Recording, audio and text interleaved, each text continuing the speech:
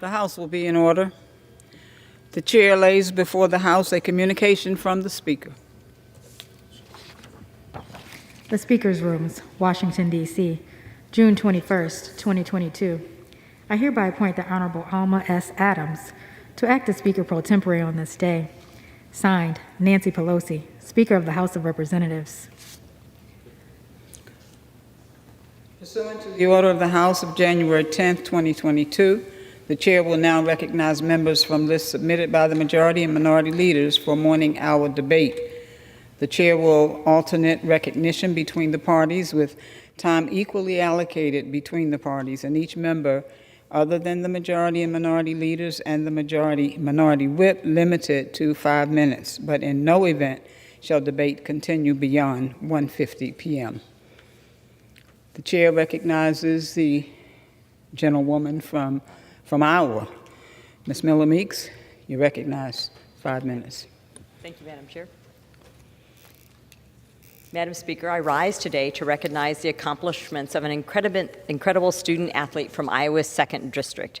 Iowa High School's Ben Keeter is a local legend in eastern Iowa. He is a 4-sport star for the Little Hawks, dominating in football, wrestling, baseball, and track. I have recognized Ben on the floor of the House twice already, but as he is a dominant wrestler, 3-time state champion, and currently holds a 72-0 record going into his senior year. Recently, Ben not only earned a spot on the Team USA Under-20 national wrestling team and will now represent the United States at the World Championships in Bulgaria this summer. Ben is an outstanding outfielder for Iowa City's baseball team and ran the second leg of the distance medley relay team that took 2nd place at the 2021 Drake Relays. A standout football player, Ben plays both tight end and linebacker. Last fall, Ben committed to both football and wrestling programs at the University of Iowa. I look forward to watching Ben help the Little Hawks win state champions next year and helping our beloved Hawkeyes when he heads down College Street next year. Good luck, Ben. Go Little Hawks and go Hawkeyes.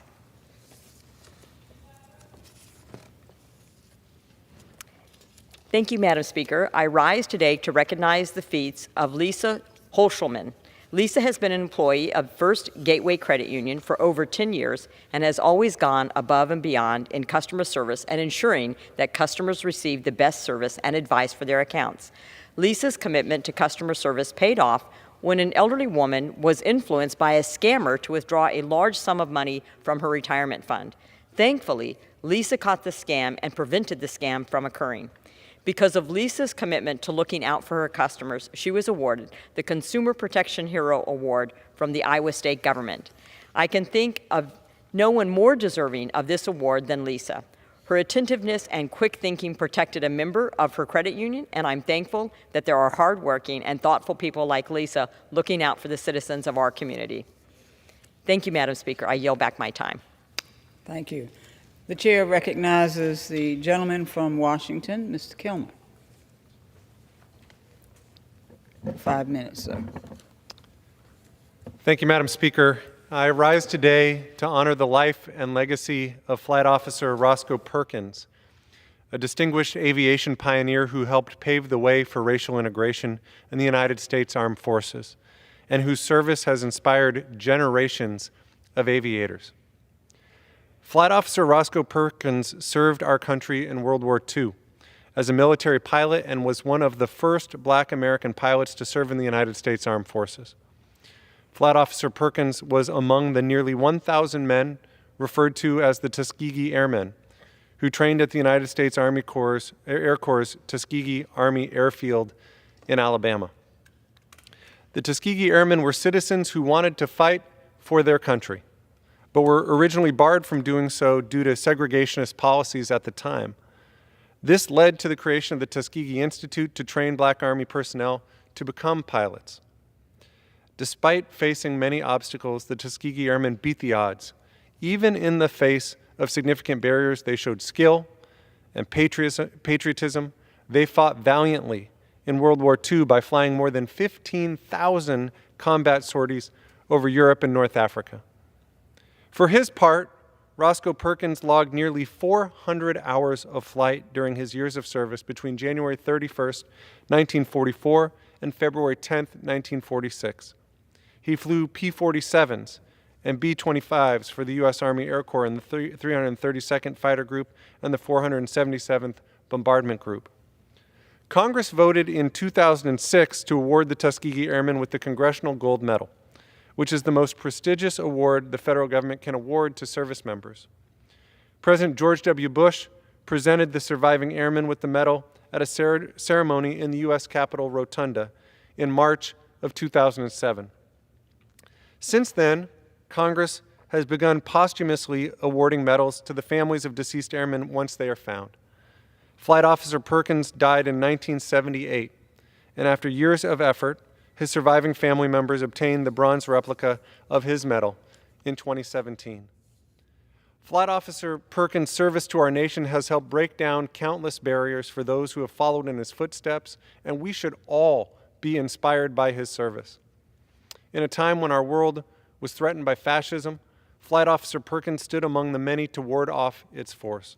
In a time when our world was quick to define the quality of or character of a person based on their skin, Flight Officer Perkins' service demonstrated that character is about living true to your values, working toward the common good. And in a time when we were fighting in the air, Flight Officer Perkins' service illustrated the struggle at home and the need to end segregationist policies. Following his service in the military, Flight Officer Perkins was unable to become a commercial airline pilot due to the color of his skin. So he continued his passion for flying by getting in a cockpit any chance he could get and by working as an aircraft mechanic. During his 20-year career after the military, he worked his way up from apprentice mechanic to crew chief and then to crew supervisor. Flight Officer Perkins' passion and skill for flying may have inspired an entire nation, but close to home, he also inspired his family. All 5 of his children went to college and completed degrees. His daughter went on to be one of the first black flight attendants for a major airline. His great-grandson is now an Air Force pilot and flies an F-15 Strike Eagle. And before retiring, his son worked as an electrical engineer for NASA. Today, Madam Speaker, we honor and celebrate Flight Officer Roscoe Perkins, whose service to his country and to his community is greatly appreciated and will long be remembered. Thank you, Madam Speaker, and I yield back. Thank you. The chair recognizes the gentleman from California, Mr. Lamalfa, for 5 minutes.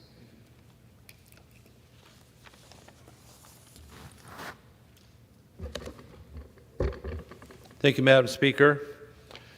As we're becoming painfully aware as Americans, energy independence is vital to our national security and our everyday lives.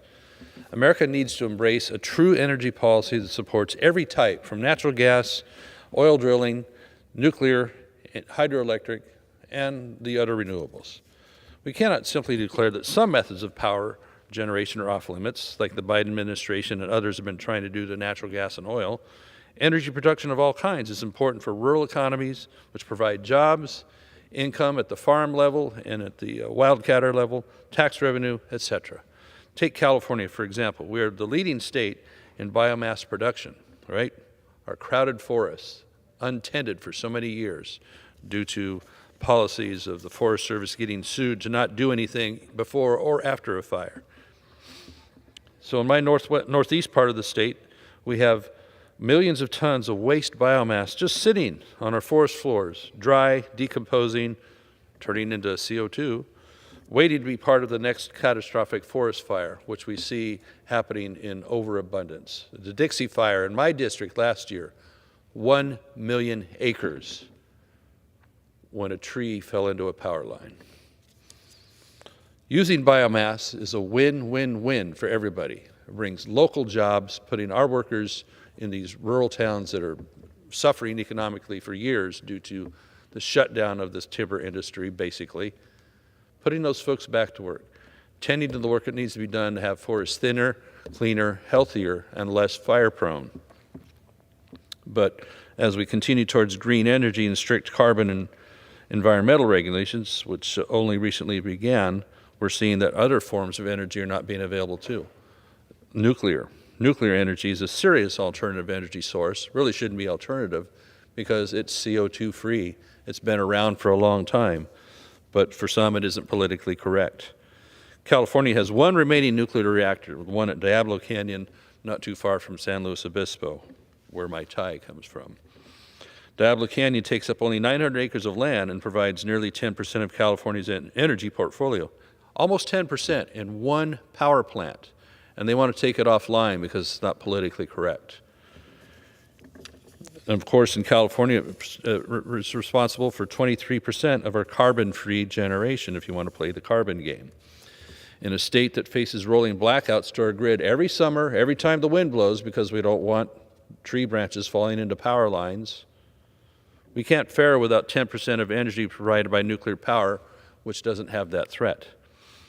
Nuclear power plants are cheaper to run than most, even accounting for managing and disposing of radioactive materials, which there's ways to deal with the radioactive leftovers too, if we can just get to them. Nuclear power is consistent, 24/7. Unlike solar and wind, it's available all the time. It's not affected by the clouds or lack of wind. Solar and wind power do have their place in our portfolio, but we know we can't completely rely upon them. You can't build enough batteries to store enough power without having mines in Africa taking advantage of kids' labor to put them in place. When a wildfire inevitably rages, like it has year after year, sends thick black smoke into the air, our solar panels are obscured by ash and screened from direct sunlight. So the solar and wind systems just don't put out what they need to in order to have a modern grid. So our state has already inexplicably banned the sale of gas-powered backup generators. What are people supposed to do at their homes? When they take away backup generators that are gas-powered, what are you supposed to power them with? A battery? Ridiculous. One of the most critical sources of renewable energy along the entire Pacific Northwest is hydroelectric generation. It accounts for about 12% of our state's total portfolio and is the cheapest form of renewable energy available. It's about 50% the cost of nuclear, 40% the cost of fossil fuels, and 25% the cost of using natural gas. Yet it faces numerous obstacles as well.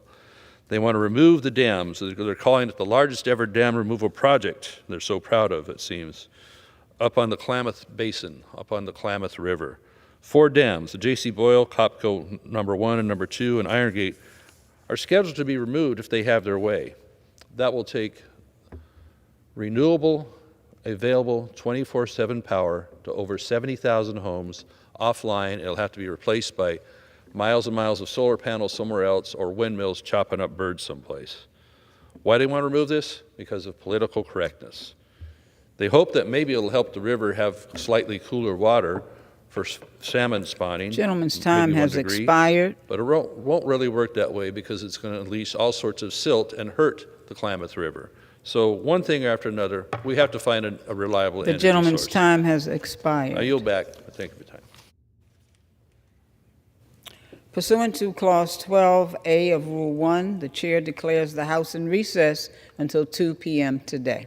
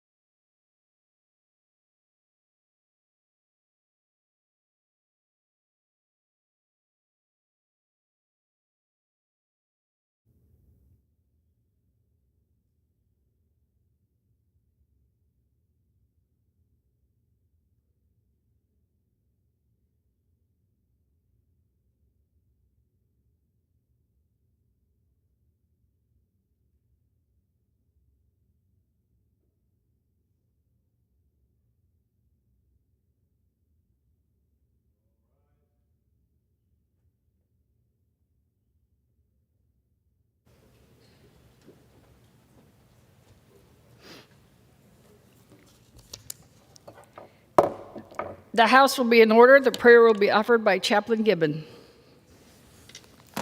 Would you pray with me? Holy God, you see us as we are, our strengths, our weaknesses, our accomplishments, and our shortcomings, and still you love us with a parent's heart. God, we give you thanks for the patience you show us time and again.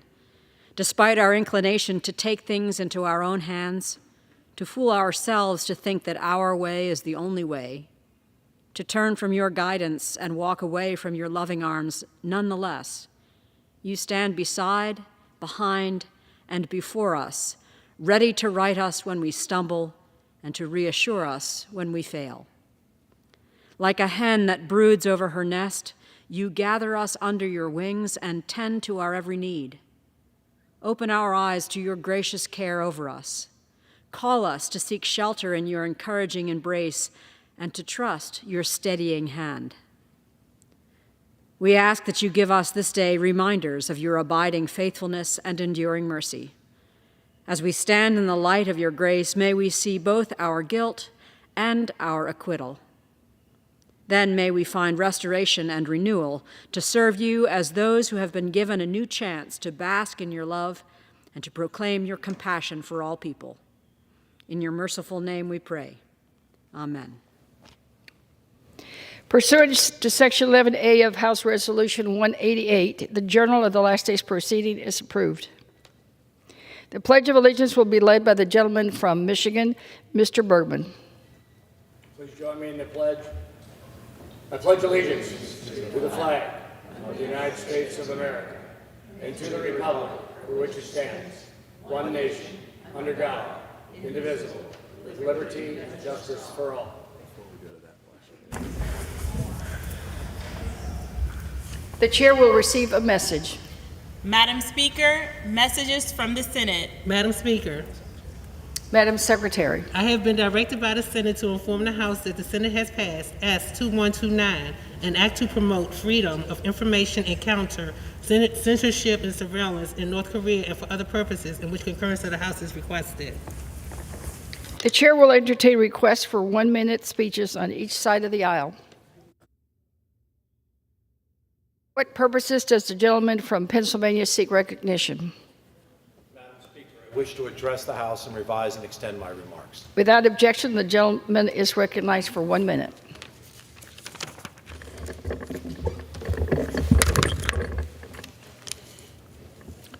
Madam Speaker, last week, a report from Moody's found that the average American is now spending an extra $460 a month on everyday items like gas and groceries. And because of this staggering inflation caused by President Biden's failed policies, the average American family is being impacted. The burden of this out-of-control inflation has fallen on working families who can least afford to pay for the skyrocketing price of goods. Now, instead of addressing the root causes of inflation, President Biden and Vice President Harris are once again championing their Build Back Broken agenda, an agenda that would pour gasoline on a fire that is already far out of control. Americans cannot afford this reckless spending, and we cannot afford to allow radical socialist policies to further destroy our nation's economy. It's time to return to fiscal constraint. It's time to stop spending money that we don't have. It's time to stop spending money on things that we do not need. Thank you, and I yield.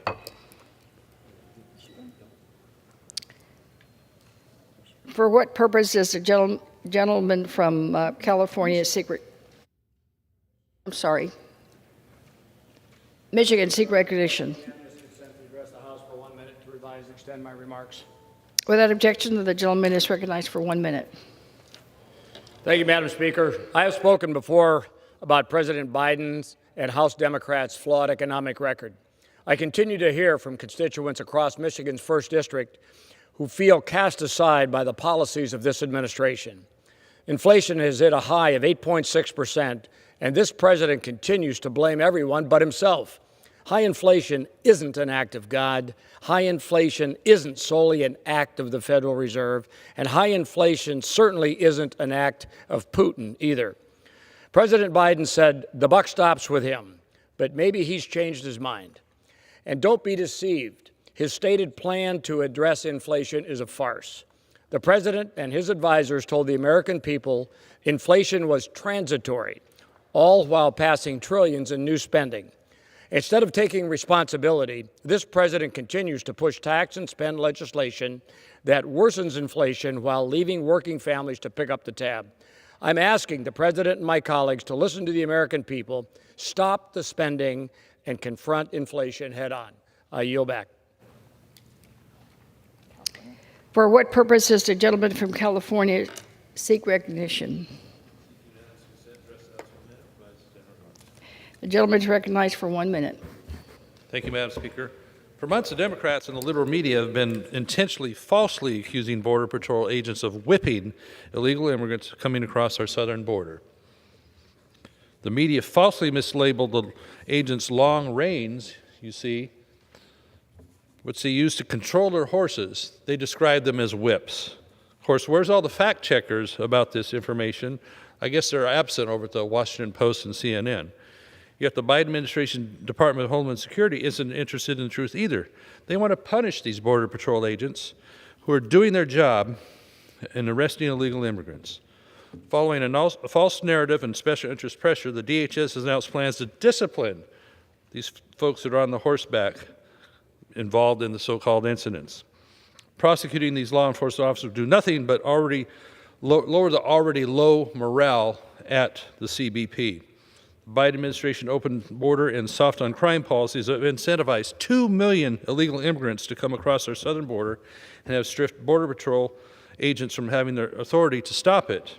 Instead, they've become welcome wagon workers. There's a caravan of illegal immigrants of nearly 20,000 strong, awaiting the day Biden fulfills his destructive promise of ending the border protection. Gentleman's time has under expired. Title 42. We need a true Gentleman's border time policy has that protects expired. Americans. Pursuant to Clause 8 of Rule 20, the chair will postpone further proceedings today on the motions to suspend the rules on which the yeas and nays are ordered. The House will resume proceedings on the postponed questions at a later time.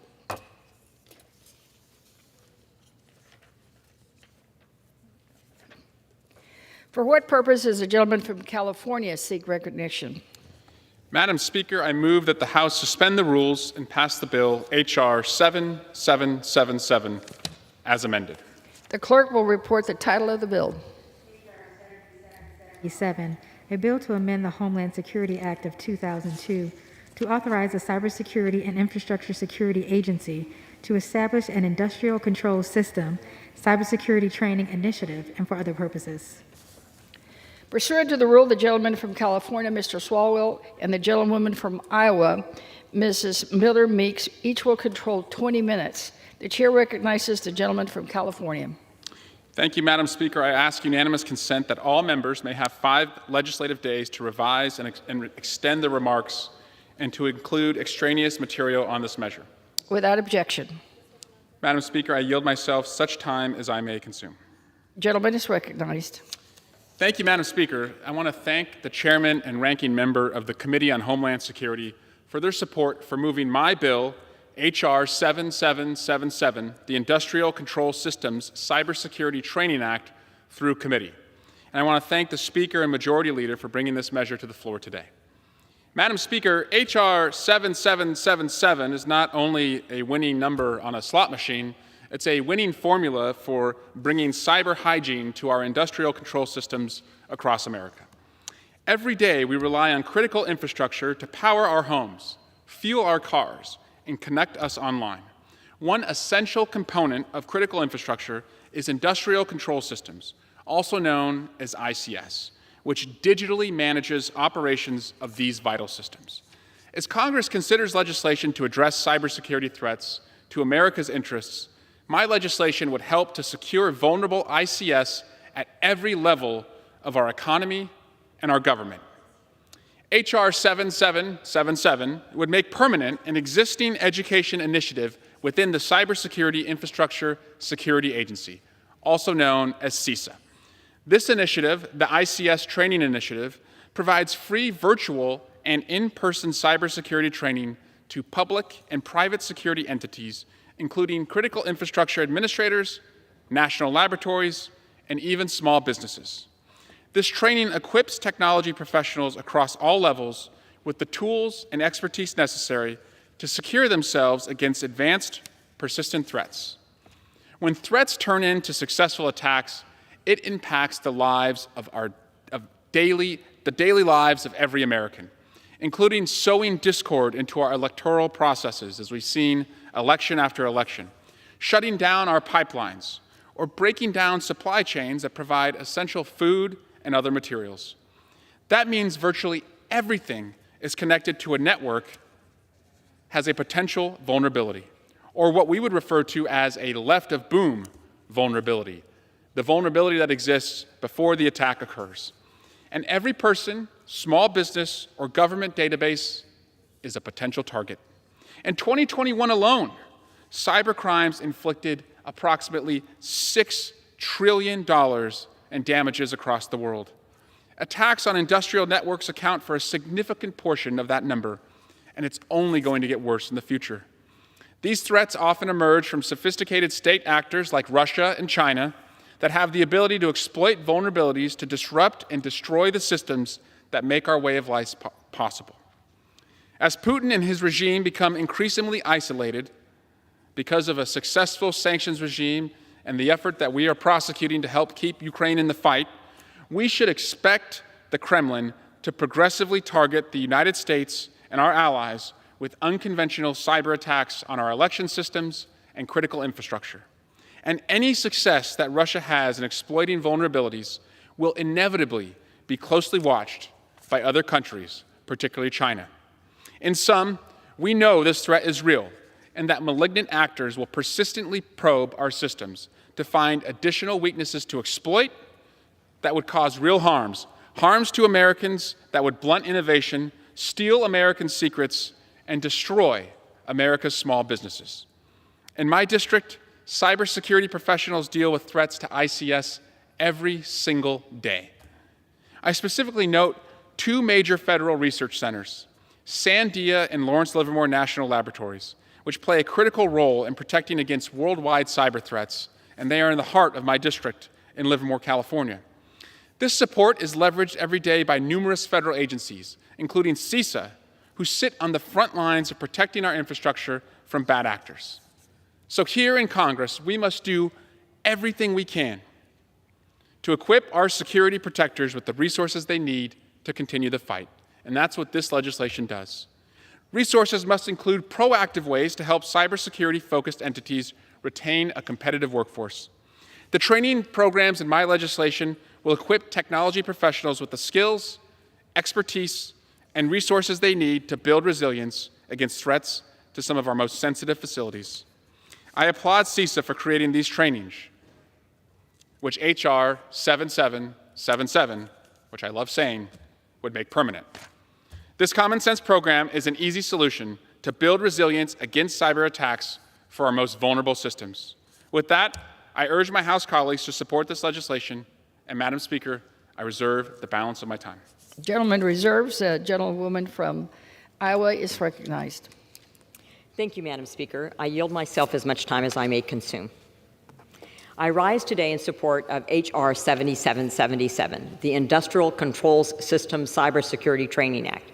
In policy discussions following recent cyber incidents like SolarWinds and Colonial Pipeline, one constant area of concern to Congress and our cyber defenders, like those of the Cybersecurity and Infrastructure Security Agency, CISA, has been improving the nation's workforce pipeline for cybersecurity and other STEM-related fields. As the interconnectivity of our daily lives continues to grow, the estimated worldwide cost of cybercrime has risen to $6 trillion annually.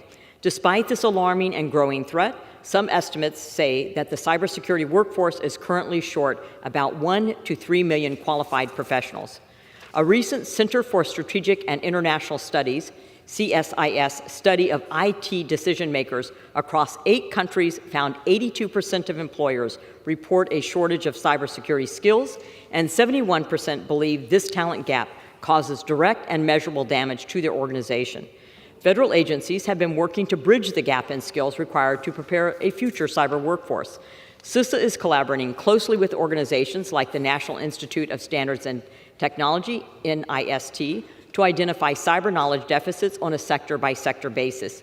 One example is the National Initiative for Cybersecurity Education Framework, which serves as a useful precursor for directing federal resources into education and research priorities. H.R. 7777 would require that CISA provide resources for the purpose of training cyber operators that are fluent across multiple segments of the cyber domain, not only information technology, but also operational technology, like manufacturing systems and industrial control systems, which are commonplace within critical infrastructure sectors and are increasingly exposed to cyber risk. We must continue to do all we can to improve our nation's cyber posture and focus on policy that can help make our government and private sector critical infrastructure operations more resilient and prepared for future events. I urge members to join me in supporting H.R. 7777, and I yield back the balance of my time. Does the gentlewoman from Iowa reserve? I yield back the balance of my time. She yields back. Gentleman from California is recognized. Madam Speaker, I have no more speakers, and I am prepared to close. The gentleman has the only time remaining. Gentleman is recognized. Thank you, Madam Speaker. I yield myself the balance of my time and appreciate the bipartisan cooperative effort here to make sure that our cyber professionals across America are ready to meet the growing threats from Russia, China, and even non-state cyber actors. And that's exactly what H.R. 7777 seeks to do by authorizing CISA's ICS cybersecurity training program and directing CISA to report to Congress annually about the initiative. Improving the state of our ICS cybersecurity workforce will be an ongoing effort, and these reports will help Congress continue to strengthen this program in the future. Passing this bill will help us continue moving forward in developing the cybersecurity workforce we need to defend against the growing cyber threats that we face. And in particular, this will help strengthen small businesses, particularly those in critical infrastructure who do not yet today have cybersecurity defense forces receive that training.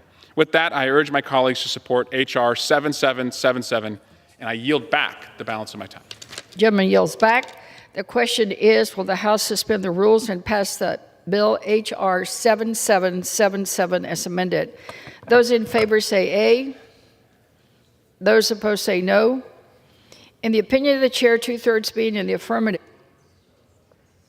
For what purposes does the gentleman seek recognition? Request the yeas and nays. Pursuant to Section 3S of House Resolution 8, the yeas and nays are ordered. Pursuant to Clause 8 of Rule 20, further proceedings on this question are postponed. For what purpose does the gentleman from California seek recognition? Madam Speaker, I move that the House suspend the rules and pass the bill H.R. 7174 as amended. The clerk will report the title of the bill. Union Calendar Number 287, H.R. 7174, a bill to amend the Homeland Security Act of 2002 to reauthorize the National Computer Forensics Institute of United States Secret Service and for other purposes. Pursuant to the rule, the gentleman from California, Mr. Swalwell, and the gentlewoman from Iowa, Mrs. Miller Meeks, each will control 20 minutes. The chair recognizes the gentleman from California. Thank you, Madam Speaker. I ask unanimous consent that all members may have 5 legislative days to revise and extend their remarks and to include extraneous material on this measure. Without objection. Madam Speaker, I yield myself such time as I may consume. The gentleman is recognized. Thank you, Madam Speaker. I rise in support of H.R. 7174, the National Computer Forensics Institute Reauthorization Act of 2022, introduced in this House by Ms. Slotkin of Michigan. Ms. Slotkin's legislation addresses ransomware threats that are on the rise, and they are costing American companies and the American people millions of dollars each year. In fact, former Cisco CEO John Chambers estimates that in the year 2022, we will see approximately $120,000 on average in cost to 60,000 American businesses who will be victims of ransomware attacks. Ransomware attacks have targeted our most critical industries, from the energy sector to food processing to schools and even hospitals.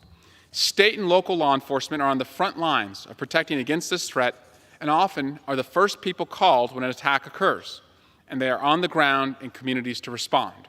Recently, FBI Director Chris Wray told Congress that within an hour, if a business calls the FBI, one of his agents can respond either virtually or at their doorstep to assist them. More than ever, state and local law enforcement need the training and tools to investigate and respond to ransomware and other cyber-based attacks. That's where the National Computer Forensics Institute, or NCFI, comes in. Established in 2008 by the U.S. Secret Service, NCFI is recognized as a preeminent federal facility for state and local law enforcement to receive cybersecurity training. At NCFI, the Secret Service trains state, local, tribal, and territorial officers, prosecutors, and judges in cybercrime investigations and cyber incident response. To date, because of this training, more than 18,000 law enforcement officers, prosecutors, and judges across all 50 states and territories have received training at NCFI's center in Hoover, Alabama. Ms. Slotkin's H.R. 7174, as introduced, would reauthorize NCFI through 2032. Like many of my colleagues here in Congress, I began my career as a prosecutor, and I know the importance of training for law enforcement, prosecutors, and judicial officers. Before a case ever reaches the trial stage, dozens of law enforcement officers, investigators, and attorneys have pored over shreds of evidence to ensure justice is served. Since evidence today is increasingly digital and more meticulous to review, it's imperative that law enforcement, prosecutors, and judicial officers from communities across the country have access to necessary training on emerging and digital technologies like AI and equipment to put that training in action. That's what Ms. Slotkin's bill will do. H.R. 7174 will ensure the NCFI's operation for 10 more years and better position the Institute for success. The bill strengthens its operations by requiring privacy, civil rights, and civil liberty protections be integrated into the training. It authorizes the NCFI to engage in research and development of different approaches for training and investigations involving ransomware and threats involving the use of emerging digital assets. And it requires the Secret Service Director to report on the demand for training at NCFI, the Institute's ability to meet that demand, and whether to expand further NCFI facilities and training opportunities. NCFI's authority to continue its training will end in November of this year, but we know that cyber actors, nation-state and non-nation-state, their efforts will not, which makes H.R. 7174's swift passage so important. The House authorized the NCFI by an overwhelmingly bipartisan vote in the 115th Congress, and the Homeland Security Committee passed this bipartisan bill by unanimous vote, by voice, last month. It has 17 bipartisan co-sponsors.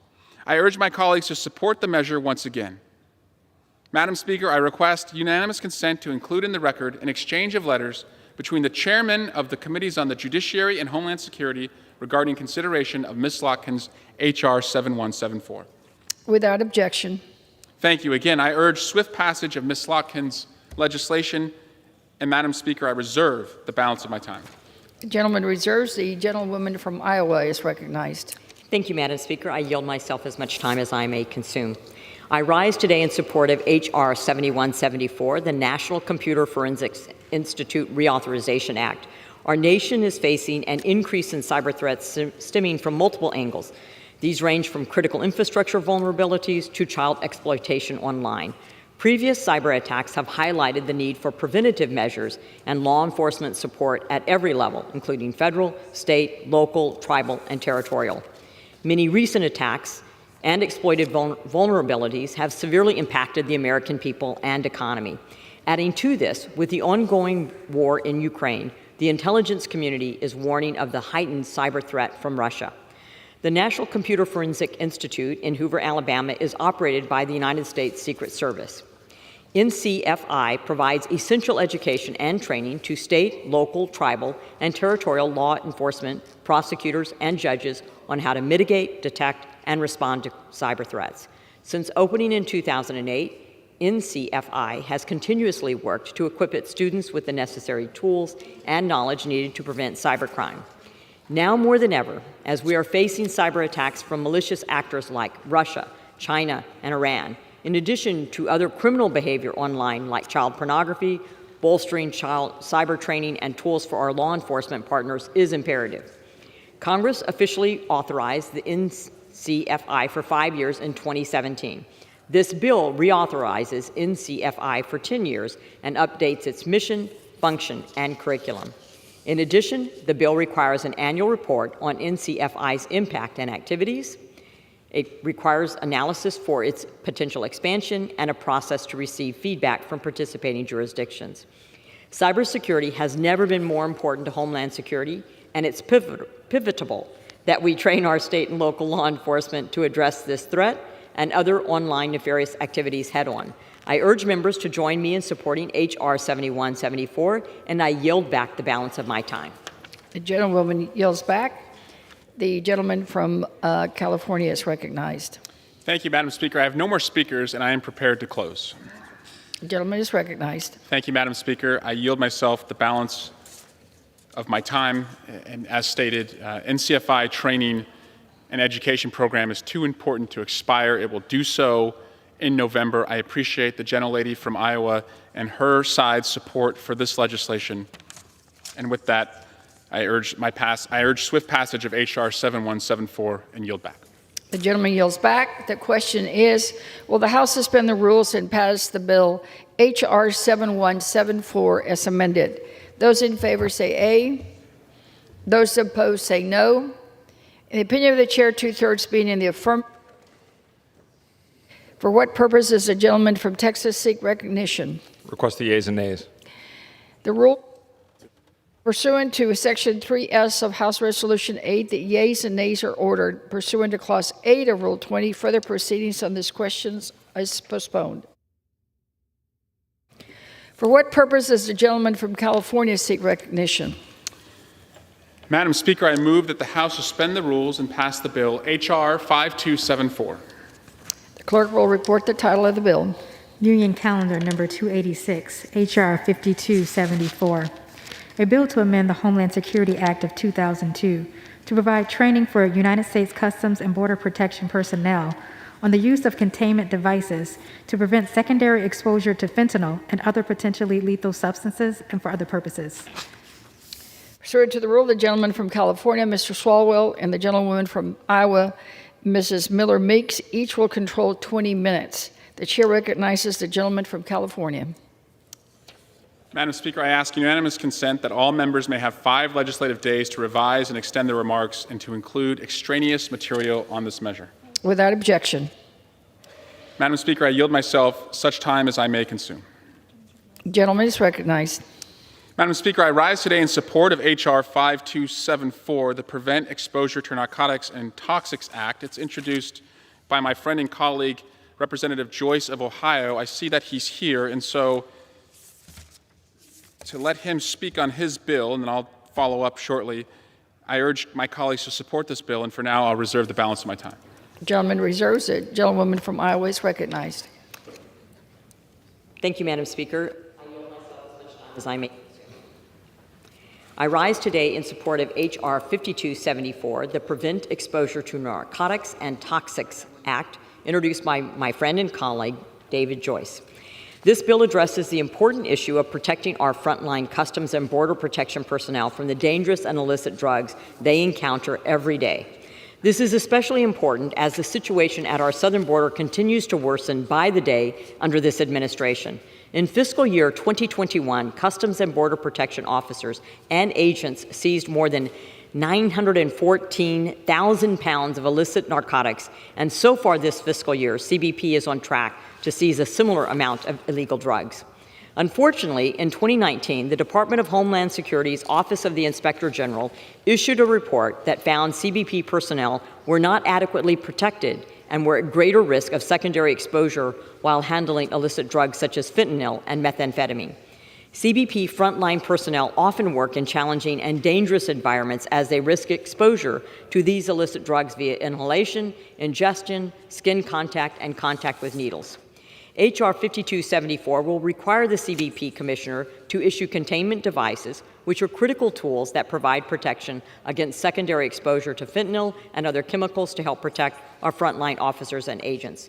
I strongly encourage all members to support this bill to protect our dedicated frontline law enforcement at the border. I reserve the balance of my time. The gentlewoman reserves. The gentleman from California is recognized. Thank you, Madam Speaker, and I'll reserve.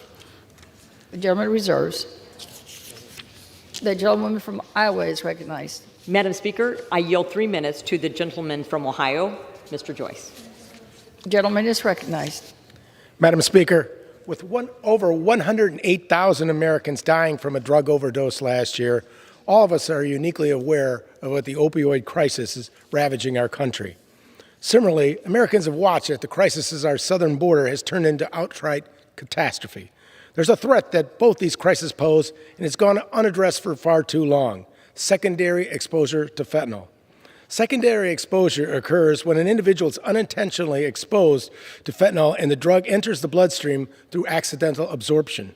This happened in my home state of Ohio. A police officer overdosed after brushing fentanyl off his uniform following the arrest of a drug dealer.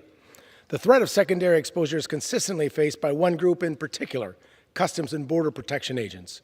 CBP officers have seized over 340,000 pounds of drugs this fiscal year, including 5,300 pounds of fentanyl. That's enough to kill 2.4 billion people. So today I'm calling on my colleagues to pass my bill to better protect those working to secure our borders, H.R. 5274, the Prevent Exposure to Narcotics and Toxics Act. Known as the Prevent Act, my bill would require CBP to issue containment devices to all frontline border security personnel and provide training on their proper use. Congress already requires CBP to provide Narcan to all officers at risk of secondary exposure, making this legislation a simple but necessary extension of the tools we provide those who defend our borders. Containment devices are a critical safety technology that allows first responders to safely store fentanyl and other dangerous substances in a secure device. They not only protect agents from secondary exposure, but also better preserve narcotics for forensic analysis, improving the integrity of investigations and the chances of further legal action against the traffickers.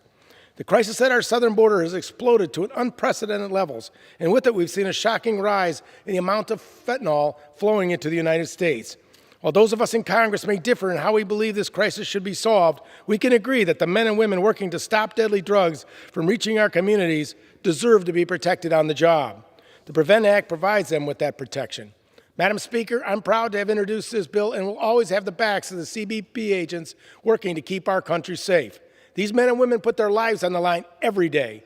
The least Congress can do is ensure they have what they need to do their jobs as safely as possible. Thank you. I yield back.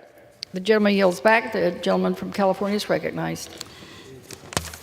Thank you, Madam Speaker. I yield myself such time as I may consume, and I want to thank my colleague across the aisle, Mr. Joyce, a former prosecutor, someone who understands the importance of having the backs of law enforcement as they're on the front lines and dealing with this deadly toxin. And I, too, want to commend CBP for the hard work that they do every single day and the drugs that they're interdicting to protect our communities. No doubt, fentanyl and other toxins have taken thousands of American lives, and I can speak personally that in my family we have seen a family member suffer through a fentanyl addiction, and if I could wave a wand and get rid of all the fentanyl in the world, I would do it.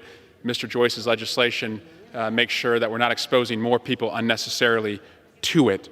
The Centers for Disease Control and Prevention estimate that 107,000 drug overdose deaths occurred in 2021, which is an increase of nearly 15% from 2020. And most of these originate overseas, primarily from China, who was not doing enough to stop the fentanyl leaving its borders. But the heroes of U.S. Customs and Border Protection interdict and seize opioids and other illicit drugs at our borders before they make their way into American communities. And we know that their exposure is extremely dangerous and could be fatal. When detecting or seizing opioids, frontline CBP personnel are at high risk of exposure to these substances through inhalation, ingestion, and skin contact. One way to prevent accidental contact is through Mr. Joyce's legislation that would provide the use of containment devices. This legislation protects CBP officers and agents by ensuring that those at risk of exposure have access to containment devices and, most importantly, understand how to use them.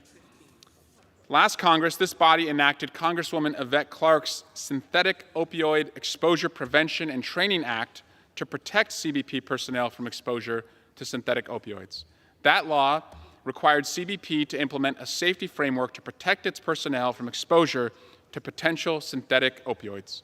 We also enacted Congressman Clay Higgins' DHS Opioid Detection Resilience Act to ensure CBP implements a strategy to detect synthetic opioids at lower purity levels. Together, these measures responded to concerns raised by the Department of Homeland Security's Office of Inspector General about the risk of accidental narcotics exposure to frontline CBP personnel. Consideration of H.R. 5274 is particularly timely as CBP's fentanyl seizures continue to increase. I request also, Madam Speaker, unanimous consent to include in the record an exchange of letters between the chairman of the Committees of Ways and Means and Homeland Security regarding consideration of H.R. 5274. And with that, I urge my colleagues Without to support... objection. Sorry, thank you. With that, I urge my colleagues to support H.R. 5274 and reserve the balance of my time. Gentleman reserves. The gentlewoman from Iowa is recognized. Thank you, Madam Speaker. Certainly, H.R. 5274 is a small step that we can take in managing the crisis on our southern border, in addition to emphasizing border security. And I want to thank Representative Joyce for his very astute observation that our law enforcement is at risk and for his bill to help protect those who protect and serve us. I have no further speakers, and I urge members to support this bill. I yield back the balance of my time. Gentlewoman yields back. The gentleman from California is recognized. Madam Speaker, I have no more speakers and I'm prepared to close. The gentleman is recognized. I yield myself the balance of my time. And again, I just thank Mr. Joyce. I thank the other side for their bipartisan interest in this legislation. And as I said, as the son of a police officer, a brother to a number of police officers, we're a law enforcement family. And I see every day and hear from my family about the exposure they face, particularly those on the southern border, and seek swift passage of this legislation. And I yield back. The question is, will the House suspend the rules and pass the bill H.R. 5274? Those in favor say aye. Those opposed say no. In the opinion of the chair, 2/3 being in the affirmative. For what purpose does the gentleman from Texas seek recognition? Request the yeas and nays. Pursuant to Section 3S of House Resolution 8, the yeas and nays are ordered. Pursuant to Clause 8 of Rule 20, further proceedings on this question are postponed.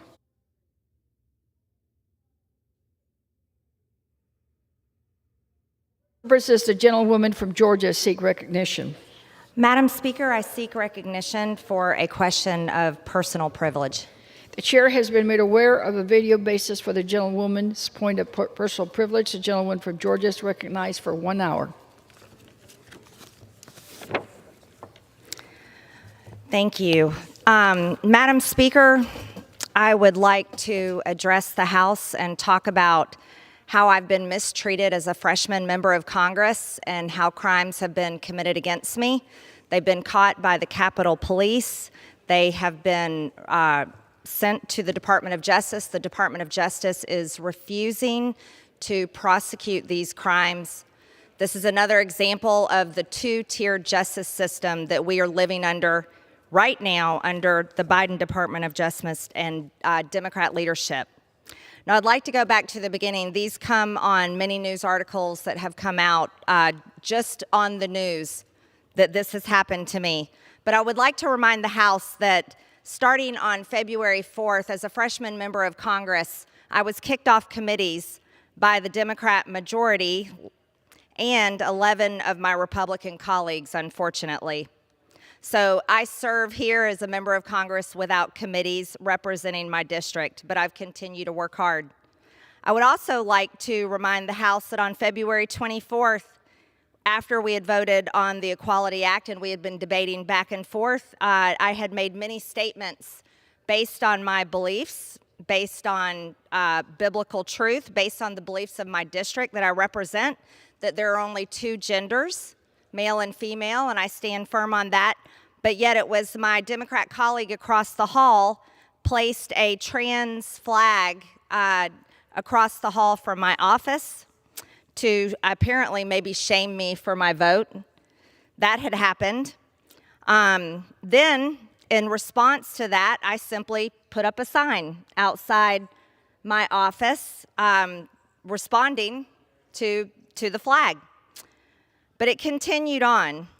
There was also another incident on June 29th where one of my Democrat colleagues screamed at me in the Cannon Tunnel, yelling and screaming at me for having a mask pulled down to my chin while I was talking on a Facebook Live video. So all of it was caught on video. And then that member then went to the speaker and claimed that I had attacked her and was able to get her office moved because apparently she claimed I was a threat to her where I was not. And she was given a security detail for her protection. Then even there were 73 Democrat colleagues introduced a resolution to expel me from Congress. Let me let you know what that says. It simply says that Representative Marjorie Taylor Greene be and she hereby is expelled from the House of Representatives, giving no reason whatsoever for this resolution, but yet it is sponsored by one of my Democrat colleagues and co-sponsored by 73 other of my Democrat colleagues, yet I've done nothing wrong. What else happened? Well, let's go a little further. I have over $100,000 in mask fines, and then when I went before the Ethics Committee on my house on these mask fines, 4 of the 5 Democrats on the House Ethics Committee also have their name on this resolution to expel me from Congress. I asked them to recuse themselves, and they refused. Therefore, that wasn't very fair. That's not fair treatment. I've even had my character attacked on the House floor, calling me horrendous names, horrible names, insulting names that aren't true about me at all, accusing me of things that I've never done, especially involving January 6th. Then there was even an effort recently to remove my name off of the ballot so that the people of my district couldn't even vote for me, and that came from a Democrat left-wing group that was funded by Democrats. I beat that in court. But all of this time, with all of these things happening, the media has promoted all of it. And because of this, I have had nearly 60 official death threats, 21 death threats, direct ones, and there's a man from New York currently on trial for threatening to kill me. 19 indirect threats. These are basically death wishes and harassment. And 8 sexually related threats, individuals that have made threats of sexual assaults against myself and members of my family. I'll give you a few examples. In quotes, one person said, "I need to effing kill you." Another one said, "Marjorie Greene should find a bullet in her head." Another one said, "I can't wait till you get raped until you are dead." And another threat said, "I'll come see you and your children," and it went on and on. Now, all during this time, I have requested for protection, saying I need help, I need protection. I don't feel safe in these buildings. I don't feel safe at all, and all of that has been denied. But I've watched many of my colleagues across the aisle in the majority party receive a lot of protection and help, but I've gotten none. But just recently, I want to go through some things that happened. This sign seems to upset people so much, but it's a simple truth that is an example of what I believe based on my Christian faith, based on what the Bible says in Genesis, that God created us in his image, male and female he created us. And this is also the majority belief of the people from Georgia's 14th district. This sign has been attacked repeatedly. As a matter of fact, it's been attacked 11 times. 9 times it's been vandalized, twice it's been stolen. But there's been a very specific series of attacks that's happened, and there's 7 of these. January 25th was the first report of 2022 was the first report of this type of destruction. And this is where, instead of people writing on it or stealing the sign, this was where someone decided to put a sticker on the sign with using Bible verses to attack my Christian faith and covering mostly the word female. You can take that one down, Taylor. Then the sign destruction continued. Each time we would replace it, the same thing would happen again. And I want to remind everyone, this is when our house offices were still closed to the public. So it was apparent that it was someone working, a staff member somewhere in our office building. So again, it showed up, another sticker attacking my Christian faith, mostly over the word female. It happened on February 1st, 2022. Then on February 2nd, 2022. Then on February 22nd. You can put up another one, Taylor. And on February 28th. So each time the stickers were placed on the sign attacking my Christian faith, even if I wrote something back, it didn't matter, another sticker would appear. You can go ahead and put another one up. And every single attack had to do with a Bible verse, and it was directed at me, maybe even saying a sticker of a picture of Jesus that said, "I never knew you, MTG." That was on the previous one. So my staff and I, we had been communicating with the House Sergeant at Arms multiple times, but we were never getting a response. And I had requested cameras multiple times, but not getting any cameras. Until finally, the House Sergeant at Arms came to my office, and I talked to them out in the hallway and was very loud in the hallway about my need for surveillance cameras because I have nothing to hide. I'm perfectly fine with all the cameras in this building, all the cameras in Longworth where my office is. Myself and my staff have nothing to hide. But clearly there's other people that do. So I was demanding surveillance cameras because this entire time this had been going on at this point, it had been over a year. And the person that was continually attacking this sign is also attacking me and is angry at me. I did not know if this was a person that I got in the elevator with alone. I did not know if this person was someone that I may be on an escalator with, passing in the hallway, passing on the stairwell.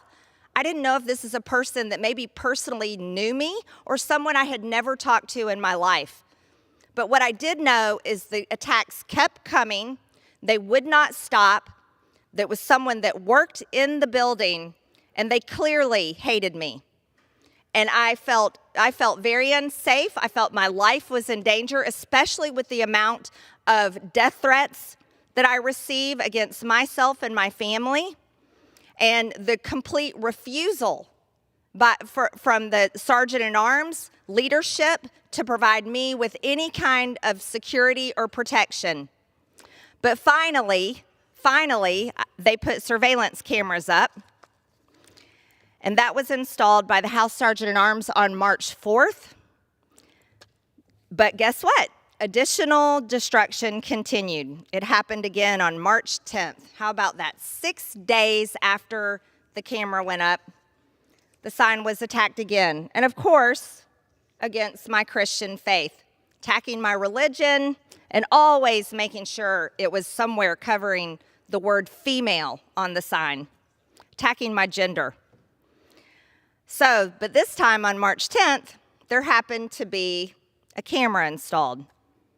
So the suspect was caught on camera on March 10th, and again, he was caught on camera on March 11th. So 2 times in 1 week he was caught. But you know what? They didn't tell me who it was. They refused to tell me who this person was. They caught him on camera. They issued an arrest warrant to the Department of Justice at the U.S. Attorney's Office on March 15th for destruction of public or private property under the D.C. Code 22-3312.01. So they had caught him, they had it on video, knew who it was, and they still refused to tell me. No one would tell me who this person is. So I'm still living in fear of who is this person, why are they doing this, and are they possibly one of the people threatening my life? And then, to my extreme disappointment, I received a phone call from the U.S. Attorney's Office, who I thought for sure when I got on the phone, and it was a woman, I thought she might have some sympathy to what I'm going through. But she let me know that the U.S. Attorney's Office is declining to pursue any kind of, to prosecute any kind of charges against this person, and they would not be following through, even though they have it on video, they know exactly who he is, and he's clearly broken the law. But they didn't want to prosecute it. And this is from our Department of Justice. The same Department of Justice that is not prosecuting people that are harassing our Supreme Court justices, breaking federal law.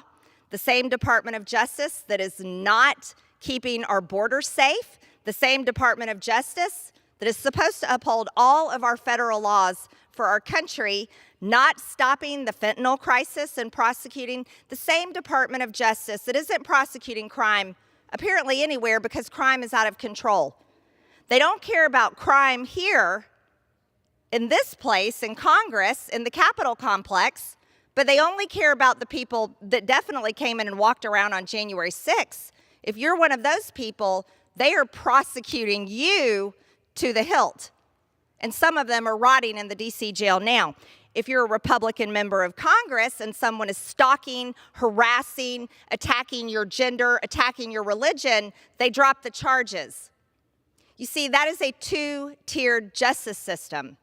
And I can't imagine why we're allowing that to happen. The problem here is all of the American people are paying their taxes. The Department of Justice is receiving their full budget, but the Department of Justice is only prosecuting crimes that matter to half the country. That's a two-tier justice system. In order to have a justice system that is fair and good and one that the American people can trust, it should be a justice system that prosecutes crime just because it's a crime, not based on a political party, not based on does it match up with the ideas or policies they agree with, or the president that's in the White House, or whoever's Speaker of the House, or whoever's in leadership. It should matter that it's a crime, and they should prosecute these crimes. But unfortunately, that's not happening. So I did find out who this person is, and it's reported in the news. I did find out that it's Representative Jake Auchincloss, Chief of Staff. His Chief of Staff is the person that has been consistently attacking the sign, targeting me, harassing me. This is a Chief of Staff. This isn't like a low-level staffer. This isn't an intern. This is a Chief of Staff that's had quite a career here, working in this institution, who knows better. As a matter of fact, he fully believes that you shouldn't harass anyone over their religion or their gender or their sex or any of these things. He definitely believes in hate crimes because previously, when he worked in another member's office, when he was Chief of Staff in that office, there was a man that yanked down their pride flag outside their office, yanked it down and mistreated it. Well, Tim Heisom, the Chief of Staff at Jake Auchincloss's office, who has been targeting and harassing me, was so offended at that action that he and the other staff chased that man down the hall. They wanted the Capitol Police to arrest him and prosecute him. They wanted him prosecuted, but yet Tim Heisom, Chief of Staff for Jake Auchincloss, feels he's completely above the law, and he feels and says that my sign saying there's only two genders, male and female, He says it's a statement of hate, and therefore he's entitled to attacking me for it. You see, that is complete hypocrisy. That is not the way this works. Why is one above the other? It shouldn't be. I thought in America, aren't we all equal? Aren't all of our beliefs protected? Isn't our speech protected? Why is my religion under attack? Why is Christianity under attack? Why is my belief in defending women and girls' privacy rights in sports, why is that wrong? But yet, it's okay for him to defend the pride flag and be angered and upset and want to arrest and prosecute someone when they attack it. Two-tier justice system. This is a man that I don't know. He doesn't know me. I didn't know who he was until a few weeks ago. I had no idea. And you know, for a time, I've been in my office building many times late at night. But I don't go there by myself anymore because of this man right here. I don't know if he's one of the death threats that have called my office. I don't know if he's one of the people that mail in disgusting, horrible things to me in my office. I don't know what else he would do because he feels he's above the law and beyond reproach. I also don't understand why his boss, Representative Jake Auchincloss, still has him employed. Because I'll tell you right now, if anyone in my office, if any of my staff were to do what he has been doing to another member of Congress, they would be fired. And my staff would never do it.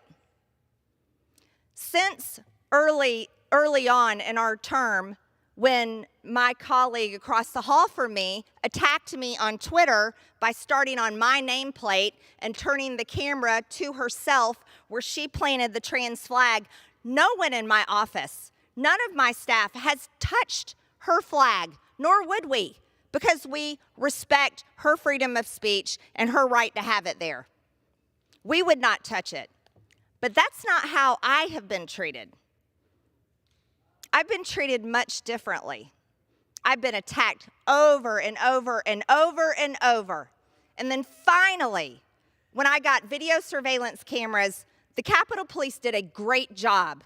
They caught him, they issued a warrant for his arrest, and they sent it to the Department of Justice. But the Department of Justice doesn't care. Why? Probably because I'm a Republican. We don't have a Republican White House. We don't have a Republican-controlled Congress. So why should Republican Congresswoman Marjorie Taylor Greene matter? Apparently, I don't matter. My safety doesn't matter, and the beliefs of my district don't matter. Not to the Department of Justice. They have no interest in prosecuting Tim Hysom for attacking me 7 times, twice caught on video. Nope. They don't care. Because half of the country doesn't care to them. But let's go a little bit further. There's been more things that have happened. I mean, I feel like it's almost like high school mean girl behavior. But this is supposed to be Congress. Well, we also had a situation on June 16th, just last week. There was a certain film crew that works for Stephen Colbert, had been basically stalking me all day long, going throughout, following us around here. My staff was very helpful in putting me in the car and keeping me away from them. They ended up outside my office. My staff took me somewhere else so I didn't have to go there. But then, now we find out that it was a certain Democrat member who's serving on the January 6th committee who let them in the buildings. And then when the Capitol Police threw him out, it also happened to be Congressman Jake Auchincloss and Tim Hysom's staff that let them back in late at night. And you know whose office they were going to? Mine, my office. So this is more behavior where I don't feel safe. I feel like my life is constantly threatened. I'm constantly harassed. And this is no way for anyone to have to do work here. This place should not be run like this. This shouldn't be allowed. Now, while the January 6th committee is currently accusing one of my colleagues, Representative Barry Loudermilk of giving tours, which is a lie about him. They are lying about him and saying he did something he did not do. They, at the same time, were letting these people all in our office buildings. We don't even know where all they went, but they know, and the Capitol Police know. They were allowing them to go everywhere as if they're doing some sort of insurrection. Why is that being allowed? Why do they get to have tours and free reign running all around the hallways and attacking members' offices? But then we get accused of something horrible? This is wrong. You know what people care about? People care about inflation. They can't afford groceries. Mothers can't find baby formula. Women can't find tampons. People can't afford gas. People are so upset about crime. People are so upset that no one cares that we even have a border. These are the things that people care about. They don't care about the petty, ridiculous garbage that happens in this place. But this is what we're dealing with because the Department of Justice will not prosecute any of these crimes. And it's all about politics. Aren't politics disgusting? I'm so sick and tired of politics. The whole reason why I ran for Congress is because I was upset that we're a nation in debt that we'll never be able to repay. And I have 3 children, and I hope to God I have grandchildren, and I don't know what's going to happen to their lives. I was upset because our economy is so fragile and at risk of crumbling. I was upset because our nation had been shut down over a virus, and we should have never been shut down. I was upset because I feel like we have the greatest country in the world, but it's this place that doesn't respect it. And the American people, I respect them far more than I respect this institution because the American people work their tails off. They pay their taxes, they balance their checkbooks, and they do everything they can to get by.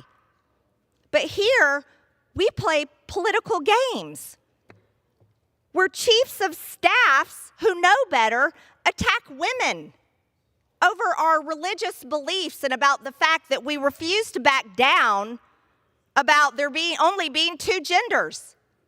So what is that going to end up being? If that's a comment of hate, am I going to end up being locked away in jail somewhere? If so, you can put me in the dungeon and I'll still scream it from the pits of the dungeon of a jail because it's my belief and it's the truth. But women are under attack, girls are under attack. We have no more rights because any man that decides that he calls himself a woman can invade our spaces. And any man that said when we stand up against it can attack us and the Department of Justice will do nothing about it. What kind of Congress is that?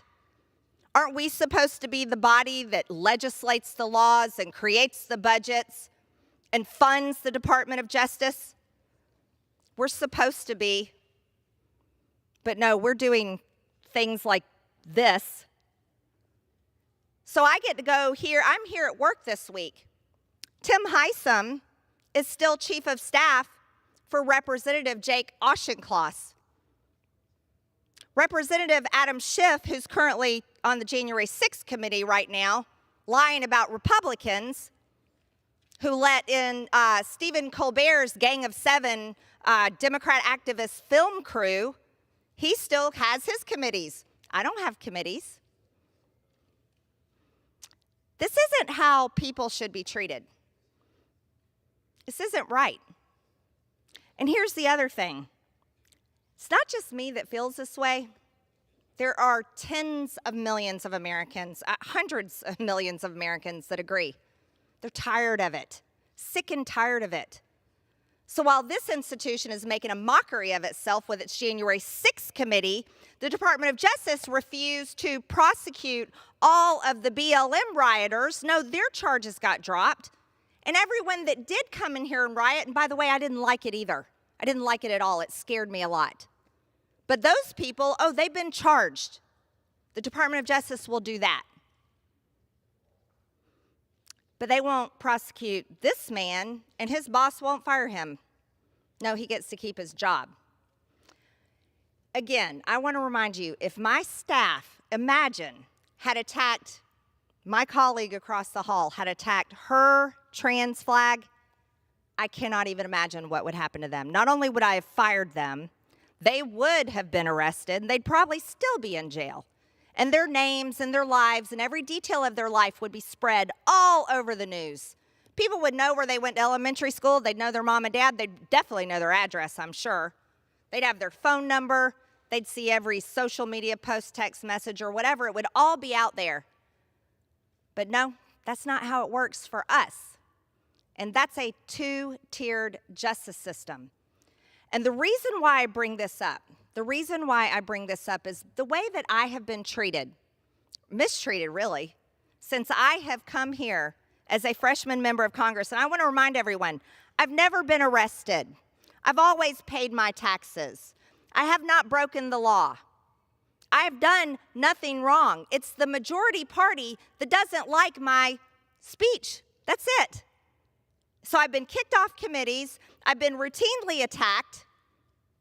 I have been lied about. My character has been completely destroyed, not only by people in here, but the media definitely helps them. I have so many death threats. I've had to pay for my own personal security. And now the Department of Justice will not prosecute someone when they are caught committing a crime against me, against my gender and my religion, attacking me over and over and over again. You know something? The way this place treats me is exactly the way conservatives, Republican voters, and many Americans feel treated. They feel mistreated because this place only cares about itself. This place cares about what happens here and is so disconnected to farmers who are about to go out of business, mothers that can't find baby formula, women that can't find feminine products. The border, all those towns, overrun. They try to help the people so much, they can't even help anymore. The crime that's increasing. The billions and billions of dollars that we're sending over for a proxy war with Russia and some other country to protect their borders, but we won't protect our own. The American people feel mistreated, the same way I feel mistreated. And it's completely wrong. It needs to change. You see, this is a place where we should all be working together. It shouldn't be hard for Republicans and Democrats to come up with a budget that serves our country. It shouldn't be hard for us to work together to fund a Department of Justice that prosecutes crimes in America, crimes against members of Congress. That should be something we care about. This shouldn't be complicated. But somehow it's complicated, and it's all complicated because of the disgusting industry called politics. And that needs to change. We're going to hit a point one day where the American people, they're so sick of us. They're sick of Congress. They're sick of what happens here. And we're going to hit a point one day where the American people, not only are they sick of us, but they just won't trust us anymore. And you want to know something? I don't blame them one single bit. Madam Speaker, I yield back my time. The gentlelady yields back.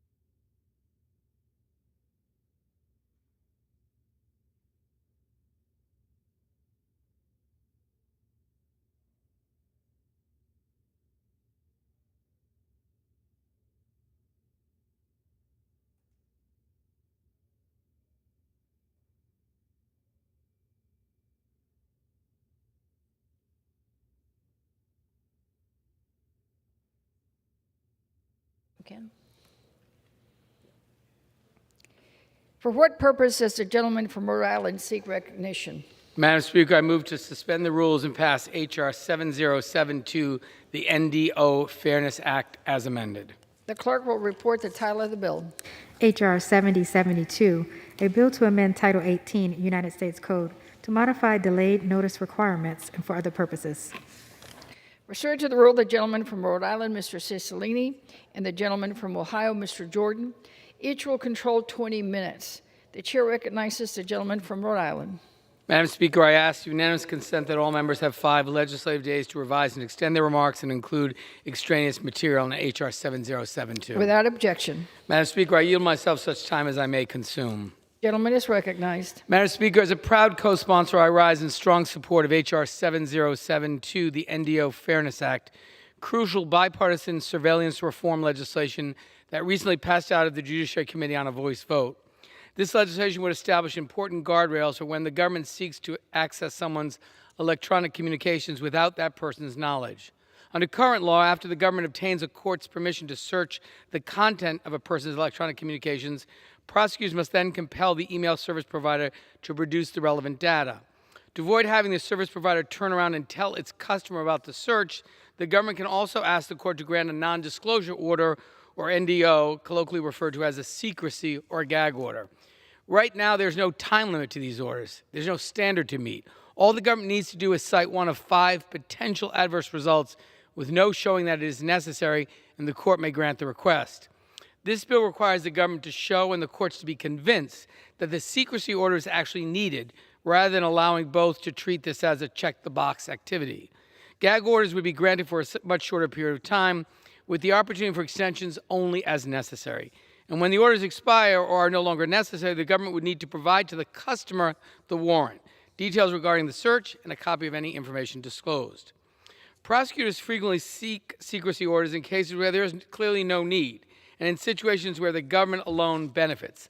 Unlike when a physical search occurs and a person has the right to go to the court to dispute the warrant, NDOs can keep the subject of the search in the dark until a court reverses the order. In the 21st century, federal prosecutors no longer need to show up to your office. They just need to raid your virtual office secretly.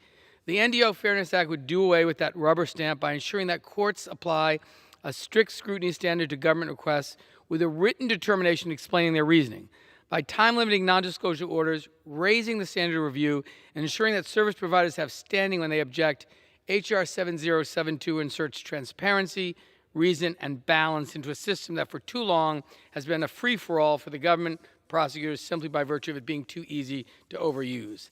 If history and recent reporting has taught us anything, it's that we cannot trust the Department of Justice under any administration to police itself. It's imperative that the House of Representatives fulfill its role and ensure our laws are keeping pace with rapidly changing technology. I thank Chairman Nadler and Congressman Fitzgerald for their leadership on this bill, and our friends Senator Leahy and Senator Lee for their leadership in the Senate. I urge my colleagues to vote yes on this bill, and I reserve the balance of my time. Gentleman reserves. The gentleman from Ohio is recognized. Thank you, Madam Speaker. I yield myself such time as I may consume. Gentleman is recognized. Thank you. The NDO Fairness Act is a significant step in addressing the government's overreach and abuse of non-disclosure orders, also known as gag orders. All too often, the government attains a court order to secretly demand the communications of American citizens from third-party tech companies like Apple, Google, Microsoft, and Verizon. Through these orders, the government blocks these companies from alerting their customers or users that the government is looking through their emails and phone records. In other words, you don't get to know. The frequency with which the government uses these orders to demand information is shocking. One company received 2,400 to 3,500 orders every year between 2016 and 2021.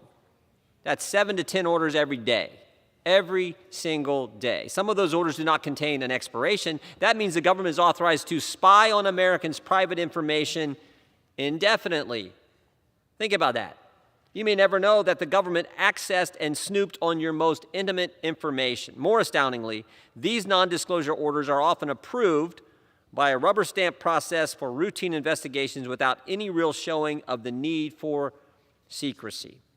This bipartisan bill ensures that our rights enshrined in the Constitution are protected from government overreach. The bill requires courts to issue written decisions as to why orders are necessary It sets a 60-day limit for such orders and allows providers to challenge unjustified orders in a court of law. Madam Speaker, I reserve the balance of our time. Gentleman reserves. The gentleman from Rhode Island is recognized. Madam Speaker, I have no further witnesses. Gentleman reserves. Gentleman from Ohio is recognized. Madam Speaker, I urge a yes vote. And yield. The gentleman yields back. The gentleman is recognized from Rhode Island. Madam Speaker, H.R. 7072 will insert due process protections into a system too often abused by federal prosecutors. Under the Stored Communications Act, the government often has no obligation to tell you that they've requested access to your email records, and it can prohibit your service provider from informing you of the search, even if your contract with the provider requires such notice. The NDO Fairness Act will require that the government show a need for a gag order. It installs common sense protections to ensure that any such orders are time limited and subject to scrutiny for renewal. I encourage my colleagues to vote yes and pass this important legislation today, and I yield back the balance of my time. The gentleman yields back. The question is, will the House suspend the rules and pass the bill H.R. 7072 as amended? Those in favor say aye. Those opposed say no. In the opinion of the chair, 2/3 being in the affirmative, the rules are suspended and the bill is passed. And without objection, the motion to reconsider is laid on the table. For what purpose does the gentleman from Rhode Island seek recognition? Madam Speaker, I move to suspend the rules and pass H.R. 3285, the 21st Century President Act. The clerk will report the title of the bill. Union Calendar Number 291, H.R. 3285, a bill to amend gendered terms in federal law relating to the President and the President's spouse. Pursuant to the rule, the gentleman from Rhode Island, Mr. Cicilline, and the gentleman from Ohio, Mr. Jordan, each will control 20 minutes. The chair recognizes the gentleman from Rhode Island. Madam Speaker, I ask unanimous consent that all members have 5 legislative days to revise and extend their remarks and include extraneous materials on H.R. 3285. Without objection. Madam Speaker, I yield myself as much time as I may consume. The gentleman is recognized. Madam Speaker, I rise in strong support of H.R. 3285, the 21st Century President Act. A century ago, women in this country had only barely won the right to vote. Today, we have the first female vice president, a female Speaker of the House, and record numbers of women running for federal office. Although we still have a long way to go, both in equality and representation, our country's government is growing closer to finally representing our nation's brilliant diversity. Our laws must reflect the fact that a president and their spouse can be of any gender. That concept may have seemed impossible a few decades ago, but today it is thankfully a true and real possibility. Currently, our criminal code defines a spouse in the immediate family of a president as, quote, the wife of a former president during his lifetime and the widow of a former president until her death, implying that the spouse must be female and the president must be male in order for a threat against a former president's family to be treated as a crime. This completely disregards the fact that a president may be female and the president's spouse may not be. This does not reflect the progress we've made in this country. I'm proud to vote yes for this bill, which passed out of the chamber by a voice vote last Congress, and encourage all my colleagues to vote for its passage to support equality in our highest branch.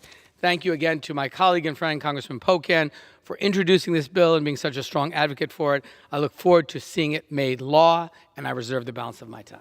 The gentleman reserves. The gentleman from Ohio is recognized. Thank you, Madam Speaker. I yield myself such time as I may consume. The gentleman is recognized. Thank you, Madam Speaker. The bill is simple. Under current law, it's a crime to issue threats against former presidents, immediate family, and certain other persons. Specifically, this bill replaces the words wife and widow with spouse and surviving spouse. Both major parties have had women run for president, and this change makes sense. But while we are dedicating floor time to consider this minor technical change, President Biden's inflation has hit a 40-year high. His border crisis has left our nation woefully unsecure, and left-wing defund the police actions have contributed to a crime wave that's plaguing our cities.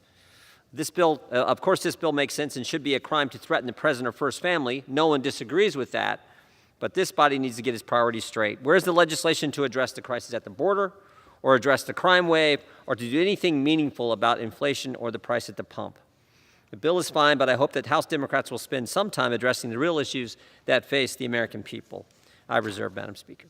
Gentleman from Rhode Island is recognized. Thank you, Madam Speaker. I now yield the gentleman from Wisconsin, the author of this legislation, Mark Pocan, 3 minutes. The gentleman is recognized. Thank you, Madam Speaker.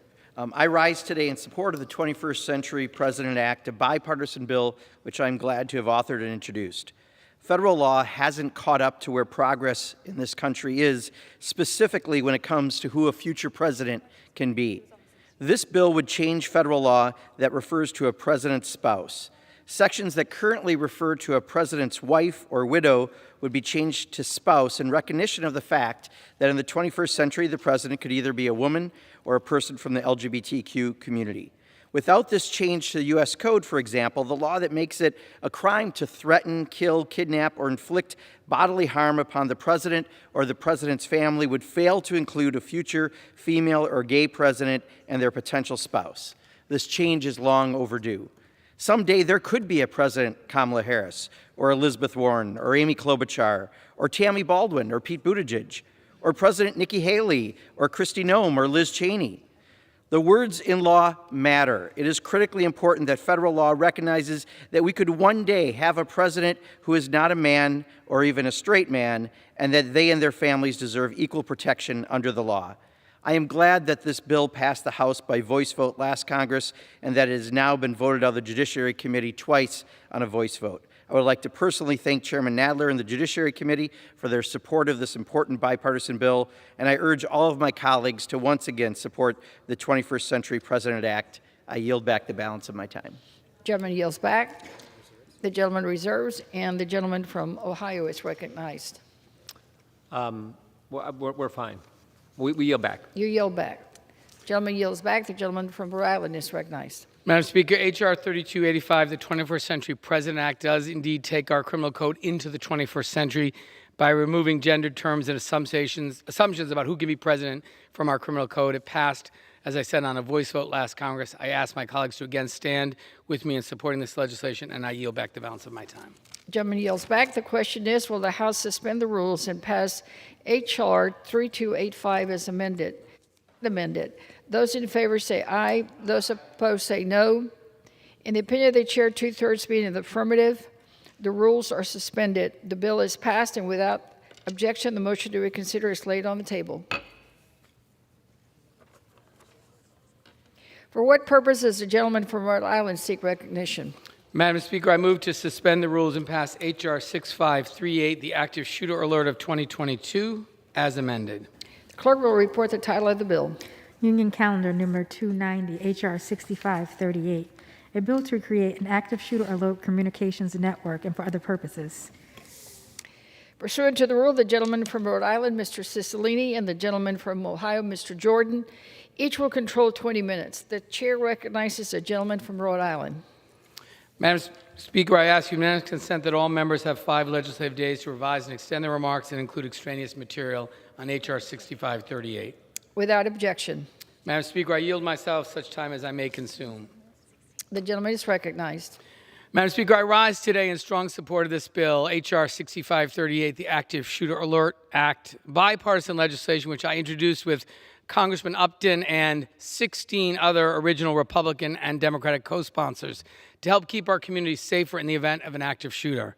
Between 2000 and 2020, there were close to 400 active shooter events, including 40 active shooter incidents in 2020 and 61 such incidents in 2021 alone.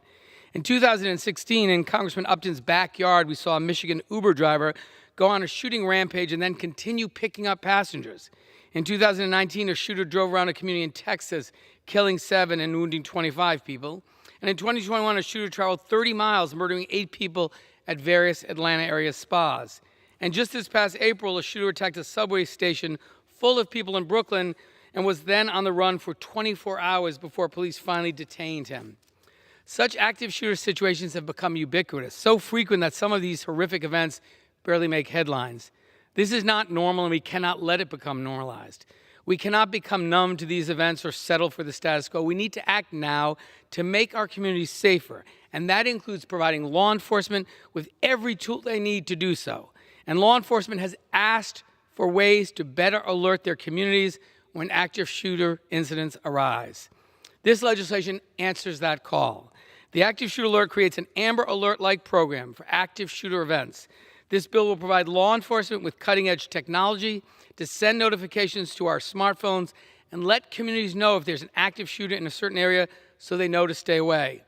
The bill also instructs the Department of Justice to consult with police safety experts, including officers, who have responded to these incidents to develop best practices and protocols for sending out these alerts.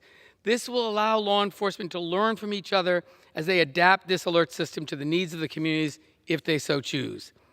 Developing this kind of technology and infrastructure and identifying best practices would be a massive undertaking for many local police departments, and some communities simply don't have the resources to do it on their own.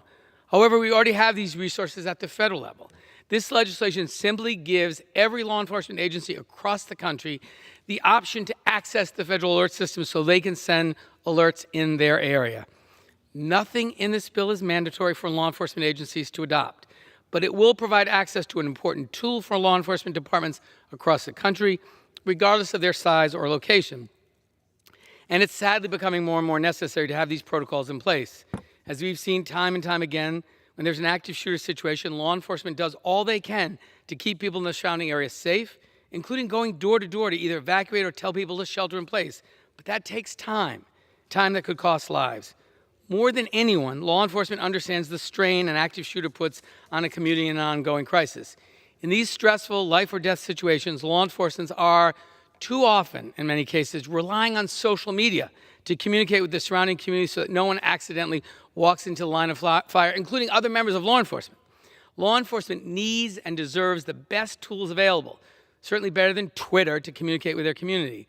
And if you look at the after-action reports in so many of these active shooter incidents, they all recognize that it would have been so helpful to have a way to quickly and safely communicate with other members of law enforcement or the local community about an active shooter. I am proud that this bill has the endorsement of law enforcement organizations across the country at the national, state, and local levels, and that it's a resoundingly bipartisan effort. Thank you to all of my colleagues on both sides of the aisle who have supported this common sense measure, and to Mr. Upton for leading this effort with me. I encourage a yes vote. And just to be clear, this is legislation endorsed by the National Sheriff's Association, the Fraternal Order of Police, the National Police Foundation, the National Association of Police Organizations, Major Cities Chiefs Association, National District Attorneys Associations, and many other local law enforcement agencies. So the men and women who are protecting our communities are saying they need this. It's bipartisan. I urge everyone to vote for it, and I reserve the balance of my time. The gentleman reserves. The gentleman from Ohio is recognized. Thank you, Madam Speaker. Yield such time as I may consume. The gentleman is recognized. Thank you. The Active Shooter Alert Act is unnecessary.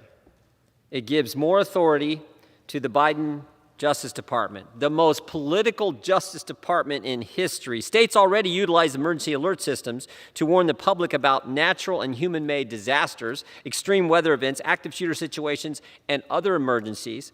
Federal, state, and local officials already use the integrated public alert and warning system to send emergency alerts to mobile devices and to alert media platforms. According to a 2020 report from the Government Accountability Office, every state has at least one alerting authority, and there were more than 1,400 alerting authorities across the country. If the states are already using an alerting system to notify the public about imminent threats, what is this bill really doing? What is this bill really about? This bill is creating a new federal job at the Biden DOJ to encourage state and local governments to issue public alerts anytime a firearm is used to threaten anyone, anywhere.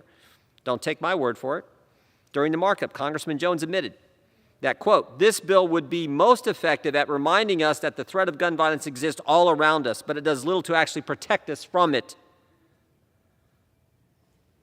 This bill would be most effective in reminding us that the threat of gun violence exists all around us, but it does little to actually protect us from it. That's right. This bill is about Democrat fear-mongering that guns are ever-present threat, and we cannot be safe until big government rounds up every last gun. In fact, Congressman Jones went further and called on the committee to consider another bill that would ban assault weapons. The Democrat chair of the committee followed up by voicing his support for that very concept. No wonder the Democrats want to push forward a bill that will create a reminder that, quote, the threat of gun violence exists all around us. They want to create a culture of fear so they can achieve their ultimate goal, which is getting rid of the Second Amendment. If they really wanted to improve emergency alerts for active shooters, we would be moving a bill to improve the iPaul's wireless emergency alerts that are sent to mobile devices. In a recent report, GAO stated that local alerting officials had expressed concerns about the inability to target WIA alerts with accuracy, which made local officials reluctant to even use the system at all. So we got a system out there. Let's improve the system and alert people to emergencies, not have legislation that is about ultimately undermining the Second Amendment. We could have had hearings. We could have received expert testimony. We could have been able to fully vet this initiative. This legislation is simply another failed attempt by Democrats to, quote, do something about the surge in violence and crime across the country. If we need to do something, we should start by supporting law enforcement and the rule of law instead of demonizing our police and actively encouraging illegal entry into this country. I reserve the balance of our time. Gentleman reserves. The gentleman from Rhode Island is recognized. Madam Speaker, I'm pleased to yield 2 minutes to the distinguished gentlelady from Pennsylvania, a important member of the House Judiciary Committee, Ms. Dean. The gentlewoman is recognized. I thank the chairman and I thank you, Madam Speaker. Like many of you, I am struggling as we see day after day, night after night, more lives lost to gun violence in America. On Sunday, a 15-year-old boy was killed and 3 other people shot in a mass shooting 15 minutes from where we stand right now. On Monday, just after midnight, a 21-year-old college student was killed in a hail of gunfire that also wounded 8 others in Harlem. Last week in the Judiciary Committee, I talked about the 3 young men who were killed and 11 wounded in the single biggest shooting in Philadelphia in 7 years. Are we safe anywhere in this country anymore? Many of us are determined to fight for radical change to combat a dangerous obsession with guns and gun violence. In Judiciary Committee, we voted for extreme risk protection orders. Republicans in that committee voted no. We voted to raise the age of semi-automatics to 21. Republicans said no. We voted to safely store guns. Republicans said no. We voted to get rid of ghost guns. Republicans said no. We voted for background checks. Republicans said no. Now today we are trying to pass text alerts for active shooters. I'm thankful that this small measure has some bipartisan support. Yet some Republicans in Congress support guns so much that they will find a way to say no and hide behind the Second Amendment. I am struggling but determined, inspired by the overwhelming numbers of Americans who are demanding action: Republicans, Democrats, gun owners, non-gun owners, independents.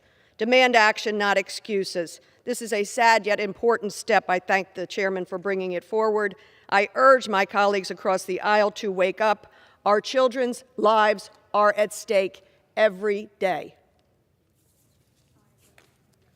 The gentlewoman yields back. The gentleman reserves. The gentleman from Ohio is recognized. I would just point out, Madam Speaker, we're not trying to hide behind the Second Amendment. We're trying to defend it. We are defending it.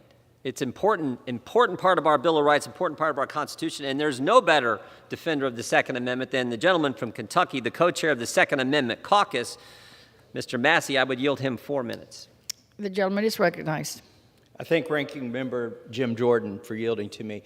You know, I find it interesting that all across the country, Democrats are moving to defund the police. And here today in Congress, we have a bill called the Active Shooter Alert Act of 2022. Well, if they defund the police, a more appropriate title for this bill would be the You're on Your Own Act of 2022. Yes, that's right. We think you're in danger, but nobody's coming to help you because we have defunded the police. But what does this bill really do? You know, if it were anything other than an attempt to demonize guns, to panic people, it would cover things like stabbing, car violence. How come we never hear about car violence? It would cover all violence. But they've chosen to single out the Second Amendment and firearms. The technology already exists to do this. And the states that want to do it have already done it, and the campuses across the country that want to do it have implemented this a decade ago. So why are we doing this at the federal level? What is the purpose to take all the what would have been good ideas at the state level, bring them up here, launder them, and then go tell the states how they have to do it, even though they're already doing it in many cases? What good does a one-size-fits-all bill do when you dictate from D.C.? You know, rural Kentucky is not like urban Chicago.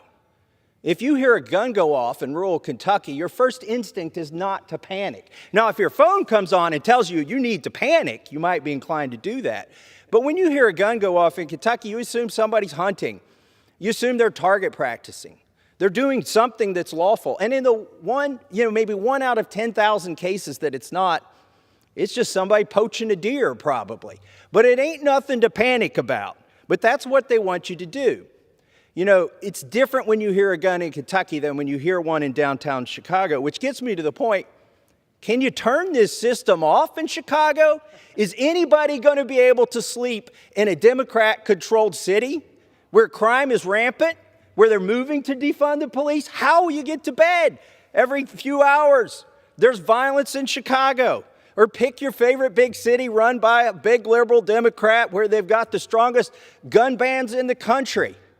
They've got more violence than anywhere else. So can you turn it off? That would be my first question for those poor folks in Chicago that have to deal with the sort of public policy that Democrats have advanced.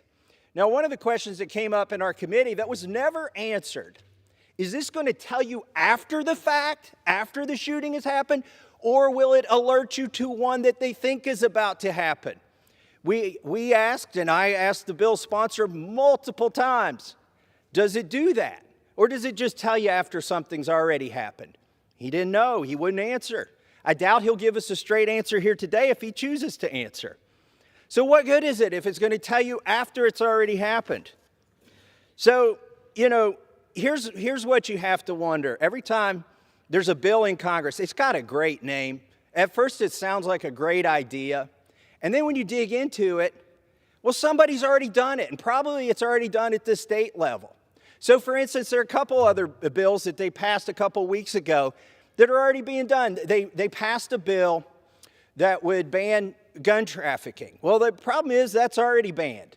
So what you have to do is dig down and say, why are they passing another bill? What does this bill do that the one that exists doesn't already do? Well, we found out it would prosecute domestic violence victims if they acquire a firearm for their protection from a neighbor. Well, that doesn't sound like a good idea to me, but the name of the bill sounded pretty good until you dug down into it. Same thing for red flag laws. There's a version of involuntary commitment in all 50 states that already exists, but the difference is there's due process. So why are they doing a shooter alert bill here, active shooter alert bill? So, gentleman is recognized. So why are they passing a law to do something that's already being done? Well, they want to take federal control. And then what are they going to do with that federal control? They want to panic and scare the general public so that they, with their phones, everybody's got one today. You won't be able to turn it off. Oh no, be afraid of a gun, be afraid of a gun. Here's another alert, be afraid of a gun. And that is so they can advance their other agenda, their real agenda, which is to ban all guns and to effectively repeal the Second Amendment. With that, I yield back to the gentleman from Ohio. Reserve. Gentleman of Ohio reserves. The gentleman from Rhode Island is recognized. Thank you, Madam Speaker. I yield myself as much time as I may consume. Gentleman I is just want to make a recognized. couple of points quickly. This legislation has nothing to do with limitations on the Second Amendment. It has nothing to do with red flag laws. It has nothing to do with this claim about defunding the police. And there's lots of material I have for the record that shows police departments have been cutting other communities led by Republican mayors and Republican governors. Let's not have that debate. This is about a simple provision that will save lives. And with all due respect to my colleagues who claim they understand what this legislation is about, I trust the judgment of the men and women who are actually going into active shooters. I don't think there's a single member who has spoken who's been responsible for responding to an active shooting incident. And I think it's time we respect the men and women who actually do that every day. And the men and women of law enforcement are pleading for this legislation to help keep them safe and the communities they serve. I won't be so presumptuous, Madam Speaker, as to think I have a better judgment on that question than they do. That's why they've all endorsed this bill. The third thing I want to say is, Mr. Massey said, Madam Speaker, that this question wasn't answered. I'll answer it again the same way I answered in committee. The standards are established by law enforcement. Active shooters exist already in some states and in some local communities. There are a set of protocols. Obviously, they don't wait until the shooting has concluded to notify people. They use common sense, their own standards about when they see a danger, someone with a gun that's expressing some intention to use it, or whatever standard they consider appropriate as members of law enforcement to alert the community. This is common sense. The problem is there are a lot of small departments that don't have the ability to access this system or to understand best practices or to see the research about how it's used most effectively. That would allow them to have access to that. Not a single jurisdiction that doesn't want to use it is required to. There's no federal government power here. It's making it available. If you decide as a local law enforcement agency or a state you don't want to use it, you don't have to. But it's making it available. This will save lives. And I reserve the balance of my time. Gentleman reserves. The gentleman from Ohio is recognized. Such irony. Gentleman talked about Democrats lecturing Republicans on law enforcement and respect for law enforcement. This from the party who spent an entire summer talking about defunding the police, who had elected officials in this body, Democrats in this body, raise money to bail out the rioters and looters who they called peaceful protesters who were attacking police, and now he's going to lecture Republicans on respect for law enforcement. I mean, you can't make it up. This is how the Democrats operate today. I would yield 3 minutes to the gentleman from Michigan, Mr. Upton. The gentleman is recognized. Well, thank you. I thank my colleague from Ohio. You know, a few years ago in this building, the U.S. Capitol, we had an active shooter. I was there. Tragically, he killed 2 brave Capitol police officers as the shooter tried to hunt down our Republican whip, Tom DeLay. We were in session. The shooter was just down the stairs. And during that rampage, the House adjourned for the end of the week, and like every week, just like last week, a bunch of us bounded down those steps, got in our cars, raced to the airport to get home to our districts. We had no clue what was going on down the hall in the Capitol. When I got to DCA, I was shocked to see how close this shooter got to really all of us, particularly if he had just stood at the bottom of the stairs and just sprayed us as we were coming down. We had no clue what was going on. And we also had no information from our phones or from our beepers in terms of what was going on. Well, times have changed. We have that capability today. Every major law enforcement organization supports this bill. This helps an active shooter alert system so that potential victims can be alerted when there's an active shooter. And I would just note, in the last 2 hours, all of us here got 4 messages from the Capitol Police saying that there was a suspicious package outside of the Cannon office building, and literally Independence Avenue was shut down, closed to all traffic because of the alerts that we were able to get. Shouldn't our constituents enjoy the same technology that we have here in our own Congress? You know, Madam Speaker, this simple bill will support law enforcement and keep our communities safe, period. In 2016 in Kalamazoo, in my district, an Uber driver spent nearly 5 hours one night picking up riders, killing them, picking up another rider, killing them, until he was finally apprehended. And when that rampage was over, more than 6 people died, another 2 were injured. There was no system like this that could inform the citizens in downtown Kalamazoo what was going on. And after action reports from mass shootings and others around the country since Columbine in '99, they've all recommended a system like this to create an active shooter alert act.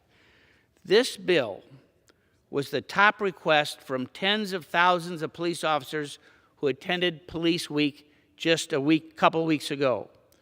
This bill has nothing to do with the Second Amendment. It doesn't take away guns, nor should it. It protects innocent people who might be impacted by an active shooter, whether it be our kids, our loved ones, and fellow citizens. And with that, Madam Speaker, I yield back the balance of my time. Gentleman yields back. The gentleman from Ohio reserves. The gentleman from Rhode Island is recognized. Madam Speaker, I thank the gentleman from Michigan for his thoughtful words.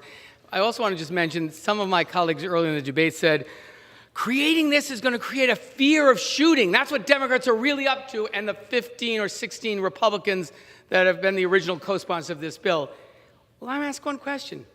When we created the Amber Alert to help children, families find a child who's lost, or the Silver Alert, didn't create any great fear. It effectively made sure when seniors were lost, they were found. When children were lost, they were found. So that's a specious argument. And I reserve the balance of my time. The gentleman reserves. The gentleman from Ohio is recognized. Yeah, I would yield 4 minutes to the gentleman from North Carolina, my friend, Mr. Bishop. Mr. Bishop is recognized. Thank you, Madam Speaker, and I thank the gentleman, the ranking member, for yielding. I often think it's helpful to think what Americans must be thinking as they watch debates here on this floor. And in this instance, I'm sure that Americans think, as Mr. Massey suggested, and as I just have been thinking and was thinking in our markup, aren't we already doing this? Aren't there alert systems that go out all the time for times when a child's been abducted, an elderly person's gone missing, all sorts of things? Yeah, sure enough. Federal, state, and local officials already use the Integrated Public Alert and Warning System, IPAWS, to alert the public to emergency situations. Government officials use the IPAWS Wireless Emergency Alert, the WEA, lots of acronyms, sure there are, there's government, to send emergency alerts to mobile devices and use the Emergency Alert System, EAS, to alert media platforms. According to FEMA, quote, imminent threat alerts include natural or human-made disasters, extreme weather, active shooters, and other threatening emergencies that are current or emerging. So wait a minute. Active shooters are already specifically covered by FEMA under the existing alert system? So what's going on? A hint emerged in our committee markup when the gentleman from California, Darrell Issa, offered an amendment to broaden the name of the bill, not just to cover active shooters. The gentleman from Rhode Island opposed the amendment, not only opposed it, but he termed Mr. Issa's proposal offensive.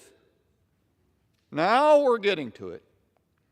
And Ms. Dean from Pennsylvania, a gentlewoman who spoke a moment ago, she called it gun legislation. An alert system is gun legislation? It comes down to another messaging opportunity, doesn't it? The yearn to sensationalize an admittedly awful problem. But I've got to say to my fellow members of the House of Representatives, sensationalizing this problem is not a solution to it. The examples given by Ms. Dean on the floor today, she herself said reflected her desire for radical change. But all of her examples avoided the topic at hand, this alerting system. How would a redundant emergency alerting system of national scope have impacted the Juneteenth Day shooting on 14th Street here in the District of Columbia? Or the shooting last week, a gang-related shooting in Philly? How would an alerting system have changed that? And here's what I'd say to the members on the other side. You're still not grappling with the real issue. The Juneteenth shooting did not occur because the existing public alerting systems were inadequate, nor because, in fact, guns are available or even prevalent, as they have always been in the United States since its founding. And if you do not address what has changed, your efforts will only grow government and reduce freedom. Mr. Cicilline just said, well, small police departments don't have the resources to access alerting systems or to learn about best practices. Really? I was in the state legislature in North Carolina. I know what resources we made available We would never fail to make available. We would never fail to make Gentleman is available. recognized. Thank you, Madam Speaker. We would never fail to make available, and it is not beyond the resources of any state in this union to make public alerting systems available and to consider such issues as whether or not we wish to activate vigilantes who might respond to such an alert. This makes no sense. You're not grappling with the issue. And for that reason, this is not the answer, and it should be defeated. I yield back. Gentleman yields back. The gentleman from Ohio reserves. The gentleman from Rhode Island reserves. The gentleman from Ohio is recognized. I think we're ready. I seek recognition. For I what yield myself as much time as I may consume. The gentleman Madam is recognized. I just want to respond, Madam Speaker, briefly to the last speaker suggesting that somehow this isn't going to solve all the problems of gun violence. No one suggested it is. This is a simple bill that is introduced to protect law enforcement and members of the community when an active shooter happens. We can continue to fight about how we should reduce gun violence, but when it occurs, this will save lives. It's not intended to be the solution, the big answer to everything. It's intended to save lives. And I will repeat again, with all due respect to my Republican colleagues who think they're experts in policing, who think they know better than law enforcement what they need when they run into danger. Easy to say that in the comfort of the House chamber, where you're protected by Capitol Police and you get alerts. These are men and women that are running into bullets in communities that are threatened by it. You raised what happened on 14th Street. A young man who works for me received a notice 35 minutes after the scene was cleared through his Ring security system in his building that there was an active shooter. Had there been one in place, he would have been notified and not walked into danger. So, you know, when you have National Sheriff's Association, FOP, I'm going to just read to you. Now, these are admittedly people who actually are responsible for keeping communities safe, unlike anyone who just spoke on the Republican side. They say, this will be very helpful to us. It will help us keep communities safe. And the CEO of the National Sheriff's Association, this alert system will be another excellent tool for law enforcement to do its job. That's a quote. Brian Porter from the National District Attorneys Association, this bipartisan legislation creates a new alert system for law enforcement to alert the public when there are active shooters while also providing resources as our members work to keep our communities safe, end quote. Jerry Williams, president of the Major Chiefs Association, this which will undoubtedly be a valuable tool and a resource for law enforcement agencies. Bill Johnson, the National Association of Police Organizations, the Active Shooter Alert Act will assist law enforcement in alerting citizens of an active shooter situation in their vicinity, keeping them away from the incident and maintaining their safety. And finally, Patrick Yose, the national president of the Fraternal Order of Police, says this bill will help improve the ways officers and agencies communicate with the public about active threats. I could read 10 more quotes from people who actually do this work. And the North Carolina State Chiefs of Police have also endorsed this bill, which I think should be important to Mr. Bishop, who just spoke. But look, these are men and women who do the job every day. And they're saying they need this. It will be useful. It doesn't solve all the problems, but it works. And the notion that, well, you can just do it, it's redundant, it's just not true. This bill has in it provisions that will provide the development of protocols, the sharing of best practices, a law enforcement advisory group, things that will make sure the active shooter alert works even better. And it's made available to communities that may not have all those resources to support the implementation of this system. Can anyone say that every single American doesn't deserve to get this information and every member of law enforcement doesn't deserve to get this information so they don't go into a dangerous situation? I know it's difficult because you somehow have it in your head that Democrats are up to something. Well, I don't think Fred Upton and Victoria Spartz and Peter Meyer and Nancy Mace and Don Bacon and Andrew Garbarino and Jay Obernaut, Jefferson Van Drew, Jennifer Gonzalez-Colon, Brian Fitzpatrick, John Carter, Tom Rice, Michael McCall, Kelly Armstrong, David McKinley, and Julia Letlow. Those are all Republican original co-sponsors. You think they're up to something too? They're just trying to keep their communities safe and give law enforcement the tools they need. We can argue about what's the underlying cause of crime. I'm happy to have that debate. This bill is not about that. It's about protecting people when an active shooting incident happens. And the final thing I would say is, if you look at the after-action reports that are done after active shootings, almost without exception, they all reference it would have made a real difference if we had a good communication system. In the situation that Mr. Upton talked about in Kalamazoo, in their after-action report, they said neither the Kalamazoo Department of Public Safety or the Sheriff's Office had a strong social media presence at the time of the shooting, which hampered the department's ability to update the community on the progression of the incident, notify them when the arrest was made, and reassure them when they were indeed safe from further violence. In the Columbine shooting, in the after-action report, they say, our school's greatest vulnerabilities exist because of voids in basic security policies and strategies, such as effective communications and notification systems. In the Broward County incident in the Hollywood airport in 2017, they write in their after-action report, review and budget for improvements to public notification systems, including visual paging, overhead announcements, and mass notification systems would be helpful. It was noted during the events, airport patrons lost personal items except one, their cellular phones. The ability to reach every cell phone with messengers enables law enforcement to provide instant information directly to victims. It goes on and on and on. So again, police are asking for this. The after-action reports underscore the need for it. Set aside the fact that the lead sponsor or the author is me. 15 other Democrats, 15 other Republicans, very bipartisan. And I haven't heard any argument why we shouldn't give law enforcement what was identified as one of their top priorities during Police Week. So with that, I'll reserve so I can close. And Gentleman reserves. The gentleman from... excuse me, I apologize. Members are reminded to address their remarks to the chair. The gentleman from Ohio is recognized. Madam Speaker, we're prepared to close. Okay. Yeah. I would urge my colleagues, Madam Speaker, I would urge my colleagues to vote no. First, as the gentleman from North Carolina said, this bill is redundant. There are 1,400 alerting authorities across the country that already alert citizens in those communities to an active shooter. So it's redundant. Second, it does seek to undermine the Second Amendment. And don't take my word for it. Take one of the Democrat supporters of the legislation on the Judiciary Committee.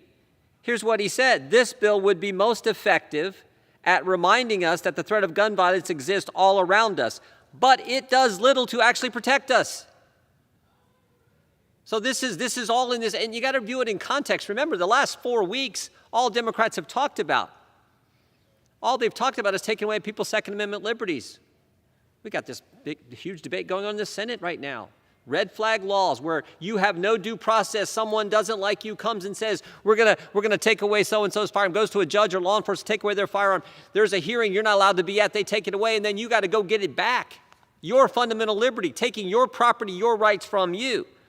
This is the context with which they bring this legislation. And maybe the third most reason is, I don't know who in their right mind would want to give the Department of Justice more authority in light of what we've seen from this Department of Justice. Frankly, I don't know why you'd give any Democrat-run Department of Justice more authority after what we've seen from the Obama Justice Department and now what we see from the Biden Justice Department. Obama Justice Department spied on a presidential campaign. The Biden Justice Department is treating moms and dads as terrorists, using domestic terrorist counterterrorism measures, the Patriot Act, against parents, for goodness sake. And we know that because we've had multiple FBI agents come forward as whistleblowers and tell us about the over 24 investigations into parents. One of those parents investigated simply because they owned a firearm. So that's the context and why we have concerns with this legislation. So I hope we vote no on this. I hope we do, and more importantly, I hope the Senate doesn't pass this package they're talking about, which would certainly undermine liberties of law-abiding American citizens. And with that, Madam Speaker, I yield back the balance of our time. The gentleman yields back. The gentleman from Rhode Island is recognized. Mr. Speaker, if I were a classroom teacher right now, I would say to the gentleman from Ohio, focus. Pay attention to what we're talking about. What we're talking about is an active shooter alert. We're not talking about a red flag bill. We're not talking about any effort to undermine the Second Amendment. We're not talking about education policy. We're talking about one thing. Can we help keep people safe? This isn't redundant because while it's being used by 1,400 cities or towns around the country, there are thousands and thousands who have not used it because they can't access, because they don't have the resources, the protocols, the best practices. This will allow them. If we save one life, if because of the active shooter we save one child, one police officer, it will have been worth it. And so I urge my colleagues to vote yes on 6538. Give our law enforcement men and women, the brave men and women who keep our communities safe, every tool they need to keep themselves safe and keep the communities they serve safe. Don't take my word for it, take theirs. They've all endorsed it. They're asking for a yes. I yield back the balance of my time. The question is, will the House suspend the rules and pass the bill H.R. 6538 as amended? Those in favor say yea. Aye. Those opposed say no. In the opinion of the chair, 2/3 being in the affirmative, the rules are suspended. Purpose does the gentleman from Ohio seek recognition? We would ask for the yeas and nays. Pursuant to Section 3(s) of House Resolution 8, the yeas and nays are ordered.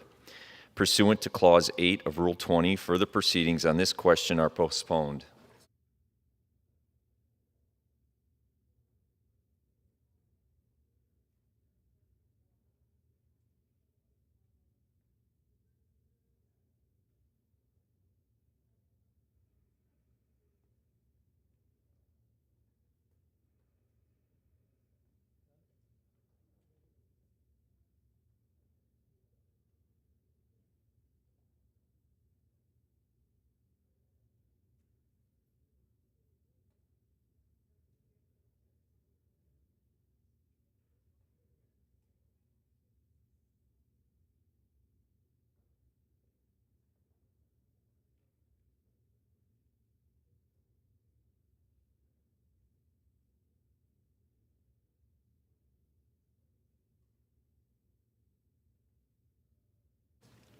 For what purpose does the gentleman from North Carolina seek recognition?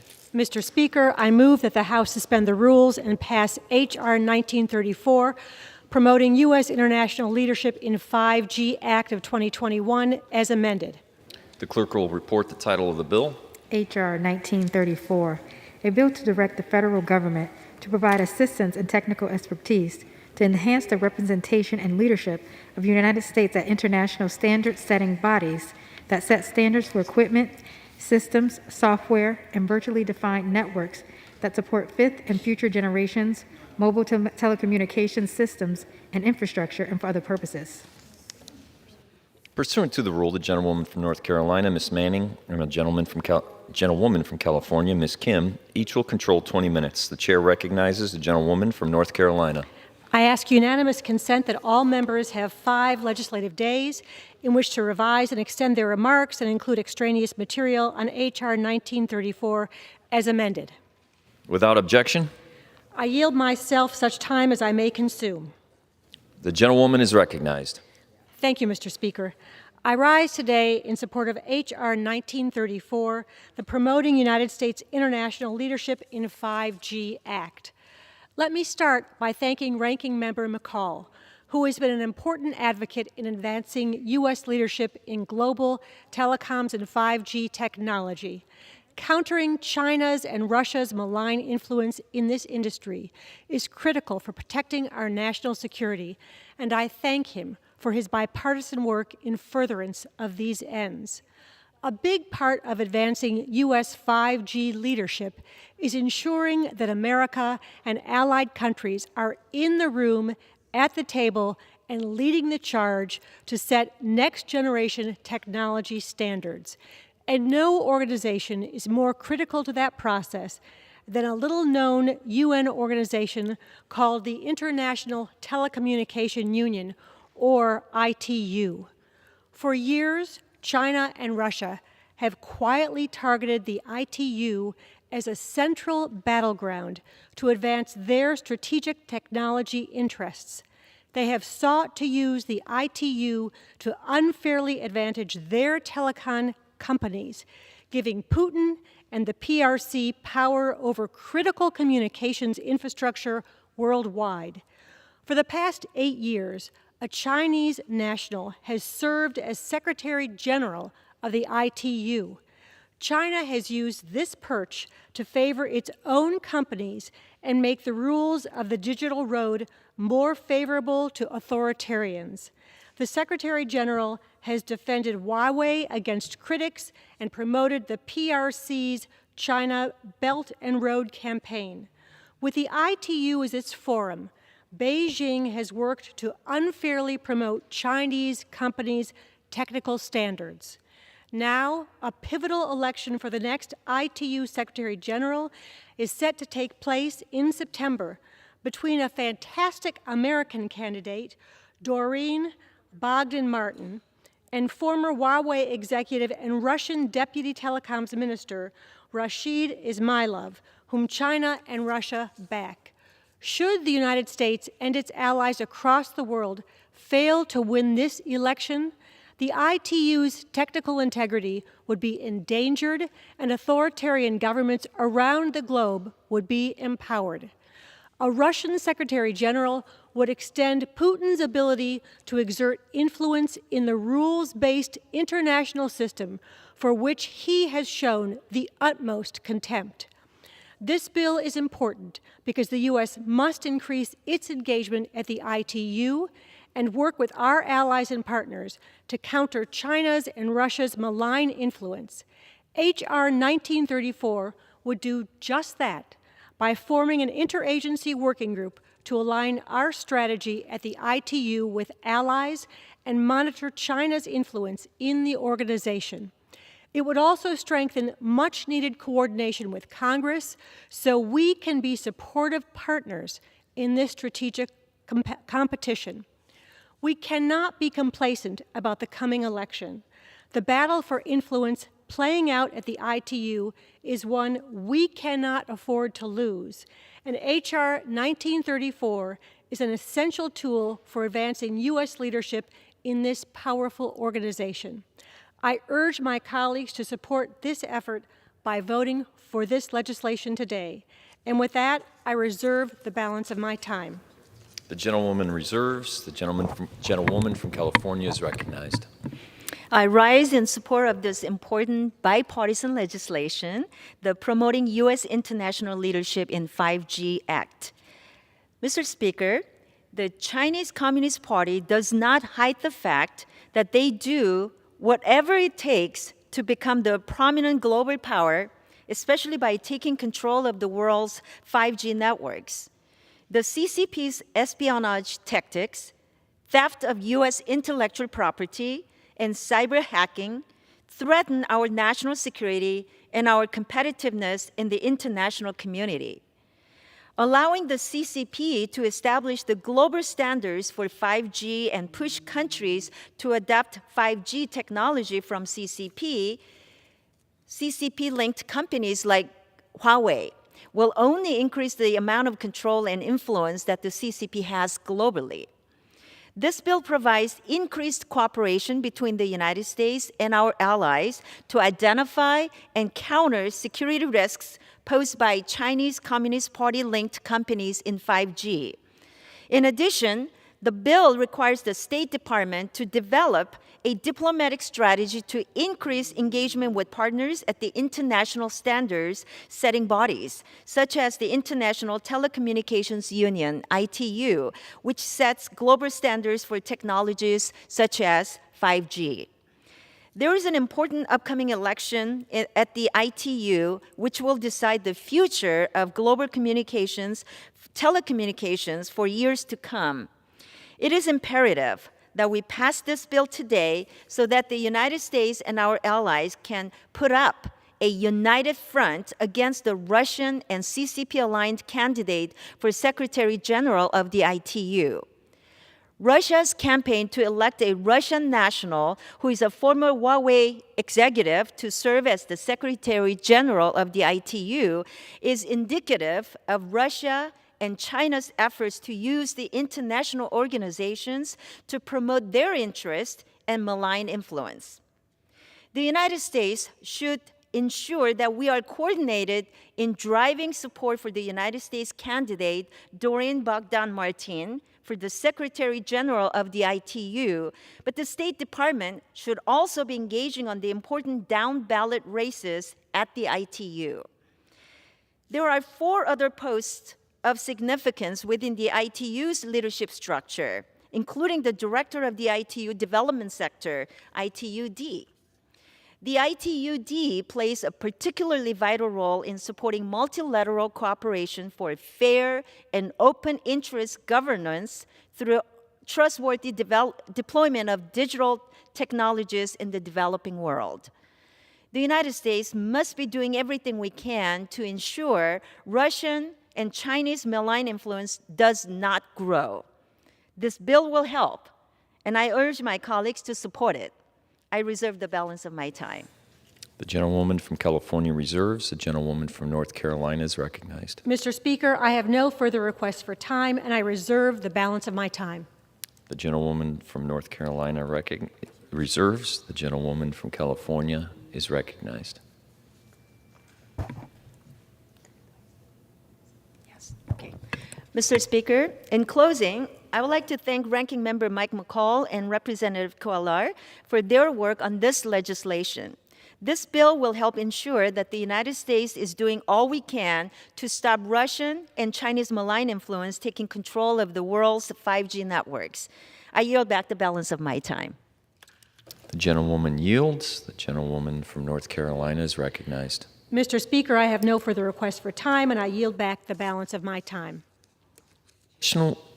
The question is, will the House suspend the rules and pass the bill H.R. 1934 as amended? Those in favor say aye. Those opposed say no. In the opinion of the chair, 2/3 being in the affirmative.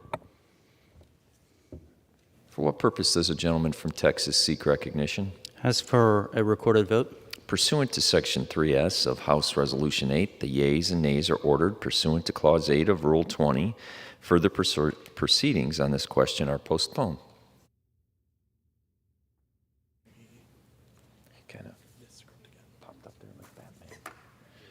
For what purpose does a gentlewoman from North Carolina seek recognition? Mr. Speaker, I move that the House suspend the rules and agree to H. Conres 59, condemning the October 25, 2021 military coup in Sudan and standing with the people of Sudan. The clerk will report the title of the concurrent resolution. House Concurrent Resolution 59, concurrent resolution condemning the October 25, 2021 military coup in Sudan and standing with the people of Sudan. Pursuant to the rule, the gentlewoman from North Carolina, Ms. Manning, and the gentlewoman from California, Ms. Kim, each will control 20 minutes. The chair recognizes the gentlewoman from North Carolina. I ask unanimous consent that all members have 5 legislative days in which to revise and extend their remarks and include extraneous material on H. Conres 59, condemning the October 25, 21 military coup in Sudan and standing with the people of Sudan. I also ask to include in the congressional record. Without objection. I also ask to include in the congressional record an exchange of letters between Chairman Meeks and the chair of the House Financial Services Committee on H. Conres 59. The gentlewoman is recognized. Without objection. I yield myself such time as I may consume. The gentlewoman is recognized. Mr. Speaker, I rise in support of H. Conres 59. I would first like to thank my colleague, Chairman Meeks, for drafting this important resolution. On October 25, 2021, Sudan's military leaders launched a coup that essentially dissolved nearly 2 years of progress toward establishing a civilian-led transitional government that would be accountable to the people of Sudan. Since then, the military junta has undertaken a campaign involving serious human rights violations, including the unlawful detention of the recognized prime minister, senior government officials, and members of civil society. Civilian protesters have been maimed, detained, and killed arbitrarily. Now, the military junta has brazenly aligned itself with the Kremlin and provided Putin access to its mining sector at a time when Russia is seeking funds to wage its own brutal, illegal war in Ukraine. For these reasons, Congress needs to send a unified message to Sudan's military junta by strongly condemning the October 25th coup and reaffirming our support for the Sudanese people. This resolution will also signal to the world that the international community must take a stand against the anti-democratic trends sweeping Sudan and the region. We must continue championing multilateral efforts to bring peace and stability to Sudan. While clearly imperfect, I believe the UN-mediated process to advance Sudan's political transition and reestablish the path to peace could be viable with the right leadership and inclusive representation. In passing this resolution and a companion resolution recently passed by our colleagues in the Senate, I ask you to support this call to stand with the people of Sudan and urge Sudan's military junta to restore the civilian-led transition as the best hope for peace and prosperity in Sudan. And with that, I reserve the balance of my time. The gentlewoman reserves. The gentlewoman from California is recognized. Thank you, Mr. Speaker. I rise in strong support of House Concurrent Resolution 59, condemning the October 25th coup in Sudan. I also want to thank Chairman Mix, Ranking Member McCall, as well as Chairwoman Bass and Ranking Member Smith of the Africa Subcommittee.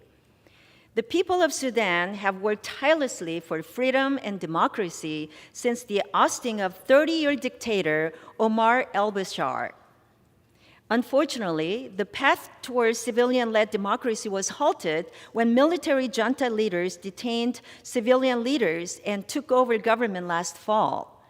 These actions undermined months of progress made under transitional authorities and hope for a new future in Sudan. Military leaders like General Burhan and General Hemeti have once again prioritized power as well as personal and financial gain over the will of the people. While I'm glad Congress is sending an important and united message condemning the October 25th coup, more must be done. That is why I am leading the Sudan Democracy Act, which passed out of the committee earlier this year. The same military junta that overthrew the civilian-led transitional government and are undermining peace and stability in Sudan are also some of the same individuals implicated in gross violations of human rights, corruption, and illicit financial scams. I urge the administration to utilize all existing sanctions authority to demand accountability for these actions, while we continue to work here in Congress to find a path forward for new important sanctions authority. I stand firmly behind the people of Sudan or anywhere else in the world where people are fighting for freedom and democracy. I urge all my colleagues to support this important measure. With that, I reserve the balance of my time. The gentleman reserves. The gentlewoman from North Carolina is recognized. Mr. Speaker, I have no further requests for time, and I reserve the balance of my time. The gentlewoman reserves. The gentlewoman from California is recognized. Thank you. I'm ready to close. And in closing, Gentlewoman is recognized. Thanks. In closing, I again want to thank my colleagues on the Foreign Affairs Committee and the Africa Subcommittee for offering this important resolution. Last month, the Senate unanimously passed an identical resolution, and Congress is speaking clearly with one voice in support of the people of Sudan and their tireless fight for democracy. The United States should continue to support human rights defenders, journalists, and civil society leaders in Sudan who are standing up for democracy. But it is also critical that the Biden administration rethink any foreign assistance intended for Sudan under this new military junta leadership. Prior appropriations bills provided over $700 million to solidify a fledgling civilian-led transitional government. Unfortunately, that government is no longer in power, and precious taxpayer resources should not be beholden to this unfortunate new reality in Sudan. I again commend the people of Sudan for their steadfast support of democracy, and I'm proud that today the United States Congress sends a strong message of solidarity. I yield back the balance of my time. The gentlewoman reserves. The gentlewoman yields back. The gentlewoman from North Carolina is recognized. I yield myself as much time as I may consume for the purpose of closing. The gentlewoman is recognized. Mr. Speaker, the October 25th military coup in Sudan represents a dark day for the people of Sudan. It puts Sudan and its people on an aggressive path that has eroded their human rights and their aspirations for a civilian-led transition. This transition, with historic support from the United States, augured peace, stability, and democratic governance in Sudan for the first time in decades. Instead, the military junta decided to seize power without regard for the will of Sudan's people. This resolution will echo the voice of the international community by condemning the coup, standing up for Sudan's people, and calling for full accountability for the junta's leaders who have abused their power and their people. The passage of this concurrent resolution is a step in the right direction. I again thank Chairman Meeks for his leadership on this resolution, and I urge all my colleagues to join us by voting in the affirmative. I yield back the balance of my time. The question is, will the House suspend the rules and agree to House Concurrent Resolution 59? Those in favor say aye. Those opposed say no. In the opinion of the chair, 2/3 being in the affirmative. Purpose does the gentleman from Texas seek recognition? I'd like to call for the yeas and nays. Pursuant to Section 3S of House Resolution 8, the yeas and nays are ordered. Pursuant to Clause 8 of Rule 20, further proceedings on this question are postponed.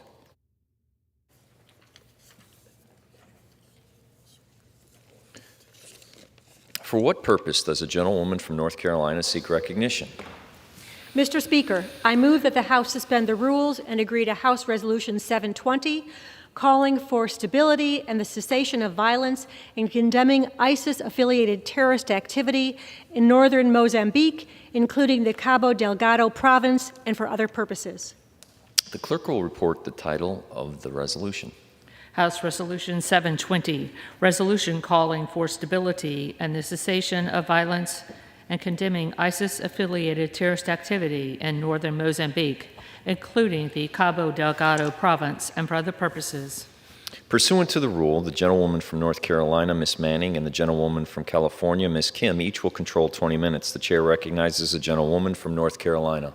I ask unanimous consent that all members have 5 legislative days in which to revise and extend their remarks and include extraneous material on House Resolution 720, calling for stability and the cessation of violence and condemning ISIS-affiliated terrorist activity in northern Mozambique, including the Cabo Delgado province, and for other purposes. Objection? I yield myself such time as I may consume. The gentlewoman is recognized. Mr. Speaker, I rise in support of House Resolution 720, calling for stability and the cessation of violence and condemning ISIS-affiliated terrorist activity in northern Mozambique, including the Cabo Delgado province, and for other purposes. Let me start by thanking Representative Sarah Jacobs for her work on this critical resolution. Since 2017, terrorists operating under the ISIS banner have laid waste to a large part of Cabo Delgado province in northern Mozambique, killing thousands of civilians, displacing millions, and grinding almost all economic activity in the region to a halt.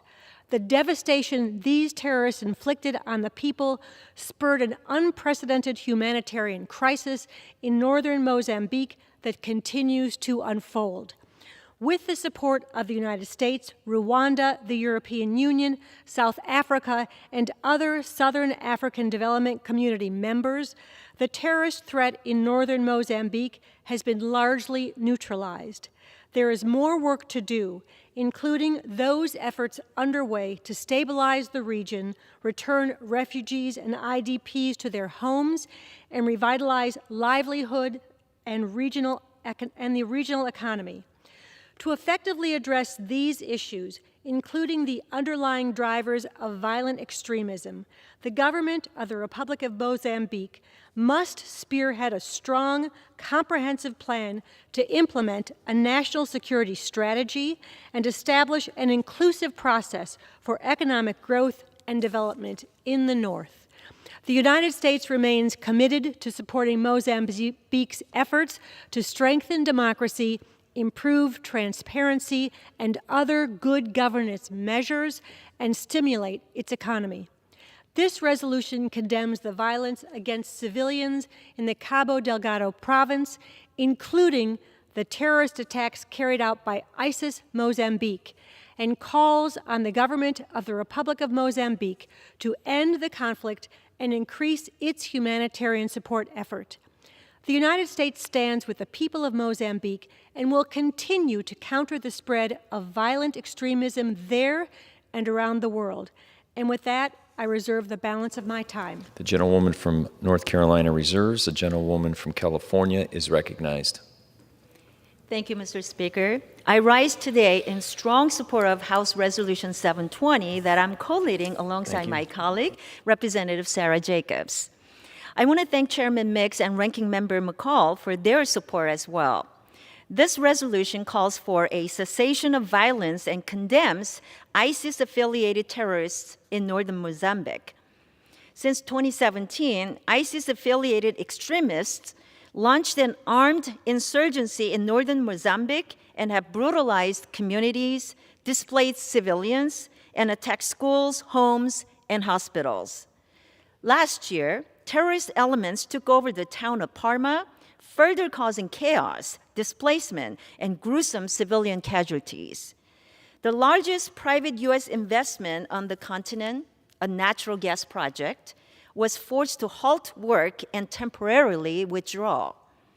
I strongly condemn these violent attacks, and I commend the government of Mozambique's efforts to dedicate resources to addressing this threat and early steps to partner with the United States and allies to build the capacity and professionalization of security forces, bolster the justice system, and ensure governance and services to communities in previously marginalized areas of Cabo Delgado province. I also commend the troop deployment by the Southern African Development Community to stabilize the region. We have seen this elsewhere, where the early days of ISIS in Syria or Boko Haram in northeast Nigeria. Terrorist insurgency movements cannot be left unaddressed, and early steps to address the root causes of such movements can prevent costly interventions and massive loss of human life later on.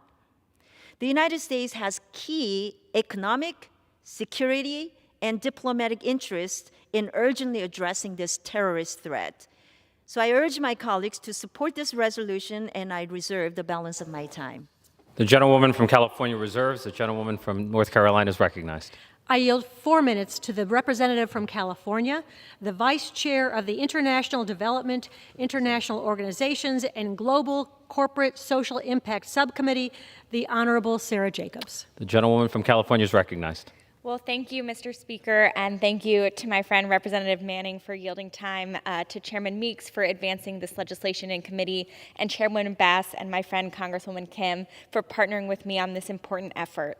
I rise today in support of my resolution on Mozambique, which calls for stability and the cessation of violence in northern Mozambique and condemns the attacks and violence by ISIS Mozambique.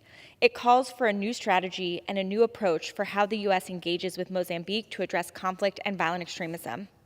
And part of why passing this resolution today is so important is because we need to raise awareness in this body and in this country about the dire humanitarian situation in Mozambique. Since 2017, ISIS Mozambique, also known as Alu al-Sunnah wal-Jama'ah, has inflicted violence on communities in northern Mozambique. These insurgents have brutalized people and targeted civilians through mass beheadings of men and boys, abductions of children, and attacks against key civilian infrastructure. This violence, combined with the government response to it, has killed over 1,700 civilians in Cabo Delgado province alone. The international community, particularly the South African Development Community forces and Rwanda's forces, have responded with troop deployments to secure areas and shield civilians from continued violence. But let's be clear. We know that a military-led response will not be enough. That's why I was so supportive of the Biden administration's recent designation of Mozambique as a priority country under the Global Fragility Act, so that we can better align resources among the interagency and work to address the key drivers of this violence and other forms of instability in the country. And as we craft our strategy for Mozambique, we must be clear-eyed about the underlying grievance and what it will really take to make a difference in preventing new violence from occurring. We know that terrorism and violent extremism are often fueled by perceptions of state repression, human rights abuses, and socioeconomic and political marginalization. We know that these factors exist in Mozambique and in the state response to ISIS Mozambique. We need to be honest about the challenges impacting the Mozambican people in order to get serious about preventing future terrorist recruitment. We also need to ensure we're helping the Mozambican government support development goals of Cabo Delgado and northern Mozambique that will allow all sectors of society to thrive. That's why I'm looking forward to the United States partnership with the Mozambique government and the Mozambican people, and to ensuring our strategy is shaped by lessons learned from our counterterrorism missions across the world that have consistently fallen short. This resolution has strong support from across the ideological spectrum. I'm proud to lead the passage of this important resolution, and I urge my colleagues to support it. Thank you. I yield back the balance of my time. The gentlewoman from North Carolina reserves. The gentlewoman from California is recognized. I'm prepared to close. The gentlewoman reserves. Mr. Speaker, in closing, this resolution condemns the terrorist attacks and ISIS insurgency in northern Mozambique and urges the administration to prioritize efforts to address this threat. And I'm pleased that the administration selected Mozambique as a priority country to implement a 10-year strategy for U.S. diplomatic development and security engagement. This type of long-term interagency planning is critically important to coordinating U.S. efforts and ensuring the most effective use of resources to target the root causes of the instability and terrorism.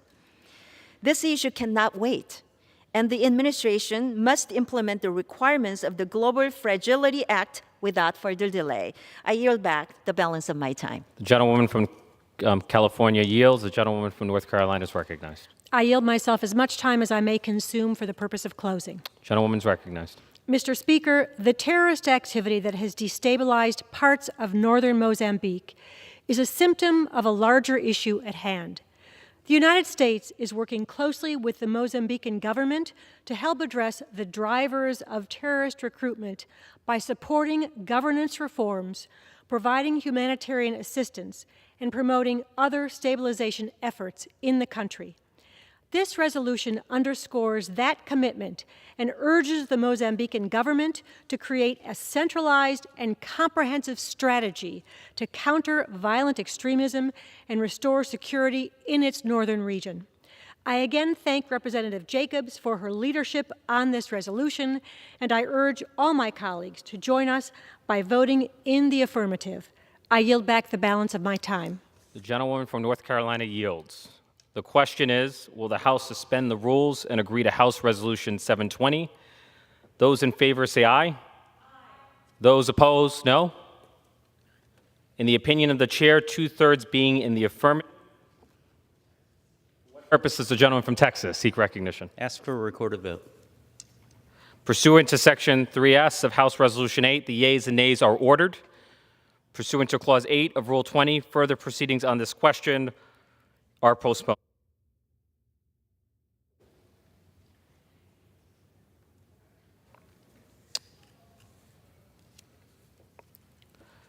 For what purpose does the gentlewoman from North Carolina seek recognition? Mr. Speaker, I move that the House suspend the rules and agree to H-Con Res 45, expressing the sense of Congress regarding the execution-style murders of United States citizens Ili Agran and Mehmet Butici in the Republic of Serbia in July 1999. The clerk will report the title of the concurrent resolution.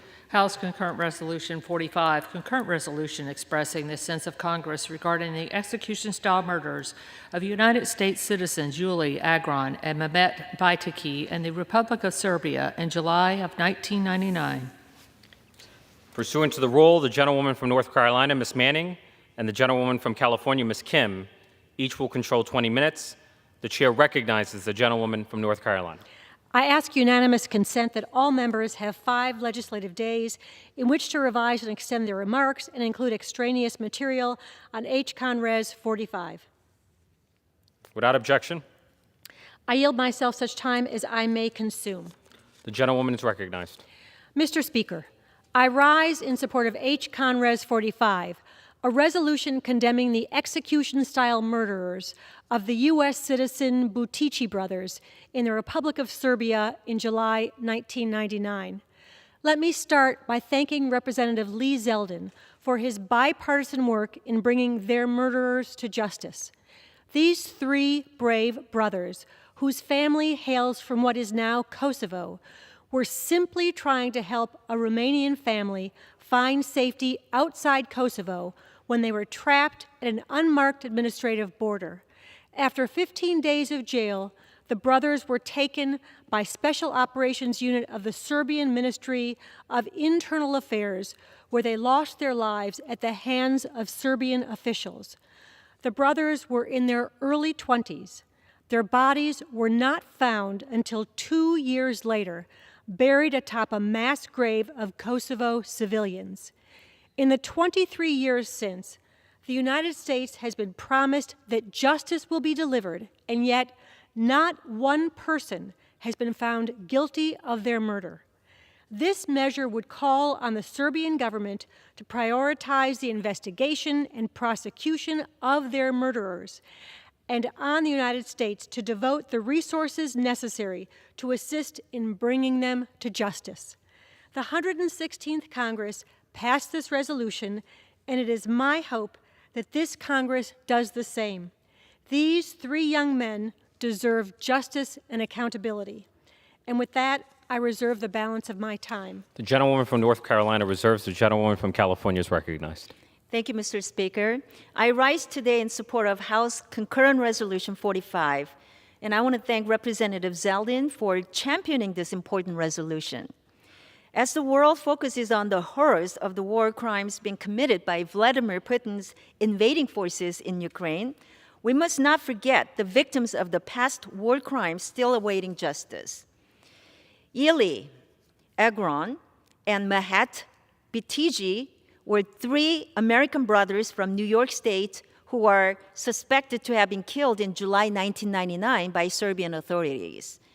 After disappearing while in the custody of Serbian special police, they were executed, shot in the head with their hands tied behind their backs.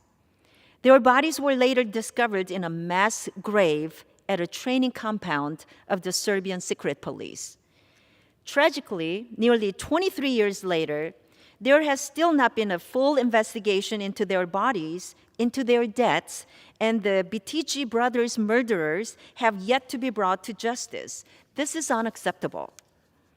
This case, among others, illustrates the continued need for Serbia to resolve outstanding war crimes investigations.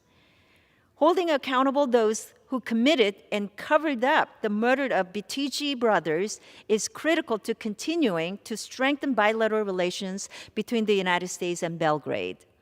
Therefore, I urge all my colleagues to join me in supporting this resolution. Congress must be on the record calling on Serbian authorities to once and for all deliver justice for the Baytaki brothers and their family. I reserve the balance of my time. California reserves. The gentlewoman from North Carolina is recognized. Mr. Speaker, I have no further requests for time, and I reserve the balance of my time. The gentlewoman from North Carolina reserves. The gentlewoman from California is recognized. Mr. Speaker, 23 years is too long for Baytaki brothers and their family to go without justice. Seriously dealing with the past and bringing justice to all victims of war crimes committed in the wars that followed the breakup of the former Yugoslavia is needed to ensure reconciliation and peace throughout the region. Mr. Zeldin reintroduced this bipartisan resolution last year, and I urge Belgrade to commit to a proper investigation and full accountability for these 3 Americans so this resolution does not have to be reintroduced once again next Congress. I yield back the balance of my time. From California yields. The gentlewoman from North Carolina is recognized. I yield myself as much time as I may consume for the purpose of closing. The gentlewoman is recognized. Mr. Speaker, H. Conres 45 will ensure that the United States is doing everything in our power to bring the murderers of United States citizens Eli, Agron, and Mehmet Butici to justice. I again thank Representative Lee Zeldin for his leadership on this resolution, and I urge my colleagues to join us by voting in the affirmative. I yield back the balance of my time. The gentlewoman from North Carolina yields. The question is, will the House suspend the rules and agree to House Concurrent Resolution 45? Those in favor say aye. Those opposed, no. In the opinion of the chair, 2/3 being in the affirmative. For what purpose does the gentleman from Texas seek recognition? Ask for a recorded vote. Pursuant to Section 3S of House Resolution 8, the yeas and nays are ordered. Pursuant to the Clause 8 of Rule 20, further proceedings on this question are postponed.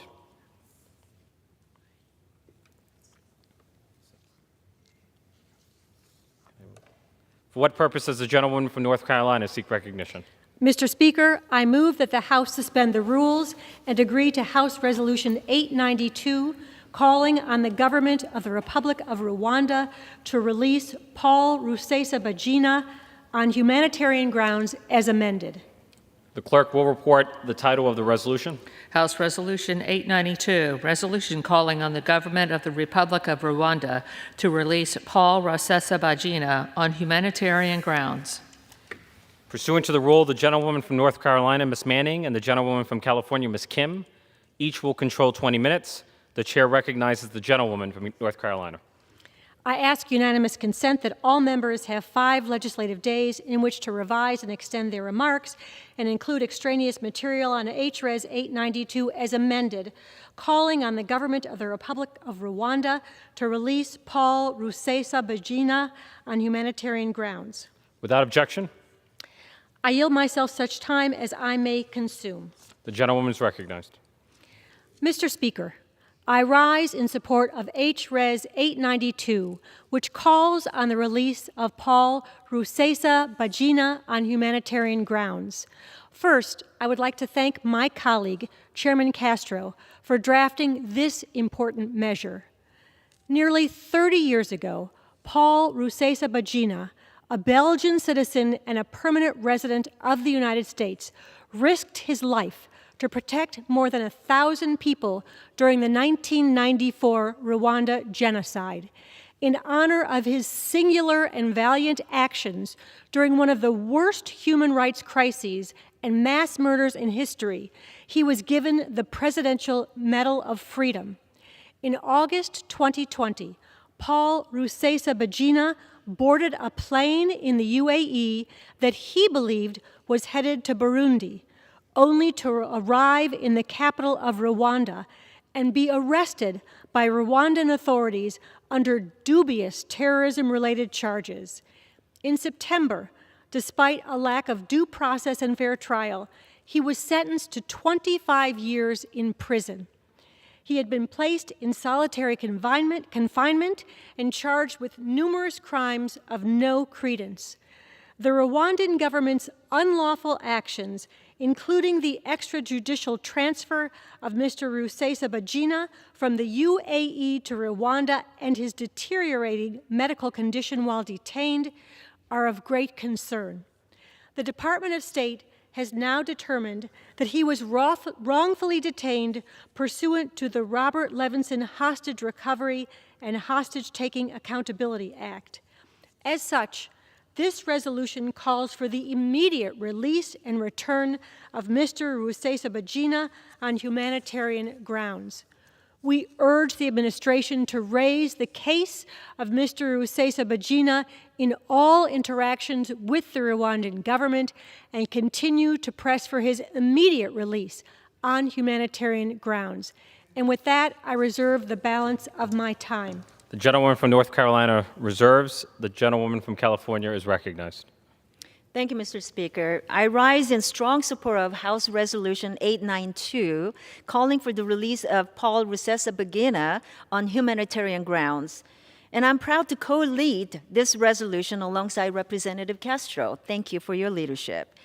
Paul Rusesabagina is a legal permanent resident of the United States who was awarded Presidential Medal of Freedom for his heroic actions during the Rwandan genocide. In August 2020, he was extrajudicially transferred from Texas to Kigali, Rwanda, by way of the United Arab Emirates and subjected to an enforced disappearance for 3 days before the government of the Republic of Rwanda acknowledged his detention. He underwent trial proceedings for terrorism-related charges, and the American Bar Association has subsequently determined that his fair trial rights have been violated. Pursuant to the Robert Levinson Hostage Recovery and Hostage Taking Act, the Department of State has determined that Mr. Rusesabagina was wrongfully detained. I urge the Rwandan government to urgently work with the State Department and authorities in Europe to secure a path forward for his release and return to the United States. It is also critically important the government of Rwanda grant access to his US-based doctor to assess his health and well-being. I urge my colleagues to support this important resolution and efforts to bring Rusesabagina home to his family. I reserve the balance of my time. The gentlewoman from California reserves. The gentlewoman from North Carolina is recognized. I yield 5 minutes to the representative from Texas, the chair of the Subcommittee on International Development, International Organizations, and Global Corporate Social Impact, the Honorable Joaquin Castro. The gentleman from Texas is recognized. Thank you, Mr. Speaker. I rise to urge my colleagues to support House Resolution 892, calling on the government of the Republic of Rwanda to release Paul Rusesabagina on humanitarian grounds. Paul is a hero of the Rwandan genocide and a permanent resident of San Antonio, Texas, my hometown, where his family also lives today. Last year, a Rwandan court sentenced Paul to 25 years in prison on politically motivated charges. Paul is 68 years old, and for him, that's a life sentence. Congresswoman Young Kim and I have been closely following this case for several years, and we were proud to introduce House Resolution 892 in February of this year. Paul's story begins in Rwanda, the country of his birth. Nearly 3 decades ago, he was serving as assistant general manager of a luxury hotel in Kigali, Rwanda, when the Rwandan genocide began. The genocide, which led to the deaths of an estimated 800,000 people over a 3-month period, targeted mostly members of the ethnic Tutsi minority. Paul is a member of the Hutu majority, but he was determined not to see his Tutsi countrymen die on his watch. As genocidal killing squads roamed through Rwanda, Paul sheltered more than 1,200 people in his hotel, saving their lives. In the aftermath of the genocide, Paul and his family received asylum in Belgium and later moved to San Antonio with the help of the late Texas Senator Bob Kruger, an international leader in the fight against genocide. In 2005, President George W. Bush presented Paul with the Presidential Medal of Freedom, our nation's highest civilian honor. Since the 1994 genocide, the government of Rwanda has made tremendous strides in economic development and stability. However, the country's government is still plagued by corruption, abuse of power, and human rights issues that amount to violations of international law, including enforced disappearances. At home and abroad, Paul Rusesabagina has used his voice and elevated platform to call attention to the need for change in Rwanda. In response, the Rwandan government launched an extraordinary campaign of persecution against him. In August 2020, Paul was extrajudicially transferred from Texas to Rwanda by way of the United Arab Emirates and arrested on trumped-up charges. The Rwandan government did not acknowledge his detention for 3 days, during which he was reportedly subject to torture. In September 2021, Paul was found guilty and sentenced in a trial that the European Union described as, quote, marred by numerous violations of his fair trial rights. He's a cancer survivor who lives with serious cardiovascular issues, and Rwandan authorities have not provided him with the care he needs in prison. I have my children here on the floor with me, and my heart breaks for Paul's family, who can only speak to him once a week for 5 minutes. It's long past time for Rwanda to release Paul and allow him to come home to San Antonio. My colleagues and I on both sides of the aisle have raised our concerns previously. In December 2020, we sent a bipartisan bicameral letter to Rwandan President Paul Kagame, urging him to release Paul on humanitarian grounds. We spoke out about the way Paul was taken against his will to Rwanda, which for all intents and purposes was a kidnapping by the Kagame regime. In June 2021, my colleagues and I wrote to Secretary of State Antony Blinken, urging him to use all diplomatic means at his disposal to ensure Paul's safe return to the United States. And we're not the only ones who are concerned. Last year, the American Bar Association Center for Human Rights issued a report that found that Paul's right to confidential communication, his right to the presumption of innocence, and his right to prepare his defense have all been violated. And in October 2021, the European Parliament adopted a resolution denouncing Paul's illegal arrest. The resolution strongly condemns the conviction, which it said was, quote, exemplary of the human rights violations in Rwanda. Paul is a permanent resident of the United States, and we must work just as hard as our European allies to bring him home. In May, the State Department announced its determination that Paul was, quote, wrongfully detained, noting that the determination took into account the totality of the circumstances, notably the lack of fair trial guarantees in his trial. I appreciate the support of the State Department, which has been working with Paul's family and Congress on this issue. And I'm especially pleased that Paul's case is now under the purview of the Special Presidential Envoy for Hostage Affairs, Ambassador Roger Carstens. Rwanda's President Kagame wants to be seen as a global leader and a reliable partner of the United States, including on issues including climate change. But Paul's unlawful detention is a blight on Rwanda's international reputation. I urge my colleagues, both Republican and Democrat, to support this resolution. The gentleman's time has expired. The gentlewoman from North Carolina reserves. The gentlewoman from California is recognized. Thank you, Speaker. I urge my colleagues to support this resolution offered by Representative Castro and myself. And I want to recognize Paul's family, especially his wife and children, who have tirelessly advocated for his release. And I yield back the balance of my time. Thank you. The gentlewoman from California yields. The gentlewoman from North Carolina is recognized. I yield myself as much time as I may consume for the purpose of closing. You are recognized. Mr. Speaker, Paul Rusesabagina's history and circumstances as a war hero wrongfully detained and denied adequate medical care is one that we cannot ignore. Congress must stand with Paul Rusesabagina's family, who have not wavered in championing his legacy and calling attention to his plight, to call for his immediate release and return to the United States on humanitarian grounds. I again thank Chairman Castro for his leadership on this resolution, and I urge all my colleagues to join us by voting in the affirmative. I yield back the balance of my time. The gentlewoman from North Carolina yields. The question is, will the House suspend the rules and agree to House Resolution 892? As amended, those in favor say aye. Those opposed, no. In the opinion of the chair, 2/3 being in the affirmative, this is a gentleman from Texas seek recognition. I request the yeas and nays. Pursuant to Section 3S of House Resolution 8, the yeas and nays are ordered. Pursuant to Clause 8 of Rule 20, further proceedings on this question are postponed.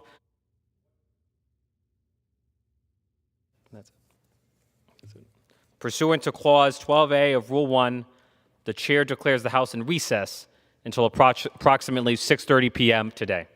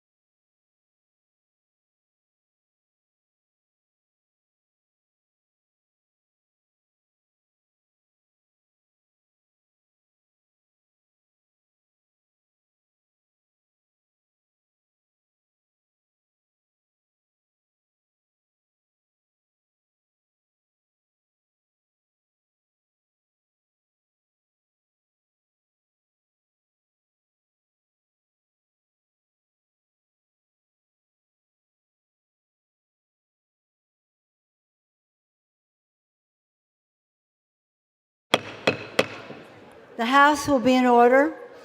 The chair lays before the House a communication. The Honorable the Speaker, House of Representatives, Madam. I have the honor to transmit herewith a scanned copy of a letter received from Mr. Keith Ingram, Elections Director, Texas Office of the Secretary of State, indicating that, according to the preliminary results of the special election held June 14, 2022, the Honorable Myra Flores was elected Representative to Congress for the 34th Congressional District, State of Texas. Signed sincerely, Cheryl L. Johnson, Clerk.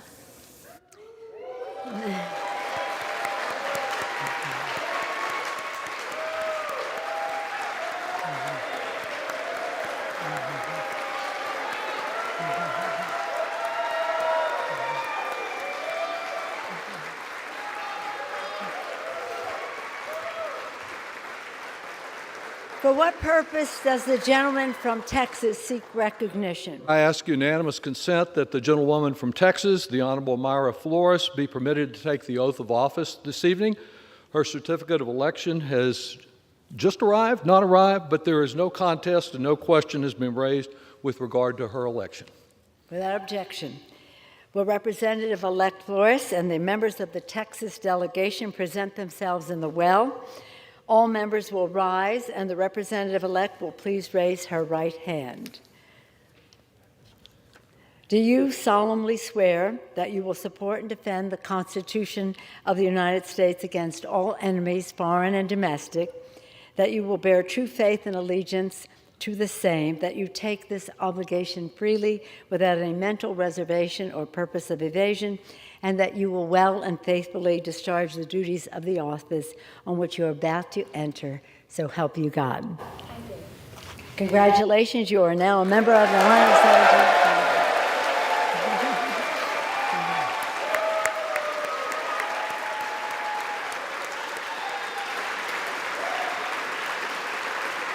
Without objection, the gentleman from Texas is recognized for 1 minute.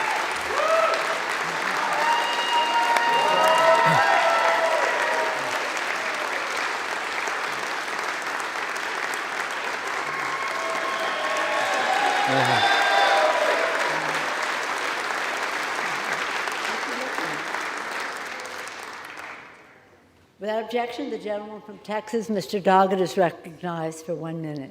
Madam Speaker, central to the preservation of our democracy is recognition of the results of fair elections you lose just as much, if not more, than the elections which you win. Tonight, we welcome to this chamber a new member and recognize a fairly won Republican victory in my home state for the 6 months remaining this year in the term of our recent colleague, Filemon Vela, who resigned. Myra Flores was born and raised in Mexico. She came legally to the United States at 6 years with the help of her father and became a naturalized American citizen. She graduated in 2014 as a respiratory care practitioner and currently works caring for those with chronic respiratory issues.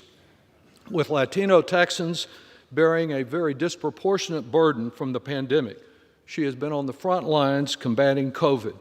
She graduated from South Texas College, and her husband serves as a Border Patrol agent.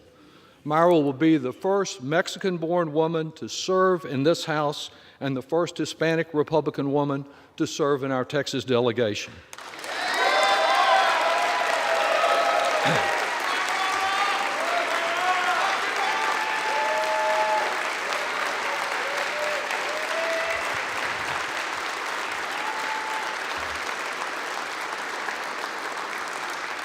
She ran a very vigorous campaign. I congratulate her on her success. I see that she brings a beautiful family to our chamber, and I look forward to working with her this year.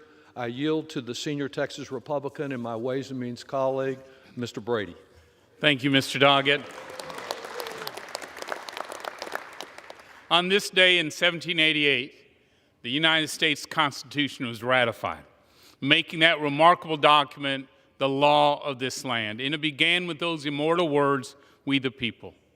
So 234 years to the day after that call to create a more perfect union, the U.S. House of Representatives makes history today with the inspiring swearing in of the first Mexico-born member of Congress, Mayra Flores of Texas.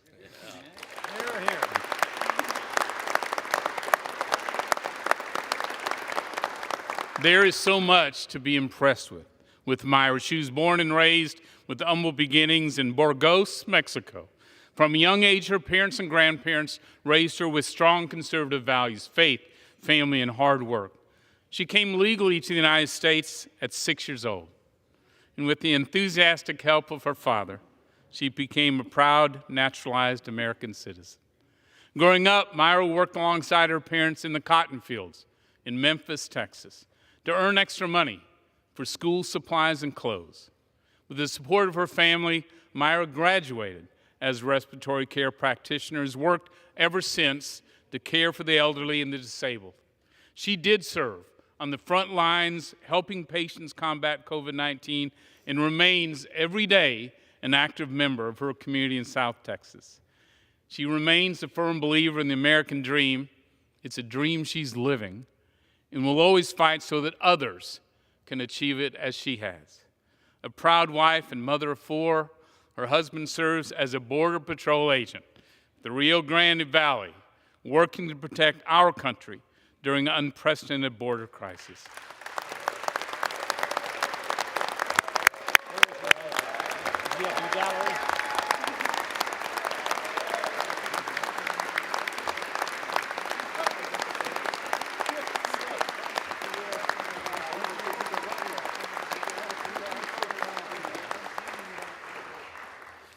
So on behalf of the entire Texas delegation, please welcome with me to the United States Congress, the Honorable Mayra Flores, her husband John, and their 4 beautiful children. Mayra.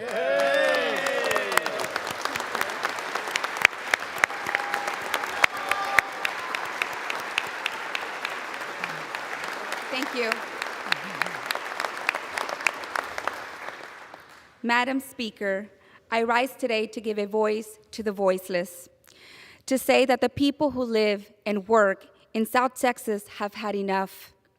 We want to be heard, and we are tired of being treated like second-class citizens.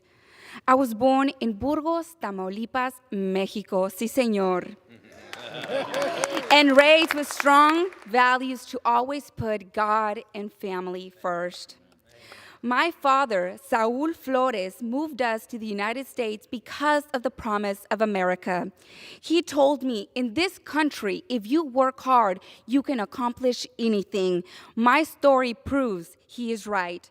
But right now, our people are struggling. They are taken for granted. That ends now. And I'm here. I have risen from working in the cotton fields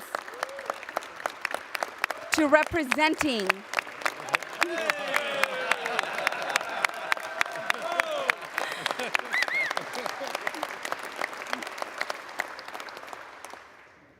I have risen from working in the cotton fields to representing the community I love in the United States Congress, and I will give them a voice. I will use it to say our lives are not a game.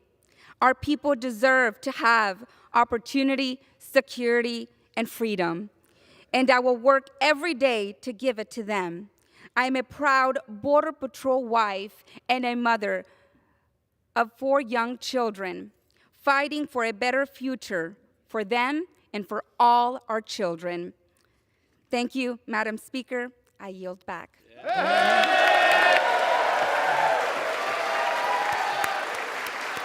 So that's it.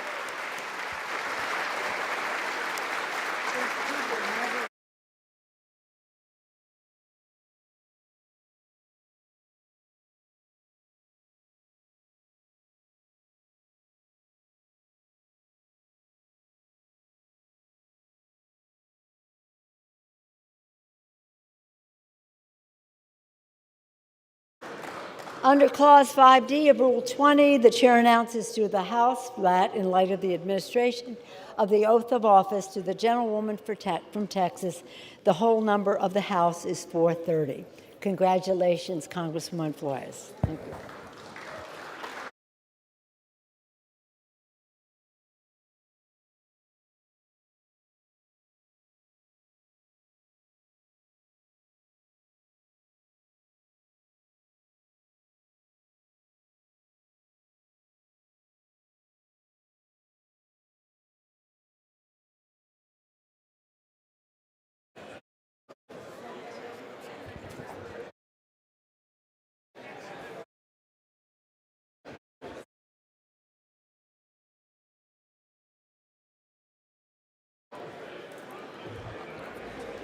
Great.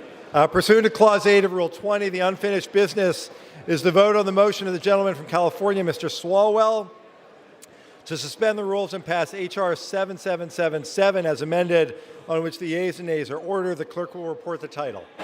H.R. 7777, a bill to amend the Homeland Security Act of 2002 to authorize the Cybersecurity and Infrastructure Security Agency to establish an industrial control system cybersecurity training initiative and for other purposes.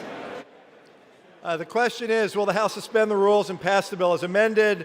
Members will record their votes by electronic device. This is a 15-minute vote.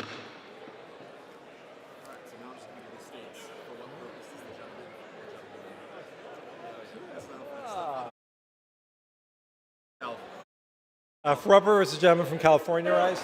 Mr. Speaker, as a member designated by Mr. DeSallier, I inform the House that Mr. DeSallier will vote yes on H.R. 7777.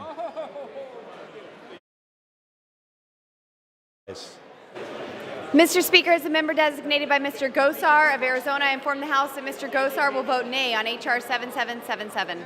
For what purpose is the gentleman from California rise? Mr. Speaker, as a member designated by Mr. Huffman, I inform the House that Mr. Huffman will vote yes on H.R. 7777. For what purpose is the gentleman from Florida rise?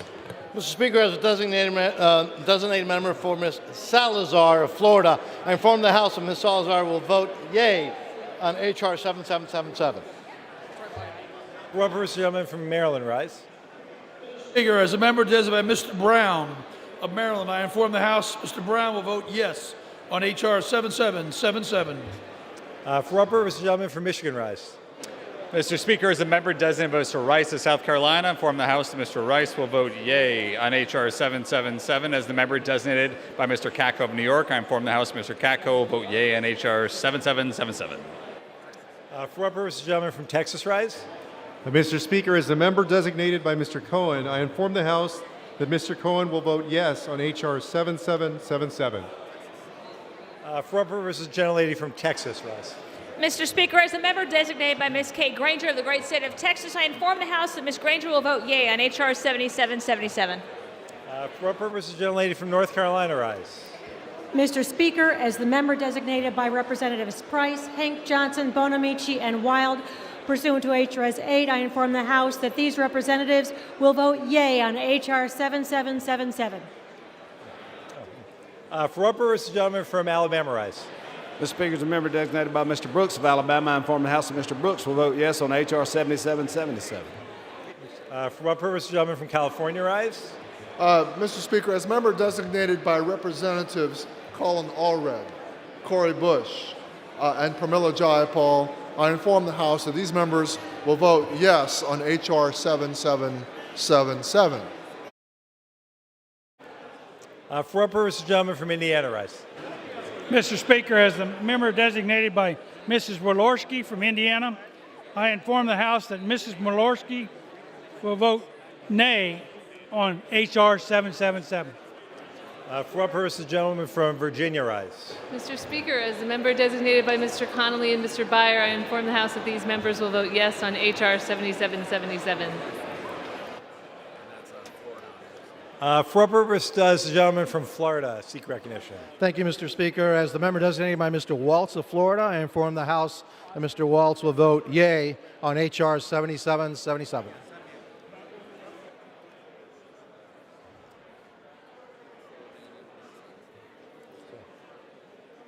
For what purpose does the gentleman from Pennsylvania rise? Thank you, Mr. Speaker. As a member designated by Mr. Rogers of Kentucky, I inform the House that Mr. Rogers will vote yea on H.R. 7777. Additionally, as a member designated by Mr. Muser of Pennsylvania, I inform the House that Mr. Muser vote yea on H.R. 7777.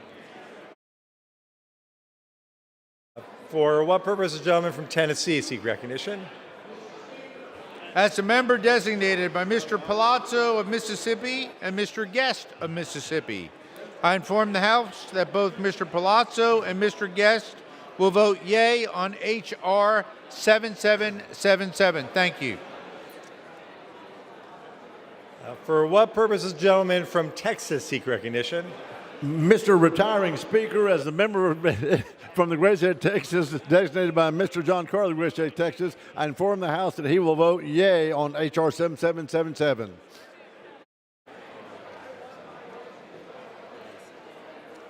For what purpose the gentleman from Colorado seek recognition? Mr. Speaker, as the member designated by Ms. Porter, Ms. Strickland, Mr. Lamb, Ms. Hayes, Ms. Moore, Mr. Keating, Mr. Rush, and Mr. Swazi, I inform the House that these members will vote yea on H.R. 7777. Is that good? For what purpose the gentleman from Texas seek recognition? As the member designated by Mr. McCall from Texas, I inform the House that Mr. McCall will vote yea on H.R. 7777.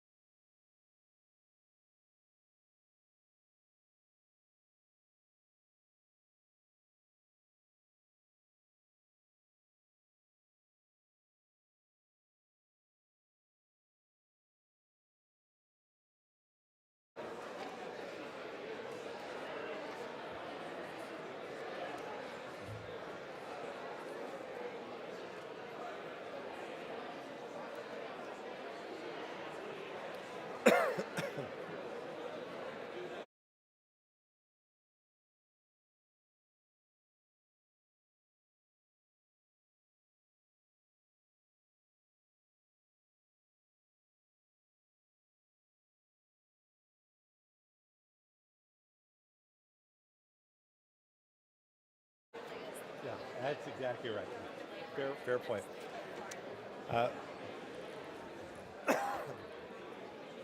For what purpose does the gentlewoman from Florida seek recognition? Mr. Speaker, as the member designated by Ms. Mang of New York and Mr. Kristen Lawson of Florida, I inform the House that these members will vote yea on H.R. 7777.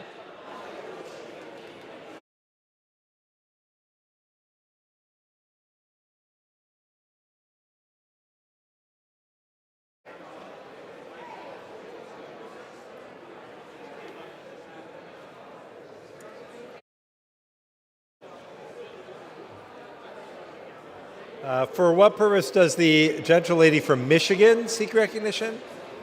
Mr. Speaker, as the member designated by Mr. Kind of Wisconsin, Ms. Stansberry of New Mexico, and Ms. Bernice Johnson of Texas, I inform the House that these members will vote yes on H.R. 7777.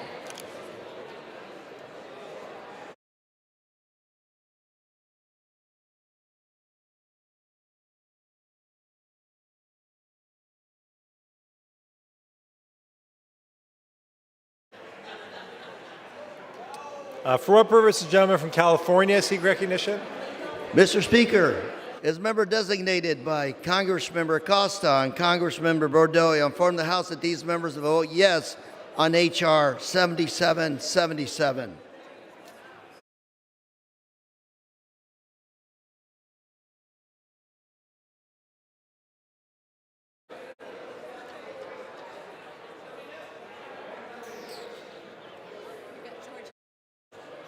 For what purpose does the gentlewoman from Georgia seek recognition? Mr. Speaker, as the member designated by Mr. Troy Carter of Louisiana, I inform the House that Mr. Carter will vote yes on H.R. 7777.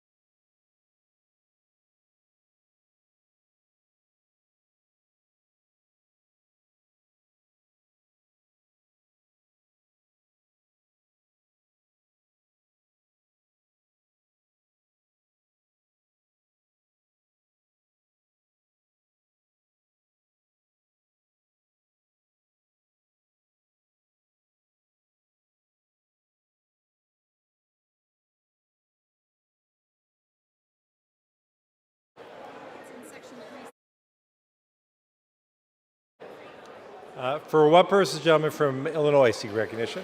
Mr. Speaker, as the member designated by Mr. Grijalva of Arizona and Ms. Newman of Illinois, I inform the House that these members will vote yes on H.R. 7777.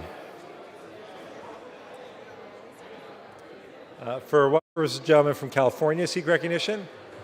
As the member designated by Davis, Ryan, and Tlaib, I inform the House that these members will vote aye on H.R. 7777.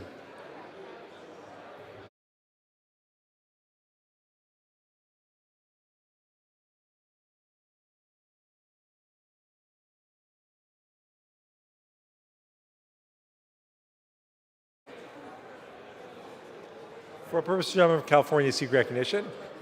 As a member designated by Mr. Peter DeFazio, I inform the House that Mr. DeFazio will vote yes on H.R. 7777.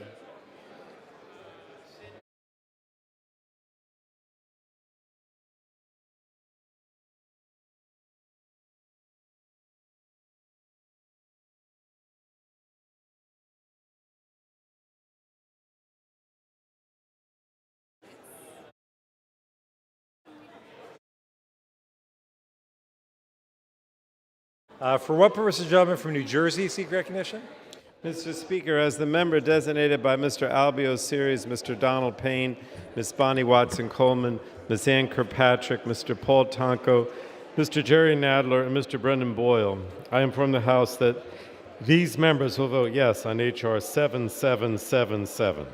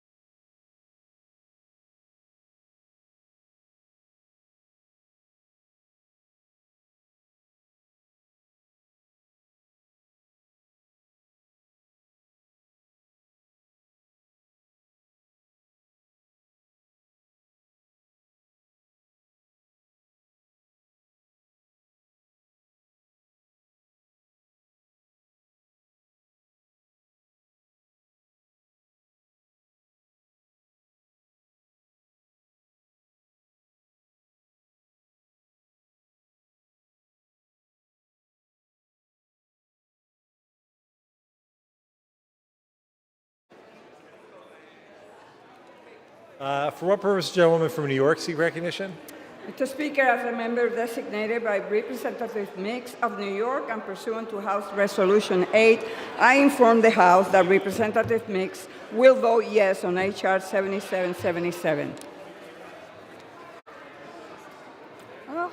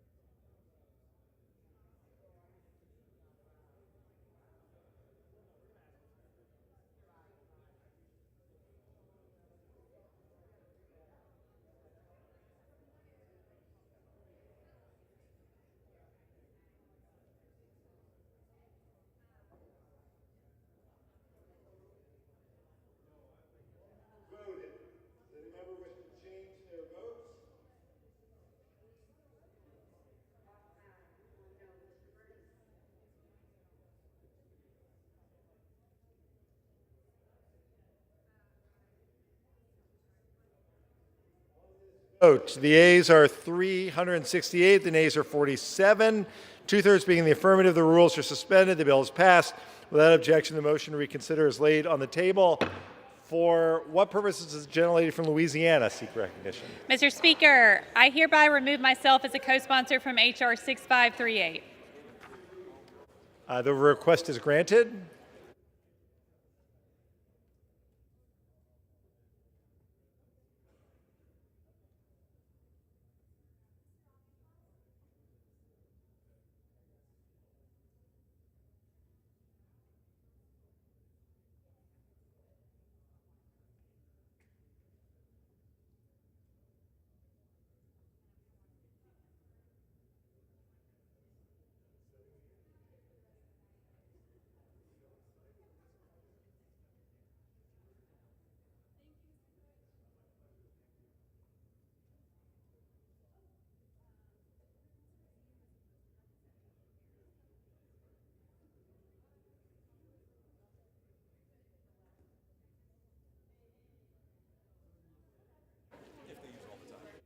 The chair will now entertain requests for 1-minute speeches. For what purpose does the gentlewoman from Texas seek recognition?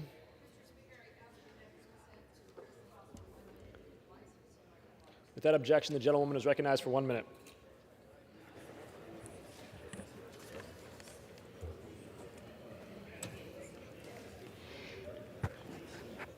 I rise to recognize the House Democrats' efforts to lower rising costs that threaten and burden our American families.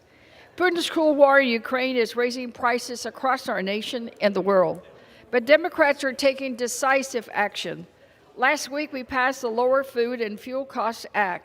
This bill will reduce our dependence on foreign fertilizer production, strengthen competition in the meat and poultry sector, and strengthen our supply chain.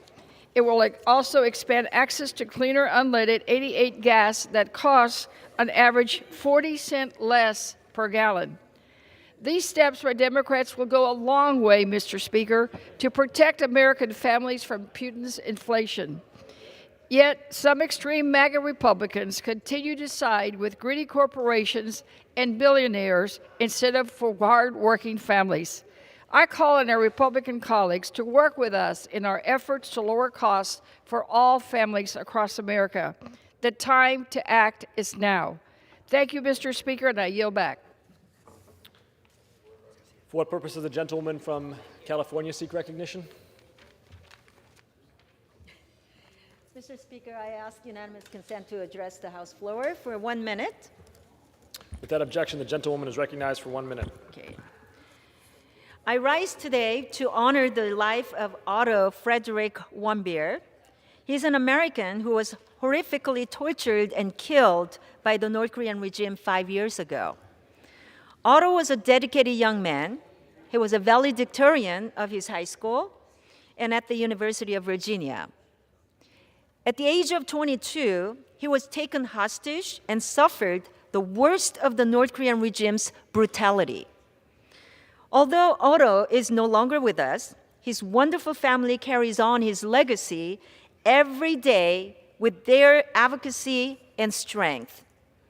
As one of the first Korean American women to serve in Congress, and as a member of the House Foreign Affairs Committee, I will always be a loud voice for global human rights and hold violators accountable. We remember and honor Otto always. 우리는 어로를 영원히 기억할 것입니다. Thank you, and I yield back. For what purpose does the gentlewoman from New York seek recognition? Without objection, the gentlewoman is recognized for 1 minute. I rise in strong support of the Honoring Our Pact Act, which will ensure comprehensive benefits and care for our troops who suffer from toxic exposure, especially from burn pits. I thank Chairman Takano once again for his leadership, and it is now time for us to finally send this bill to President Biden's desk. As a daughter, sister, and wife of veterans, caring for our veterans is extremely important to me, as it should be to every American. The Honoring Our PAC Act will help over 3 million veterans suffering and ensure that they can get the care that they need. I note especially the similarities between this bill and my 9/11 Health and Compensation Act, which supports the 9/11 first responders who were exposed to dangerous toxins that made them sick still to this day. Our veterans were there for us. We must be there for them. We should all support this important bill, and I yield back. For what purpose does the gentleman from Kentucky seek recognition? Without objection, the gentleman is recognized for 1 minute. Mr. Speaker, today I rise to honor the life of former State Representative Wilson Stone. Wilson was a passionate public servant who spent his career fighting for Kentucky. Wilson served as State Representative of the Kentucky General Assembly for 12 years. During his time, he served as chairman of the State House Agriculture Committee and pursued meaningful improvements to Kentucky's public education system. I had the honor of serving in the State House with Wilson Stone. Before serving in the state legislature, Wilson was an influential member of the Allen County Board of Education. It's a position he held for a remarkable 24 years. In the spare time that he did have, Wilson was a farmer. Wilson was a true leader with a sincere drive to improve Kentucky. On behalf of the 1st Congressional District, I want to send my sincerest condolences to Wilson's family, friends, and neighbors. His life touched many, and our Commonwealth is better off because of his service. Thank you, and I yield back. For what purpose does the gentlewoman from Ohio seek recognition? I ask unanimous consent to address the House for 1 minute and to revise and extend my remarks. Without objection, the gentlewoman is recognized for 1 minute. Thank you, Mr. Speaker. Last week, House Democrats took aggressive action to address rising food prices by passing the Lower Food and Fuel Cost Act. The bill would lower costs by doing 3 things. First, it will reduce our dependence on overseas fertilizer production. Russia and Ukraine are major producers of fertilizer. Putin's war in Ukraine has driven up the cost of fertilizers for our farmers and therefore for critical staples on our grocery store shelves. Second, the bill will also crack down on unfair, anti-competitive practices in the meat and poultry sector, helping to drive down the prices of meat products. Third, and finally, it would expand access to cleaner ethanol blends that cost on average 40 cents less per gallon. This will help ease the pain at the pump. These provisions may sound technical, but they are sound and sensible solutions to lower prices for America's families in the grocery aisle and at the gas pump. And with that, Mr. Speaker, I yield back. For what purpose does the gentleman from Georgia seek recognition? Ask unanimous consent to address the House for 1 minute to revise and extend my remarks. Without objection, the gentleman is recognized for 1 minute. Mr. Speaker, I rise today to honor Darius Smith for his outstanding athletic achievements, having won 2 state track titles for Appling County High School in Baxley, Georgia. The senior took home first place in the Georgia High School Association Class 3A 400-meter individual race in Carrollton, as well as the gold medal on Appling County's 4x400-meter relay team. Darius is not your typical track star. The 6'6", 230-pound runner is also a standout basketball player, as well as one of the top football recruits in the nation, committed to playing linebacker at the University of Georgia. Go Dogs. He finished his high school football career rated as the nation's number 14 defensive end and the number 162 overall prospect for 2022. These unbelievable achievements are worth appreciation and will inspire the next generation of athletes to push for their goals. Congratulations, Darius. We are all excited to see where your talent and hard work takes you. Go Dogs.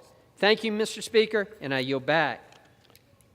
For what purpose does the gentleman from Texas seek recognition? Speaker, I ask unanimous consent to address the House for 1 minute. Without objection, the gentleman is recognized for 1 minute. Mr. Speaker, I rise today to celebrate the accomplishments of Angel Sanchez of Fort Worth, who recently represented Diamond Hill Jarvis High School and made history by winning the state's first track and field medal with the gold in the 1600. Additionally, his accomplishments got him recognized as DFW's Boy Track Athlete of the Week. I'm very proud of Angel for representing the city of Fort Worth at the state level, and I am proud of the entire Diamond Hill Jarvis High School for all of their recent athletic accomplishments. Last year, Diamond Hill boys soccer team headed to the state finals, making them the first ever team in school history to make it to the state UIL championship in any sport. Once again, Angel and everyone at Diamond Hill, you should be proud of all of your accomplishments. Keep up the good work, and Angel, look forward to seeing you race in Portland. Mr. Speaker, I yield back. For what purpose does the gentleman from Pennsylvania seek recognition? Mr. Speaker, request unanimous consent to address the House for 1 minute and revise and extend my remarks. Without objection, the gentleman is recognized for 1 minute. Thank you, Mr. Speaker. Mr. Speaker, I rise to honor the distinguished career of Mr. Dale Moore as he celebrates his retirement from the American Farm Bureau Federation. For over 40 years, Dale has been an instrumental leader in agriculture policy. Dale earned his bachelor's degree in animal science from Fort Hays State University. Dale then began his professional career as legislative assistant to former U.S. Congressman and Senator Pat Roberts. Dale then transitioned to the House Committee on Agriculture to serve as legislative director while Mr. Roberts was chairman. After years of hard work on Capitol Hill, Dale served as executive director of the National Cattlemen's Beef Association. Dale then became the USDA Chief of Staff for all 4 secretaries under President George W. Bush. Dale has spent the past 11 years of his career with the American Farm Bureau Federation, serving as the executive director of public policy before being appointed executive vice president in 2018. Dale has maintained an exemplary reputation for decades. He will be sincerely missed as he enters retirement, and his positive contributions to agriculture policy will be remembered for many years. Congratulations, Dale, on your successful career, and best wishes to you in your next chapter. Thank you, Mr. Speaker, and I yield back the balance of my time. For what purpose does the gentleman from Tennessee seek recognition? Said Tennessee. I seek unanimous consent to address the House for 1 minute and to revise and extend my remarks. Without objection, the gentleman is recognized for 1 minute. Thank you, Mr. Speaker. I rise to recognize Master Sergeant Christopher Neal Hauser as Tennessee's 2nd District's Veteran of the Month. He served in the United States Air Force during the Gulf War, the War on Terrorism, and the Cold War. Chris was raised in Clinton, Tennessee, and graduated from Clinton High School in 1980. He then attended Tennessee Tech University, where he received his degree in business administration, business management.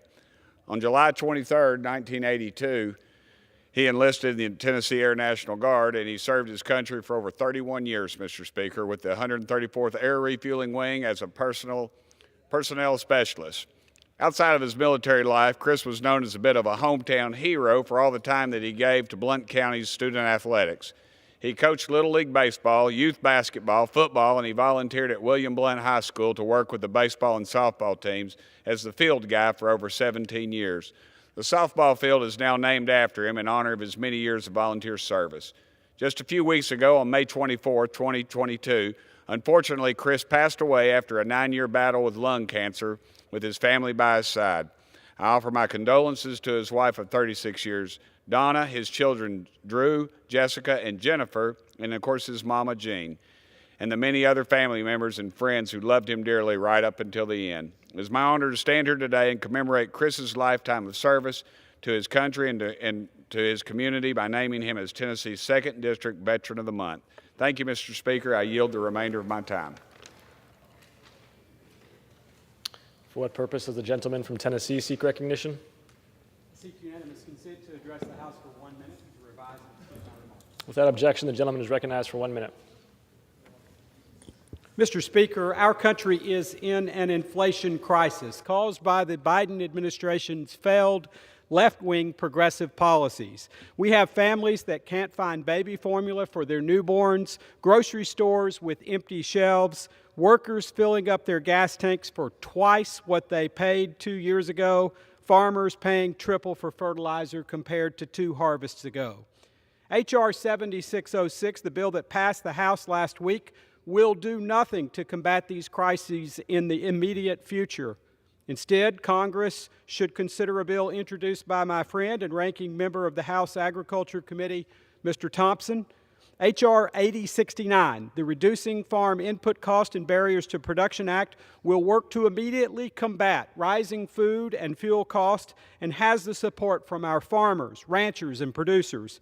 However, once again, Democrats passed a bill that doesn't fix our problems, nor does it increase our domestic food or fuel production, and they blame everything on Republicans. Let the record show we offered real solution, and Democrats simply did not listen. Thank you, and I yield back. For what purpose does the gentleman from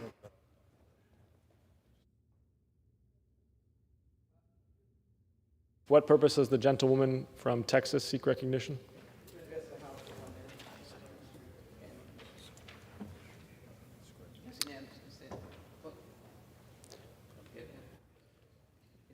For what purpose does the gentleman from Wisconsin seek recognition?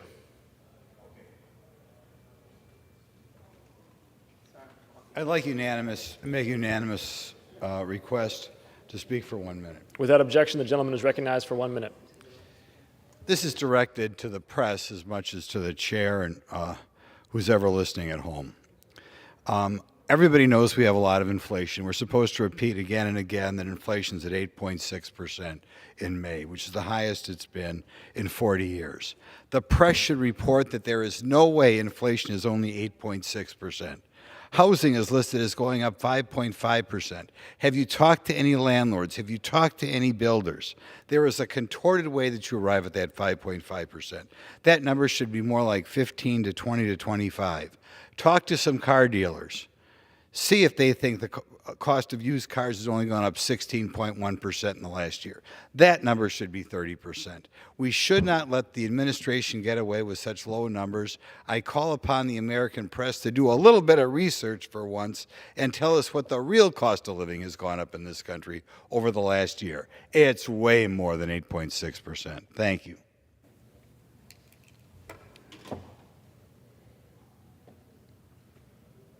For what purpose does the gentlewoman from Texas seek recognition? Without objection, the gentlewoman is recognized for 1 minute. Mr. Speaker, I rise to assert the sovereignty of the United States of America, to applaud the bipartisan commitment to the Ukrainians who are fighting for democracy, and to be able to acknowledge Alex Druki and Andy Huynh, who is fighting as volunteers in the Ukrainian army, now been captured by the enemy. The enemy wants to call them a name that I refuse to say on the floor of the House. They are, in fact, volunteers, and they should be subject to the international obligations that Russia must adhere to and must look at the conventions that may be relevant. Their lives must be protected. They are soldiers who desired to fight for democracy. I'm proud of them, as I am of the Americans that are held around the world falsely, and in particular Paul Whelan and Brittany Griner, who are held as hostages in Russia. They are wrongly held, and I ask that we pursue this as Americans and the American government to help release Brittany Griner, release Paul Whelan, stop the false judicial system and legal system of Russia, and bring our Americans home. And we should not leave Alex Druki and Andy Huynh on the battlefield. We need to protect them as a sovereign nation. I yield back. The chair lays before the House the following personal request.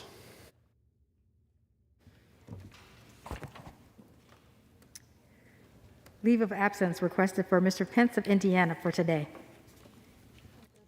Without objection, the request is granted. Under the Speaker's announced policy of January 4th, 2021, the gentleman from Oklahoma, Mr. Hearn, is recognized for 60 minutes as the designee of the minority leader. Mr. Speaker, I ask unanimous consent that all members may have 5 legislative days in which to revise and extend their remarks and include extraneous materials on the topic of this special order. Without objection. Thank you, Mr. Speaker. America is in crisis. Inflation is at its highest in 4 decades.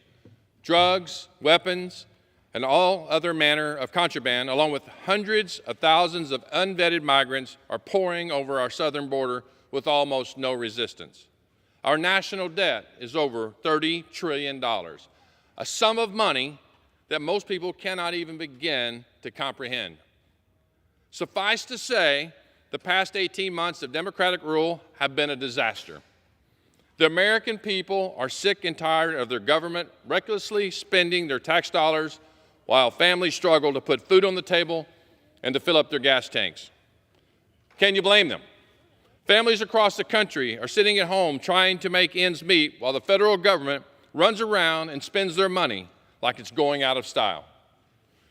President Biden often likes to tout his understanding of, quote, kitchen table economics.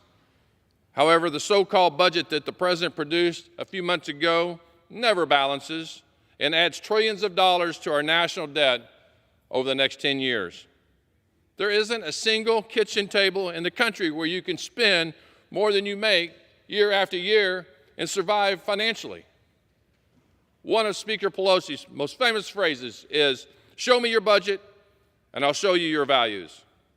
It's plain to see that Democrats care little for financial responsibility and a strong American economy. They won't even draft a budget. I've been in Congress 4 years, and under Speaker Pelosi's leadership, the Democrats have not created a single budget in the House Budget Committee.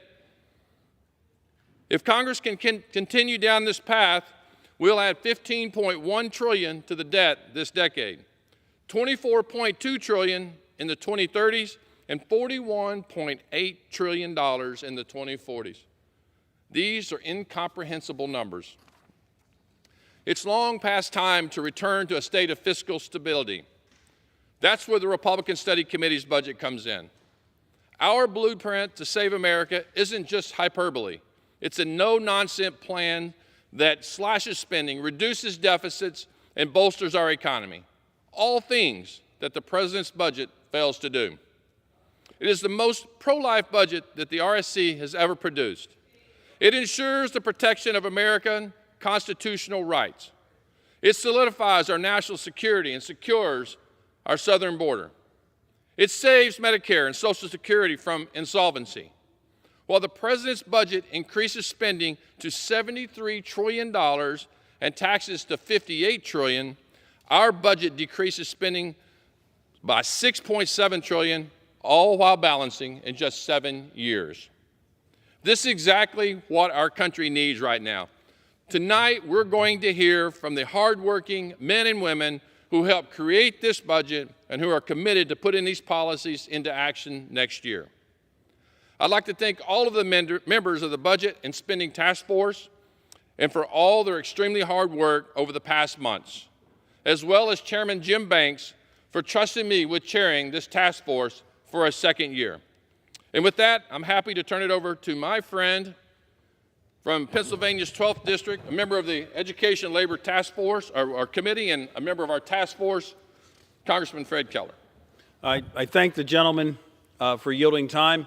I also thank the gentleman for his hard work. Mr. Speaker, it's been a year and a half of President Biden and Washington Democrats' disastrous tax and spend policies. And American families are feeling the effects of rising inflation in their paychecks, at the gas pumps, and in the grocery store. Instead of working to eliminate wasteful government spending, the President's 2023 budget calls for the highest sustained spending burden in American history, $73 trillion over 10 years, all at the expense of our children and grandchildren, who will be forced to pay for this outrageous spending and debt. You know, going to Speaker Pelosi's "Show me your budget and I'll show you what I value." I have my granddaughter with me tonight. I value her future. I value the fact that she's not going to have to pay for this spending, that she'll be able to keep more of the money she earns instead of having the government take it to pay for Speaker Pelosi and President Biden's liberal agenda. The Republican Study Committee's budget is a departure from Democrats' irresponsible policies and a return to fiscal sanity for American families. Republicans have built a comprehensive plan that balances the federal budget in just 7 years, works to eliminate waste, and it will enable Americans to keep more of their hard-earned money. Growing up in America, raising a family, and running a business taught me that budgets matter. After reading President Biden's 2023 budget, it's clear he doesn't have a clue on how to budget responsibly. It's time we stop leaving financial disaster for the next generation. Again, I thank Congressman Hearn and my colleagues on the Republican Study Committee for their work in putting forth a responsible budget that meets the needs of the American people, places the American people first, and doesn't cater to the wishes of Joe Biden and Nancy Pelosi. Thank you, and I yield back. I'd like to thank the gentleman for his hard work over the last almost 6 months to arrive at this budget. One, it's not a conservative budget, it's an all America's budget. It's what all Americans have to do. They have to create a budget. Now we'd like to hear from another member of the task force, a member of the Natural Resource Committee, Tom Tiffany from Wisconsin's 7th District.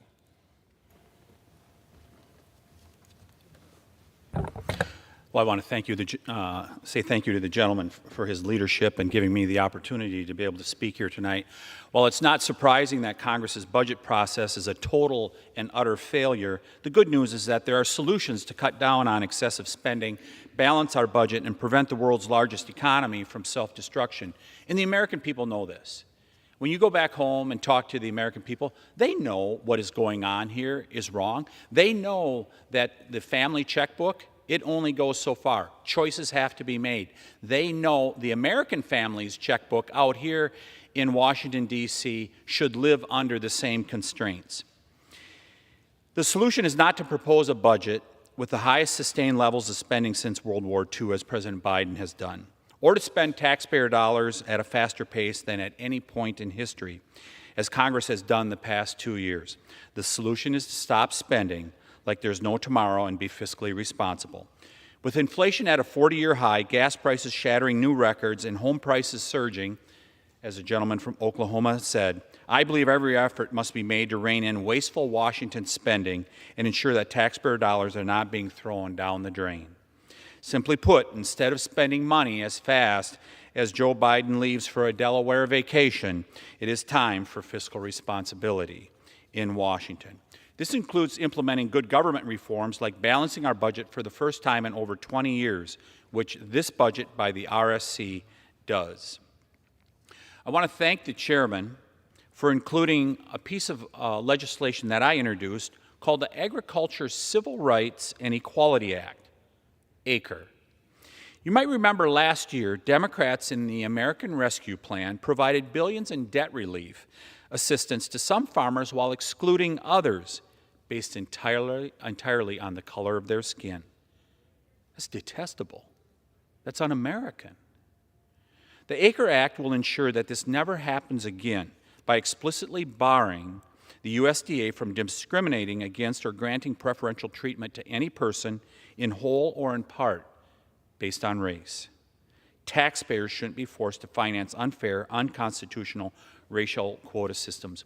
One of the main reasons I ran for this office is the same reason that I ran in 2010.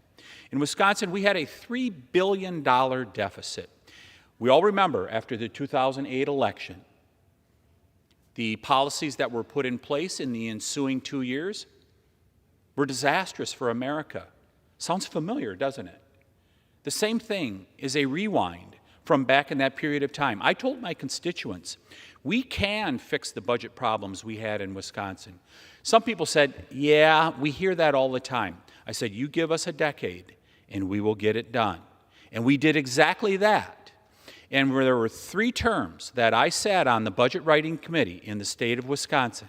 And if you look at their budget, where it's at now, as a result of the little bit of work that I contributed along with my colleagues in the state legislature, we fixed those budget problems in Wisconsin. Largest rainy day fund in the history of the state of Wisconsin.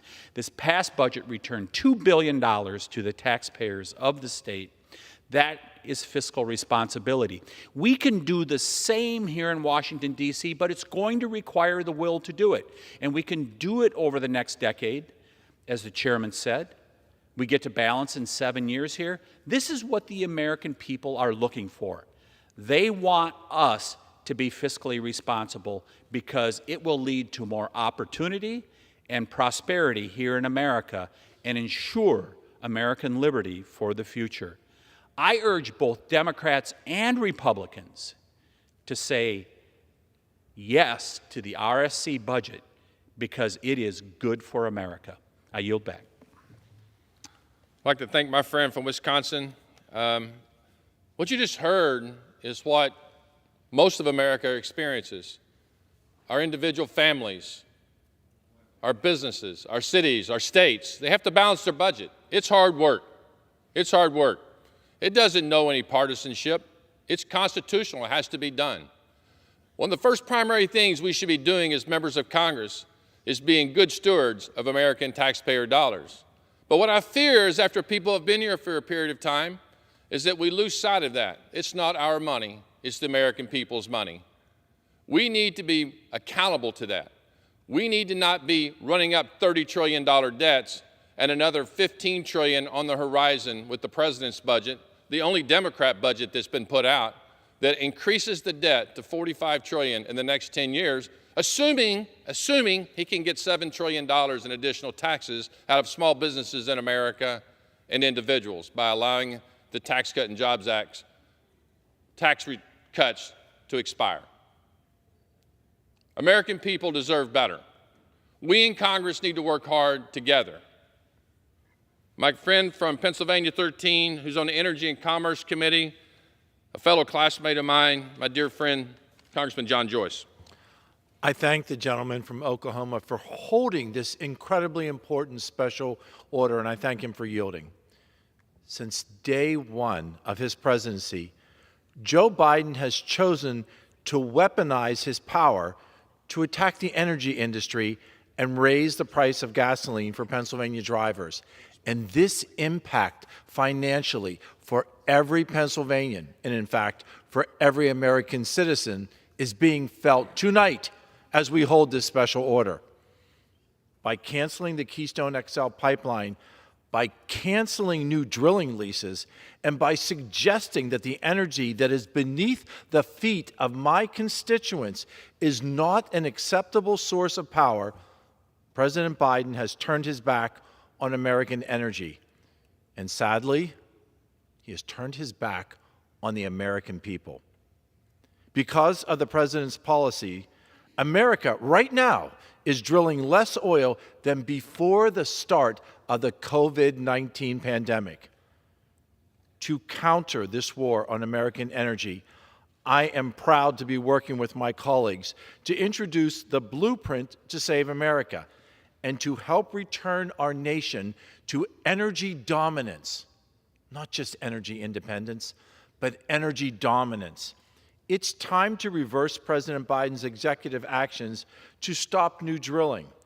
It is time to produce the coal, the oil, the natural gas, and Marcellus shale that is needed to power our cities, our communities, and to power our grids. I thank the gentleman for holding this special order to bring attention to the roadmap that we have built to return our country to that needed energy dominance. President Ronald Reagan once said that we can maintain peace through strength, by rebuilding our energy infrastructure and once again becoming a net energy exporter. We can help our allies while at the same time lowering the price of energy right here in America. I look forward to continuing to advocate for this budget that will help my constituents back home in Pennsylvania. Again, I thank my colleague, Representative Hearn, for holding this special order, and I yield back. I'd like to thank my friend and colleague from Pennsylvania. Now I'd like to allow my friend from Arkansas, a dear friend of mine, somebody that knows a lot about budgets and finances in his personal life, a member of the Financial Services Committee, a long-time study of what it takes to balance a budget in America. French Hill from Arkansas.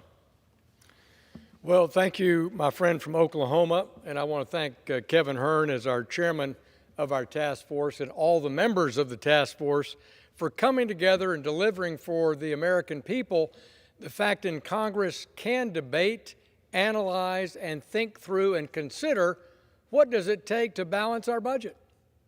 And Kevin Hearn has delivered that leadership, Mr. Speaker, and so I rise today in favor of the Republican Study Committee's budget proposal for FY 2023. proud to be a contributing member of the Republican Study Committee. This RSC budget would not only rein in reckless spending, but it would balance the nation's budget over the next decade. By making President Trump's Tax Cuts and Jobs Act permanent, this budget would provide hardworking American families with immediate relief, something we desperately need amid Joe Biden's highest inflation in 4 decades. This budget also worked towards strengthening our national security, starting with the crisis at our southwest border. Last month, Mr. Speaker, Customs and Border Protection reported that 234,416 illegal migrant encounters occurred along our border, the highest one-month total ever recorded. This budget would restore the Trump-era policies that secured our border and kept our communities safe, preventing startling statistics like that one I just noted. This budget is sensible, it's realistic, and it's beneficial for all of our American families. I'm pleased that 2 of my legislative items that I've placed priority on in this Congress were included in this budget package. The Price Stability Act and the Social Security Disability Insurance Return to Work Act were included. First, price stability. I was pleased to introduce that earlier this year alongside my good friend and our colleague, Byron Donalds from Florida. At a time when the American people are currently spending an additional $460 a month, Mr. Speaker, nearly $5,000 more this year than people were spending last year to keep up with President Biden's inflation, rising costs of gas at the pump, groceries at the store. This bill would have the Federal Reserve focus on a single mandate, and that of price stability, concentrating on keeping prices down, inflation out of, stealing from American families. The second bill, the Social Security Disability Insurance Return to Work Act, which I reintroduced this year, would restructure the Social Security Administration's disability classification system to provide further opportunities for individuals with disabilities who can and want to get back to work. That's important because too many people go on our Social Security disability system and they don't get back to the workforce. This provides them financial and training and opportunity incentives to go back to work, something our workforce and our employers desperately need. And it gives dignity to those with disabilities who can get back into the workforce. These policies would both reduce government spending while ensuring that we put the needs of the American people first. I'd like to thank the Republican Study Committee Chairman, Jim Banks, Task Force Chairman Hern for their hard work and leadership in developing this budget. This common sense legislative agenda combats inflation while supporting a healthy economy. It works for the betterment of our families long term. I'm proud of the provisions that were included in the budget. I'm happy to express my support for the budget and for the work of the task force. And I yield back to my friend from Oklahoma. I'd like to thank the gentleman from Arkansas for his words and for his personal knowledge of how the budget is so important to all the American people. You've heard a lot from my colleagues about pieces of legislation that have been included in this budget, some 203 pieces of legislation by some 82 members of the Republican Party have been included in this budget to design and develop and produce a balanced budget for all Americans. All Americans sitting at their table, they don't look and see first if they're Democrat or Republican. They don't care about politics when it comes to spending. Members of Congress talk about how they care about the least of us out in our economy, across America. If we cared, we would sit down and work together to produce a balanced budget, one like we haven't seen in over 20 years. I'd like to now hear from my colleague from Utah's 1st Congressional District, an outstanding freshman on armed services, Congressman Blake Moore. Thank you, Mr. Speaker. And thank you, Congressman Hern, for organizing this special order tonight and for your leadership on the Republican Study Committee. I frequently reach out to my constituents and conduct polling, if you will, on what are the issues that matter most to them. And at the top of the list, every single time, it's debt and deficit. It's constantly debt and deficit. I know that's on the minds of many Americans, but particularly in Utah, where we are so fiscally smart that we have a balanced budget. We have a rainy day fund. We're still the most philanthropic state in volunteer time and dollars than anywhere else in the nation, but we care so deeply about being smart fiscally that what I ultimately take from this, and as I look back on the last 20 or so years of our inability to do this, Americans need confidence that their Congress, that their government can actually do something practical and reasonable. And that's what we have here in front of us, is a plan. Americans need to know that there's a plan to be able to inject fiscal responsibility again into what they have not seen for too long. Like everywhere in the nation, Utah families are burdened with painfully inflated gas prices at the gas pump, grocery store, and more. The average American household is paying hundreds more than they would for the same goods that they purchased just a year ago. Despite repeated Republican warnings of excessive federal spending, what it would do to our economy, Democrats have continued to vote for massive spending bills. As a father to 4 young boys, I know we must provide for the next generation a more stable economic outlook for their financial success. It's why I ran for Congress. However, achieving a balanced budget after over 20 years of consistent deficit spending is a very tall task. And when I decided to run for Congress, and I made this a key part of my platform, I knew it was going to be a very tall task. On top of increasing Medicare and Social Security spending, the Congressional Budget Office estimates that over the next 10 years, interest costs will total $8.1 trillion. The longer we don't address this issue, the larger the hill we must climb. Even so, leaders from both parties have historically come to the table to build solutions, and we must rise to the occasion. The Republican Study Committee has worked dutifully to chart our path forward. This plan is outlined in the Blueprint to Save America. This roadmap provides a fiscally sound path to balancing our budget in 7 years, protecting our border, bolstering our nation's defense, expanding workforce opportunities, making the successful Tax Cut and Jobs Act permanent, and so much more. This budget is, in the words of Congressman Hurd, for all Americans. All Americans, not just Republicans, need a balanced budget. This issue matters to Utahns, which is why I convened a debt and deficit task force in my own district to get their input, and have spent countless hours as I've worked to work with my colleagues to know what exactly it is that we can do going forward. We must be committed to reversing our economic policies that are hurting Americans and get us on the right track. Thank you again. I'd like to thank my colleague. And, as we look at inflation, and we heard one of my colleagues talk about it earlier, it says it's 8.6% inflation caused by excessive spending. We've heard this from many of the past treasurers under the Obama administration. We've heard the current Secretary of the Treasury admit that she got it wrong last year, that excessive spending drove the inflation that we're seeing today. The problem is that most Americans don't believe the 8.6%. I mean, when you look at gas prices up over 100% since Biden took office. If you look at hot dogs, something as simple as an all-American hot dog up 64%. Milk up 32%.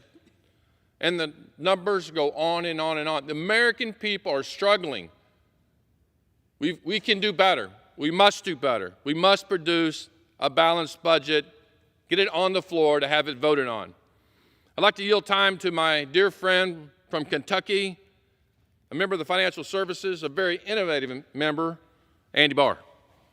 Well, I thank my good friend Kevin Hearn from the great state of Oklahoma, not only for his leadership on the Republican Study Committee's Budget and Spending Task Force, ably chairing that committee, but also as an advocate for more domestic energy production to deal with this energy crisis. And like your constituents in Oklahoma, my constituents in rural Kentucky are feeling the pain.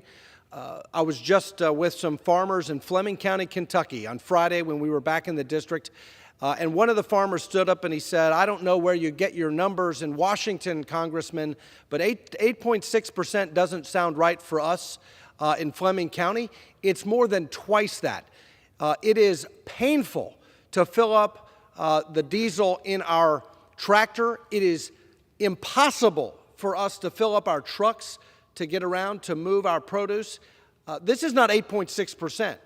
You all don't know what the real number is and how it affects real Americans. That's how bad this inflation crisis is.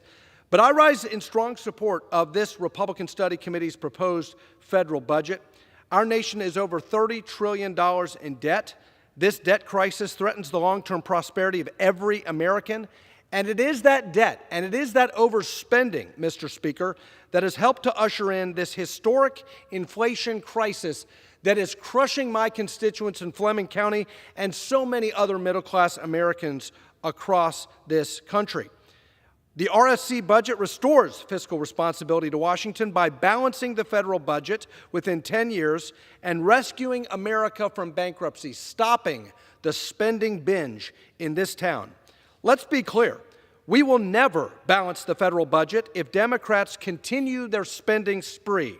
We will never balance the budget continuing this reckless deficit-producing fiscal policy and threatening tax hikes in this Build Back Better calamity that fails to raise revenue, but instead would crush economic growth and actually diminish the tax base.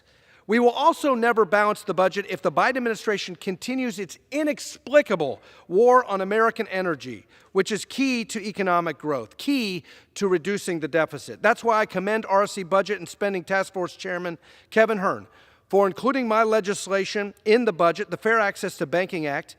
This legislation, the Fair Access to Banking Act, protects key American industries, such as energy producers, from discrimination by banks and lenders who politicize access to capital to satisfy the radical agenda of climate extremists. And here's the irony. We all care about the environment, especially farmers. We care about the environment. They're the ultimate environmentalists.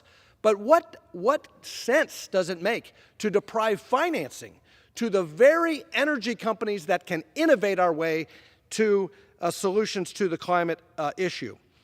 When President Biden was sworn into office, gas prices averaged $2.36 across the country. This month, gas prices reached $5 nationally for the first time. And they're on their way to $6 a gallon. In less than 2 years, our nation went from energy dominant to energy desperate.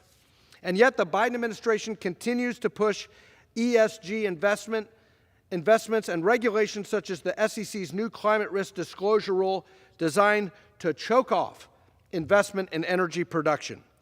The Biden administration, for sure, is blocking construction of the Keystone XL pipeline and other energy infrastructure. It's halting new lease sales for oil and gas. It's stonewalling over 4,400 permits to drill.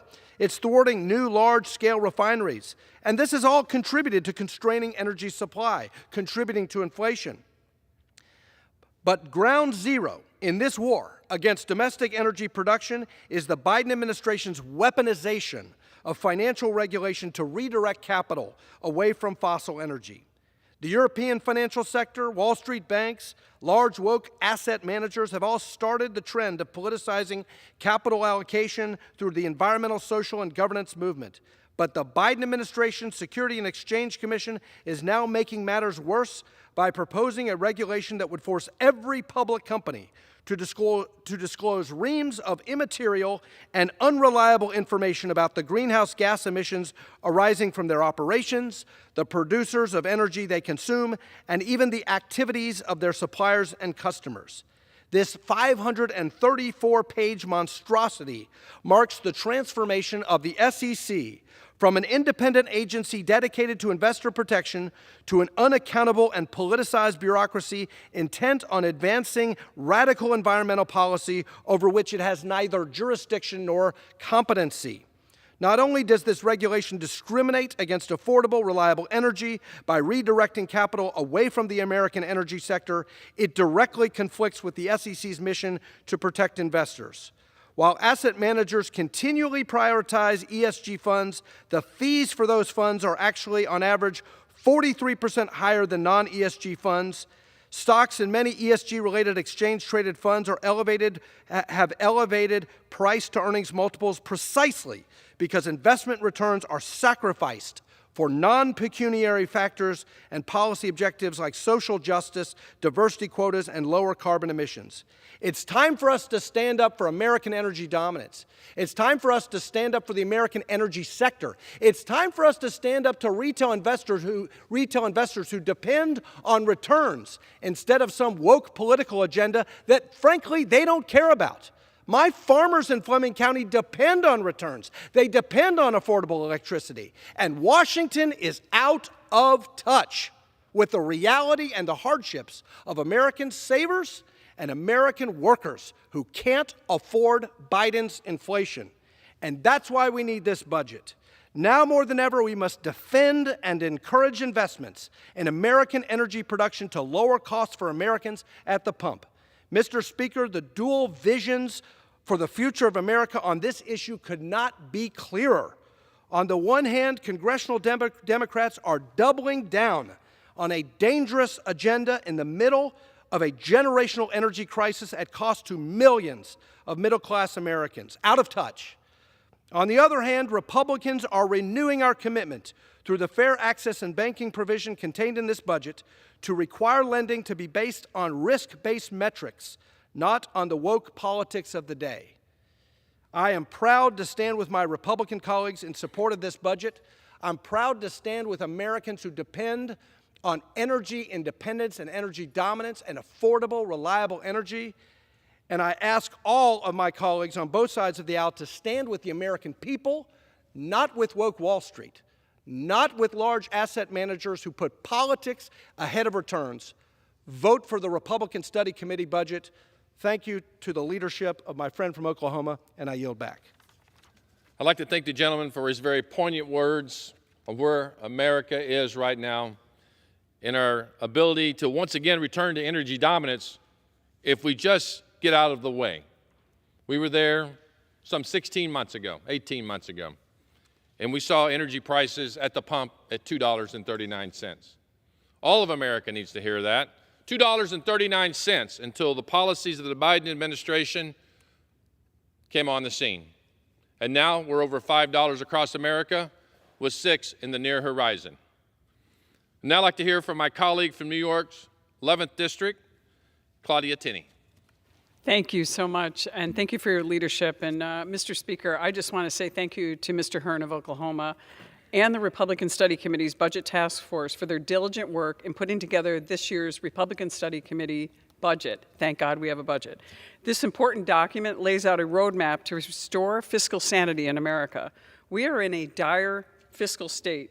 We here in Congress know it, and the American people, more importantly, know it as well. President Biden and Speaker Pelosi's reckless spending has led to a 40-year high inflation, proving once again that we simply cannot spend our way to prosperity. Our national debt has grown by $7 trillion since the COVID pandemic began. Today, it totals more than $30 trillion, and I have a wonderful constituent who puts the debt amount on his building every single day in a main thoroughfare, a guy named Frank Suits, who's a great American, who puts it out there just so the people know how much we're spending and how this isn't making us prosperous, especially in New York. This is larger than our gross domestic product. In the face of this sobering reality, what does President Biden propose? Spending even more. His proposed budget increases spending by over 66% over 10 years and calls for $73 trillion with a T in new spending. Under President Biden's plan, the United States will reach the highest sustained spending limit in our nation's history. This is not how we jumpstart an economy, control runaway inflation, and deliver for the American people. The budget proposed by the Republican Study Committee takes a different approach.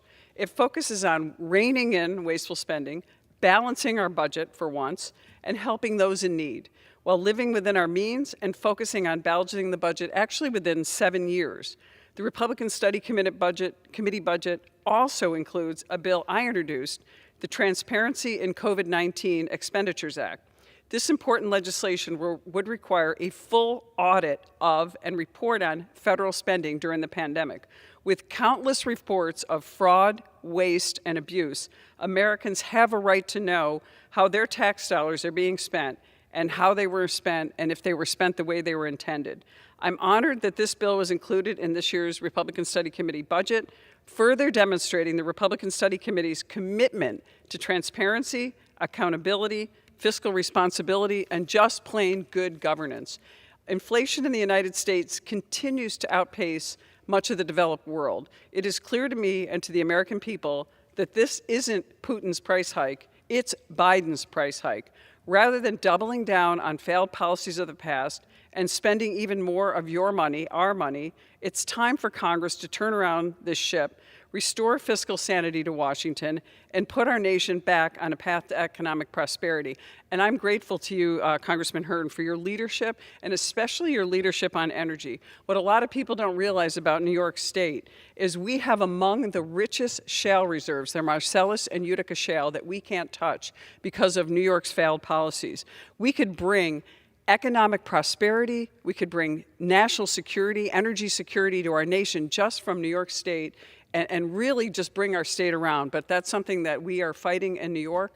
We hope with your leadership out in Oklahoma and across this nation, working with the Republican Study Committee members, which I'm so proud to be part of this great group, that we finally have a budget. We're putting out a plan. We're telling the American people that we have a plan, and we have a plan to win. And we will make sure that the American people come back and America sees the greatness it once had. But I want to just, again, thank you, Mr. Hearn, for doing these special orders, for highlighting this plan, for taking a leading role. We are grateful, and we certainly could use a dose of prosperity in upstate New York. Thanks so much. I appreciate it. I'd like to thank the gentlelady from New York. It's refreshing to hear, for all of America to hear, that New York cares about America. We hear so many times that nobody cares. It's so refreshing to hear your conservative values about something as simple as a balanced budget. I'd like Thank to you thank so the gentlelady. much. I appreciate it. I yield back. I'd like to yield some time to my dear friend Doug LaMalfa from California's 1st Congressional District, a member of the Ag Committee and the Transportation and Infrastructure Committee, another state that we always assume that nobody cares about fiscal responsibility in America. Congressman. Well, my good friend, Mr. Hearn from Oklahoma, I appreciate your strong effort of helping shepherd our budget concept through the RSC and get back to fiscal responsibility and be sure it's on the front burner. I'm also pleased to follow my good colleague from New York as too, because California and New York, you throw in Illinois, you don't really see a whole lot of conversation coming out of that you want the country to emulate as far as fiscal responsibility. So it's, I hope that's a bit of a breath of fresh air. But, you know, we're looking at the situation we're in right now as a country. It's just unbelievable in this last 15, 16, 18 months, just how far it's turned upside down. You know, we can't blame it all on COVID. We have to look at the policies that have been put in place. Now, yes, we did spend a lot of money in Washington, D.C. on the COVID era problems. Some of it's justified. Some of it is completely out of control. There's still COVID dollars sitting in little pots somewhere that people are envying and wanting to turn into things that are completely unrelated and just make it slush fund type stuff. And that's not right, because this is the American people's dollars. This is American people's debt. And unfortunately, we're just adding debt to it. We don't really have a sustained income to back up the money we've been borrowing from the future on this. And so when you couple that with the inflation that we're dealing with now, when we're looking at interest rates that are edging up in order to basically try and essentially put the brakes on government spending, that's what's driven this. The higher numbers for interest rates, for payments on American debt is going to devour our ability to budget on things we actually do want to do and care about around here. If the interest rates and interest payments are so high, we can't do the elective part of our national budgeting. That's going to be horrendous for the American people. And you know, Mr. Hearn, when we're looking at the overall inflation picture with the numbers we were talking about earlier, 8.6%, we know it's a lot higher. I can echo what Mr. Barr was saying a while ago, is that my farmers, I'm a farmer myself in my real life, you know, we're not seeing a mere 8% on fertilizer, on diesel, on parts, on tires, on service calls, on everything. It's a much higher number than that. And so if we're going to continue, my family, we grow rice, been doing it for nearly 100 years. that my colleagues, my neighbors have been doing the same thing. How are we going to afford to be able to put food on the table for the American people that's affordable? And I just don't see that. You know, with what you're dealing with in Oklahoma on energy, I just, it's, you know, your energy helps us. And if you can't get at it, you know, we need It's 40% refineries. of the economy in Oklahoma, and the Biden administration and the Democrats have made, it's very well known, the president has said time and time again, he said it just in the last week, that the high gas prices in America and Americans are suffering is part of the grand transition plan off of fossil fuels onto electric vehicles and others. And yet, when you ask in polling and you ask the young Americans today where they think electricity comes from, the response is the wall. Yes. Not knowing how electricity is actually generated at our generation plants around the country, and the fact that our grid can't even supply what they're proposing to quickly convert our country to and destroy economies throughout our nation. And it's really a tragedy to see what's happening. It's fascinating you would say that. You know, you plug it into the wall. I just saw a recent interview with a major figure with a major car manufacturer introducing and talking about their electric vehicles. And they were questioned at that press conference. So, you know, where's the power coming from to charge this electric car? Like, well, from that building right over there. Well, okay, it's a building, but it's not a generation plant. Well, I don't really know. And so other person in the group answered and said, well, this is powered by a source that's about 90% coal driven. Coal. And I'm not against coal. I think coal's great. It's powered our country for many, many decades and been extremely important and shouldn't just be phased out. It's still at least 35%. But the naivety of a major manufacturer not understanding that the electricity has to come from somewhere and it's going to have to be somewhat reasonably priced in order to make it somehow work to this big dream they have of electrifying everything. You know, it's unbelievable what the people are going to face. As you know, Mr. Hearn mentioned, President Biden called it the incredible transition. Well, the people I know, the regular folks, they haven't been asked about if they want to transition on their electric vehicles or an electric stove or anything else. They want to just stick with where they have, because you're looking at the price of electric vehicles are $50,000, $60,000, $70,000. They keep seeing where the price is bumping up and they're having to recall them because things aren't working quite right. We're force feeding something just because government can mandate and pass a law that, hey, we're just going to require that you do it. Well, the market and technology doesn't always keep up with the whims of a dream that somebody would have in a bureaucracy. So, you know, phase them in, but we're looking at an issue that's being force-fed in the Biden plan to have an incredible transition. It's incredibly painful to the American public. That's why the direction that the RSC budget is trying to go to achieve finally balance. You know, if we're going to service more and more debt at a higher interest rate, and we keep adding the numbers, as my colleague from New York was talking about, if the Biden plan calls for $73 trillion of increased spending over what we're already doing at a deficit over the next 10 years, we got big trouble. And government doesn't always do that well with a dollar spent. In the hands of the American people, they're going to make the best decisions for their families on, do they want to upgrade their car? Do they need to add a room to their house for an expanded family? You know, redo their garage, redo their roof. Maybe even think about taking a vacation if they can afford the $7 gas in California to run an RV and go see Yellowstone or something. It's amazing how this place continues to think that the massive spending is going to somehow, deficit spending is going to benefit the economy. It doesn't work that way. Inflation drives higher prices to the end users, driven by government spending. We have to get it under control. So Mr. Hearn's work is really stellar on trying to put this out there. And this should really be a nonpartisan issue. Republicans, Democrats. The blueprint for this would be back in the mid-90s when we achieved balanced budgets, I believe was 4 years in a row, with President Clinton coming to the table and working with Gingrich and Senator Dole and others on actually passing 4 balanced budgets in a row, you know?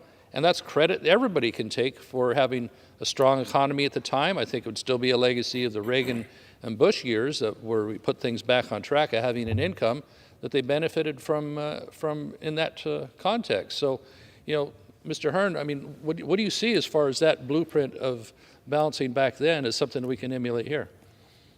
Well, I had the very great fortune of being introduced to politics by the late Senator Tom Coburn. And when he was running for Senate in 2004, he had quickly gained the title of Dr. No because he was always pushing for responsible spending.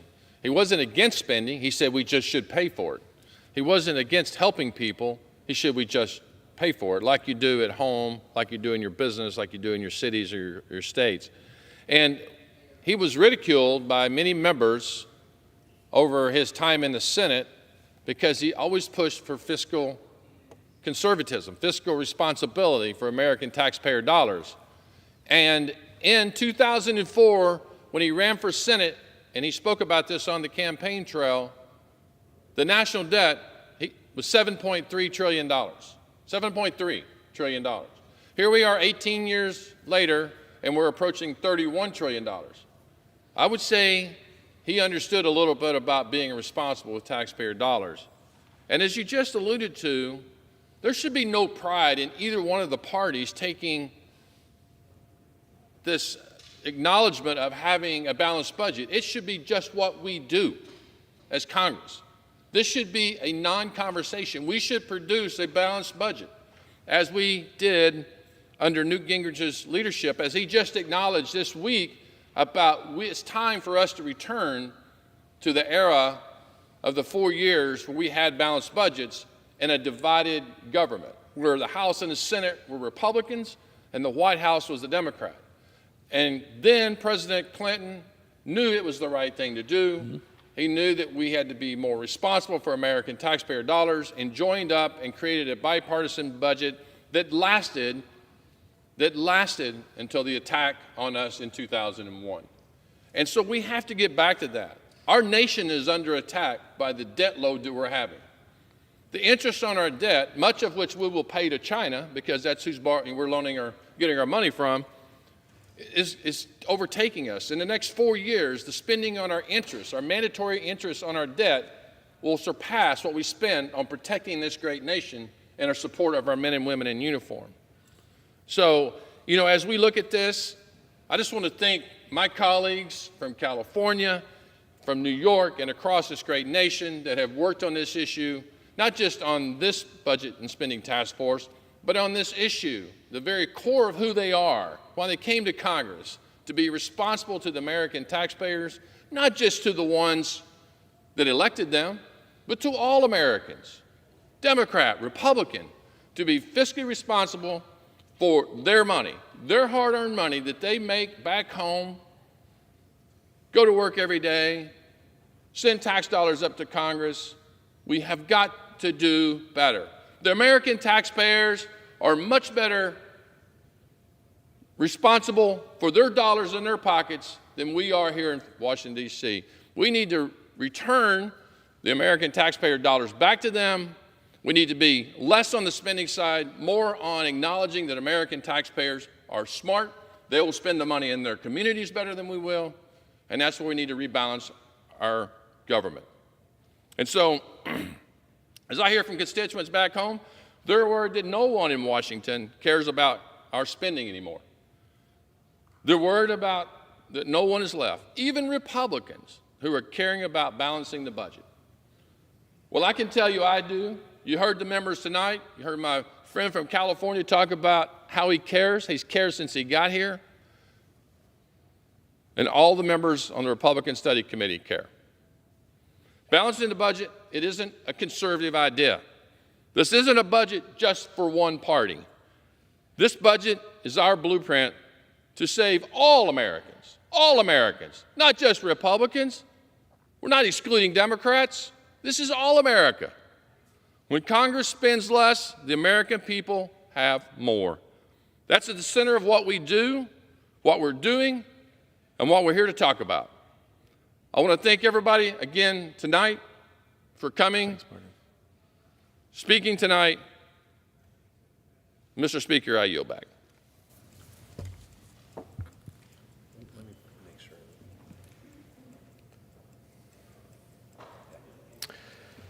Our Under the Speaker's announced policy of January 4th, 2021, the gentlewoman from Texas, Ms. Jackson Lee, is recognized for 60 minutes as the designee of the Majority Leader. Thank you very much, Mr. Speaker. It's my privilege to rise as the anchor of the CBC Special Order addressing Caribbean American Heritage Month, and to welcome my colleagues to the floor to be able to engage in a very important and provocative discussion.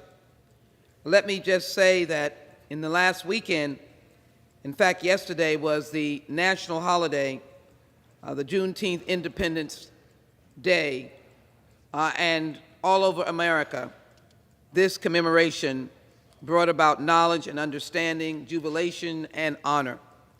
And so we're delighted to be on the floor today to, in fact, provide opportunity to expand, to talk about the heritage of so many in this nation.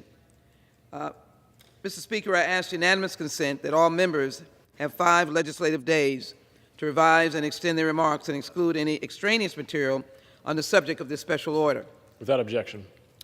It is my privilege now to, first of all, thank the Honorable Joyce Beatty, who is the chairwoman of the Congressional Black Caucus, for her continued efforts to ensure that the American people know our message and our power, know the work that we're doing, know the success that we're having, and also give an opportunity to articulate the historical record of African Americans and those who have heritages from elsewhere. Might I also take the moment to congratulate her for receiving the Juneteenth honors in Washington, D.C. on last Thursday from the Juneteenth Foundation. It was a privilege to be with her and to acknowledge many others who had received those honors, but to be there on such a special night, she was well deserving. It's my privilege now to yield to the gentlelady from Ohio, the chair of the Congressional Black Caucus, Joyce Beatty. Thank you so much for yielding. Mr. Speaker, as we commemorate June as Caribbean Heritage Month, I am proud to stand with our special order champion, Congresswoman Sheila Jackson Lee, who herself is a woman of Caribbean heritage. She's from the great state of Texas, and her parents, immigrants from Jamaica. So, Congresswoman Jackson, thank you again for leading our power, our message.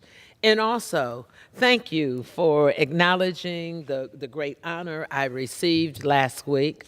But, Mr. Speaker, the Congresswoman did not tell you that she, too, was on that same program as we commemorated and celebrated Juneteenth. She had the distinct honor to present an award to an icon, Maxwell. So great he only needs one name.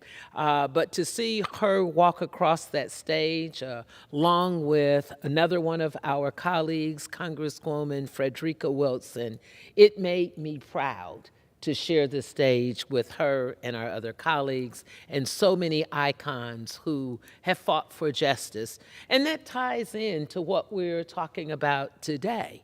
You will hear many of our members come and talk about the beauty of diversity and culture and their heritage.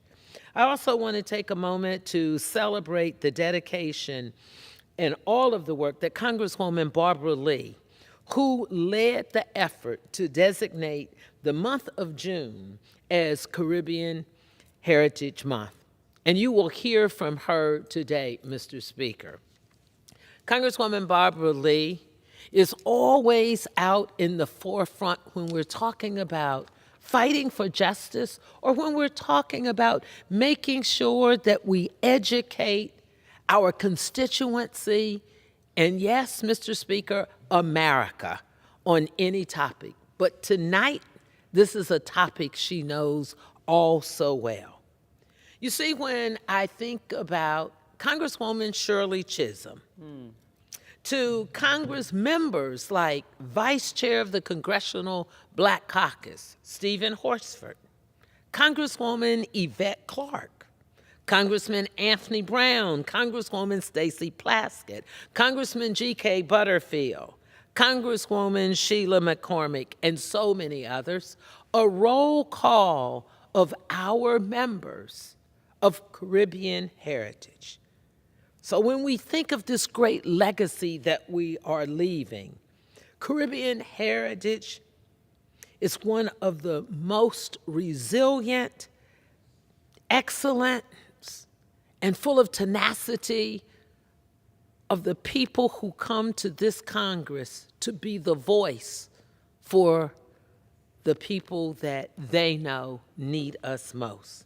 The Congressional Black Caucus has been a longtime fighter of the protection of immigrants of color and for the rights of people of Caribbean descent, such as the Haitian Family Reunification Parole, or better known as HFRP program, which allows eligible United States citizens and lawful permanent residents to apply for parole for their family members in Haiti. From the one, just think about this. Think about this some 50 years ago. One woman and 12 men, the founders of the Congressional Black Caucus. One woman making history. The same woman who ran for president of these United States, Shirley Chisholm. So from Shirley Chisholm, to think about it, today in modern times, Congresswoman Stacey Plaskett, to chairwoman of the CBC Task Force on Immigration, and the only Black woman in the New York congressional delegation, Congresswoman Yvette Clarke. The contributions of Caribbean American heritage to this democracy is alive and well, Mr. Speaker. I would like to also take a moment to commemorate the decades of work that a Dr. Claire Nelson has displayed on behalf of the Caribbean diaspora. Dr. Nelson is the founder and president of the Institute of Caribbean Studies, ICS, the nation's leading Caribbean American advocacy group, and a good friend to the Congressional Black Caucus and our dear friend, Congresswoman Barbara Lee. She fearlessly led the advocacy efforts that accompanied Congresswoman Barbara Lee's legislation that was signed into law that we're celebrating tonight. Thank you, Congresswoman Barbara Lee. I remember when she came to us in the Congressional Black Caucus meeting and said, we want to make this happen. So tonight, we make it happen. And so I want to thank you, and I want to thank all of our other members for being here tonight. And I yield back. I thank you to Chairwoman Beatty for laying the framework of how enriched the Congressional Black Caucus is with the vast diversity of members who have these enormous connections and heritages, and to honor the leader of this legislation, making June Caribbean American Month, and to be astute enough to continue her work as the chair of the Foreign Ops Committee, Subcommittee on Appropriations. She has been a lifeline to the Caribbean and astute on many issues from immigration to disasters to the issues dealing with democracy and humanity. And so I thank her for her leadership. Might I add that she also has strong heritage in Texas and was a very powerful contributor to our celebration of Juneteenth in Texas. Along with her relatives, she was at the Ashton Villa site where General Granger came to announce the freedom of the slaves, and she did that during Juneteenth in Texas. We were glad to have her. I yield now to the gentlelady from California, the Honorable Barbara Lee. First of all, thank you, Congresswoman Sheila Jackson Lee, for that very warm and gracious introduction. But also, let me just thank you for your steadiness, your persistence, your perseverance, and for bringing the truth about so many issues.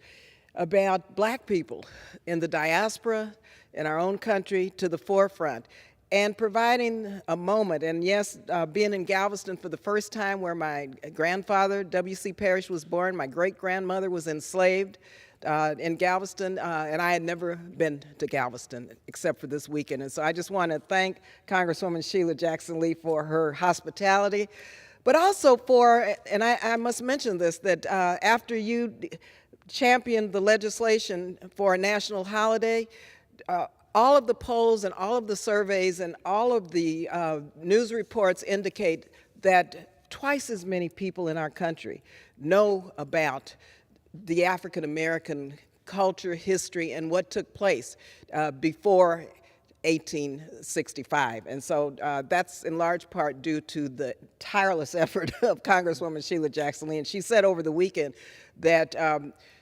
Juneteenth provides for a moment of unity, for a moment of healing.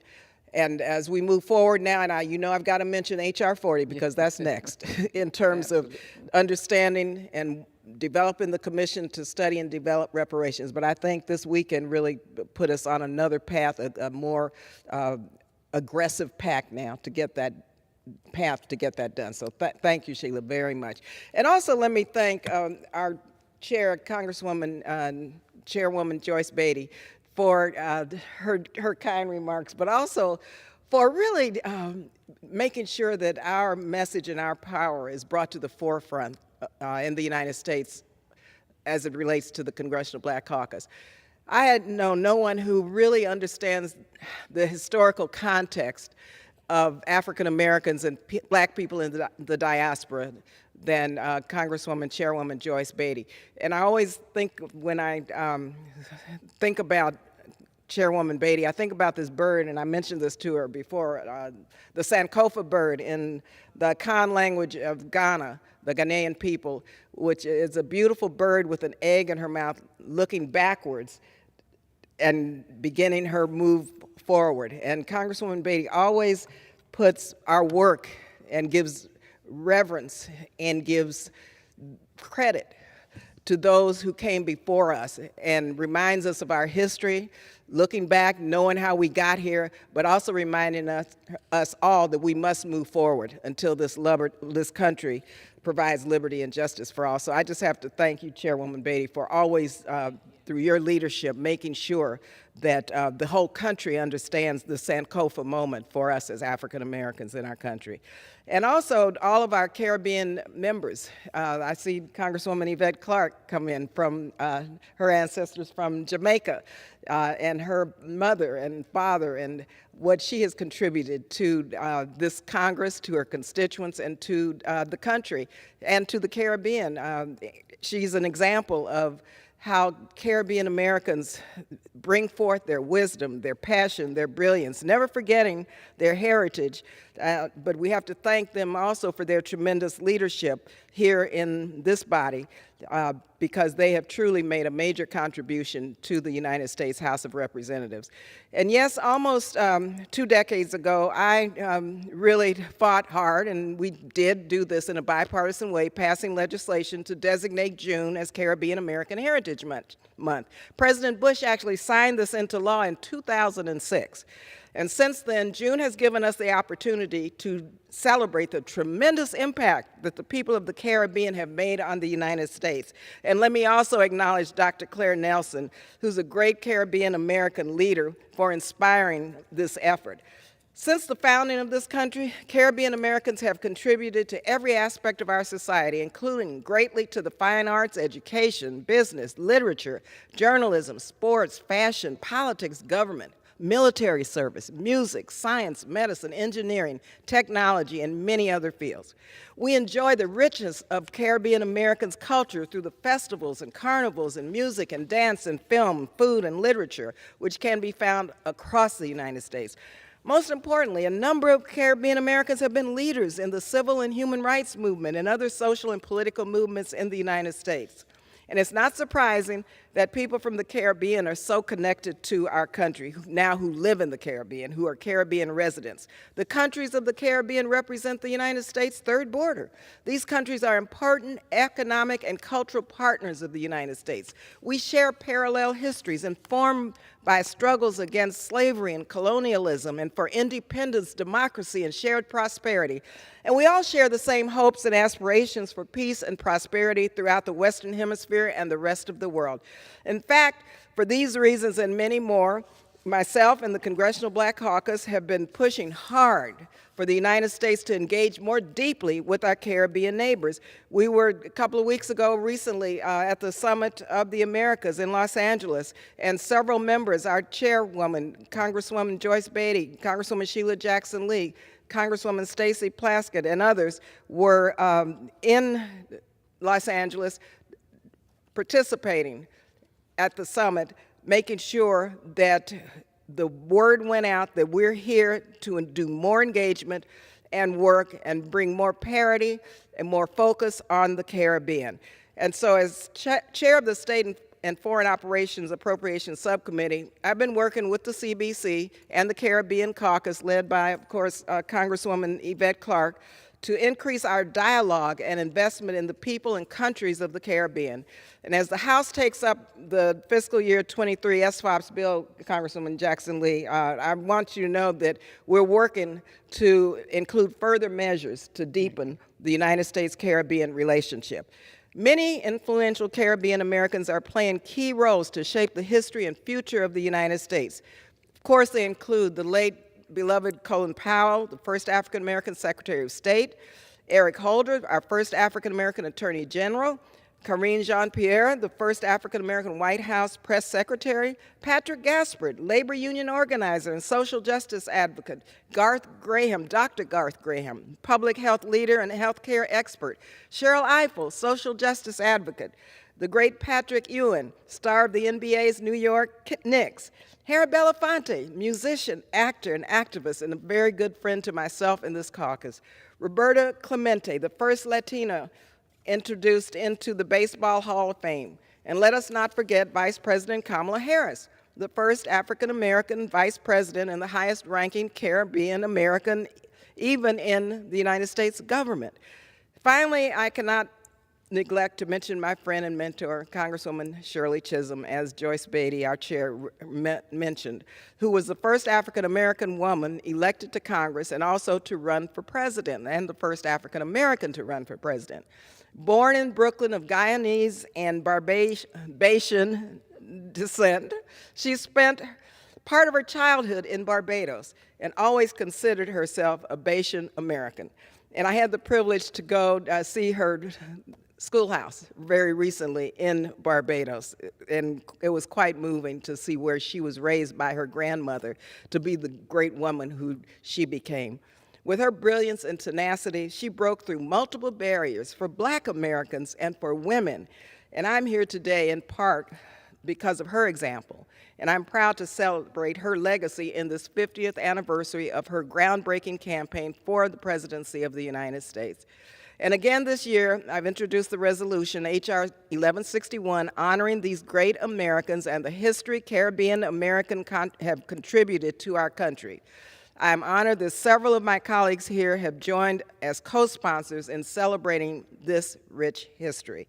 And so in closing, let us use this month of June to pay appropriate tribute to the breadth and depth of Caribbean American contributions to the United States, but let us also recommit ourselves to a closer and stronger engagement with countries in the Caribbean.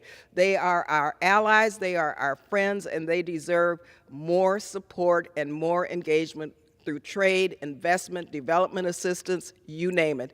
A lot to do to catch up in the Caribbean, but I think that this administration, I want to thank our Vice President and President Biden, and I want to thank the Congressional Black Caucus and our Speaker and many members here who have been so supportive over the years of increasing this engagement. And so we see a lot of progress, but we have a long way to go. So thank you again, and I'll yield back the rest of my time, and I want to thank you, Congresswoman Sheila Jackson Lee, for your leadership on so many fronts and by helping us educate the public about the unfinished business of America. thank the chairwoman for capturing so well the unfinished business as it relates to the Caribbean and just overall, and thank her for being the leader of the resolution to establish Caribbean American Month that we now able to commemorate year after year after year. It is appropriate that you are the chair of the Foreign Ops Committee because you can have a very large voice on the changing of our treatment of the Caribbean, along with the leadership of our chair of the CBC and CBC members. Thank you so much for that. It is my privilege, of course, to now yield to the gentlelady who comes from Brooklyn, hails from Brooklyn, but has such a sizable representation of Caribbean Americans and is a senior member and vice chair of the Energy and Commerce Committee and the founder and collaborator of the Caribbean American Caucus here in the United States Congress, and has worked on a number of immigration issues that really impact our brothers and sisters in the Caribbean. I must say that just a few years ago, I think we were shuttling during the Christmas holiday. It seems like it was near the Christmas holiday, from the Hill to the World Bank, from the Hill to the World Bank, trying to work on redoing the treatment that they were giving to Jamaica. Thank you for that leadership, and I was pleased to join you in that effort, and we were successful. So I now yield to the gentlelady from New York, and I better say Brooklyn, New York, Congresswoman Yvette Clarke. Let me thank the gentlelady from Houston, Texas, Congresswoman Sheila Jackson Lee, for anchoring us this evening as we commemorate Caribbean American Heritage Month. Let me acknowledge our chairwoman, Joyce Beatty, and of course, Barbara Lee, Congresswoman Barbara Lee, who speaks for me. Mr. Speaker, I rise today as a proud Caribbean American, and on behalf of my fellow Americans of Caribbean descent, in celebration and in recognition of the National Caribbean American Heritage Month, good evening. Let me take this opportunity to thank Congresswoman Barbara Lee for her vision in establishing this designation of Caribbean American Heritage Month in June of 2006. I rise today to honor the tremendous contributions Caribbean Americans have made and continue to make in the building of our great nation. Mr. Speaker, our contributions are not just reflected in the tapestry of American culture, they are brightly reflected in the heritage of this nation's first woman vice president, Kamala Harris. And it is reflected in the first African-American woman to serve in Congress, my predecessor, the Honorable Shirley Chisholm.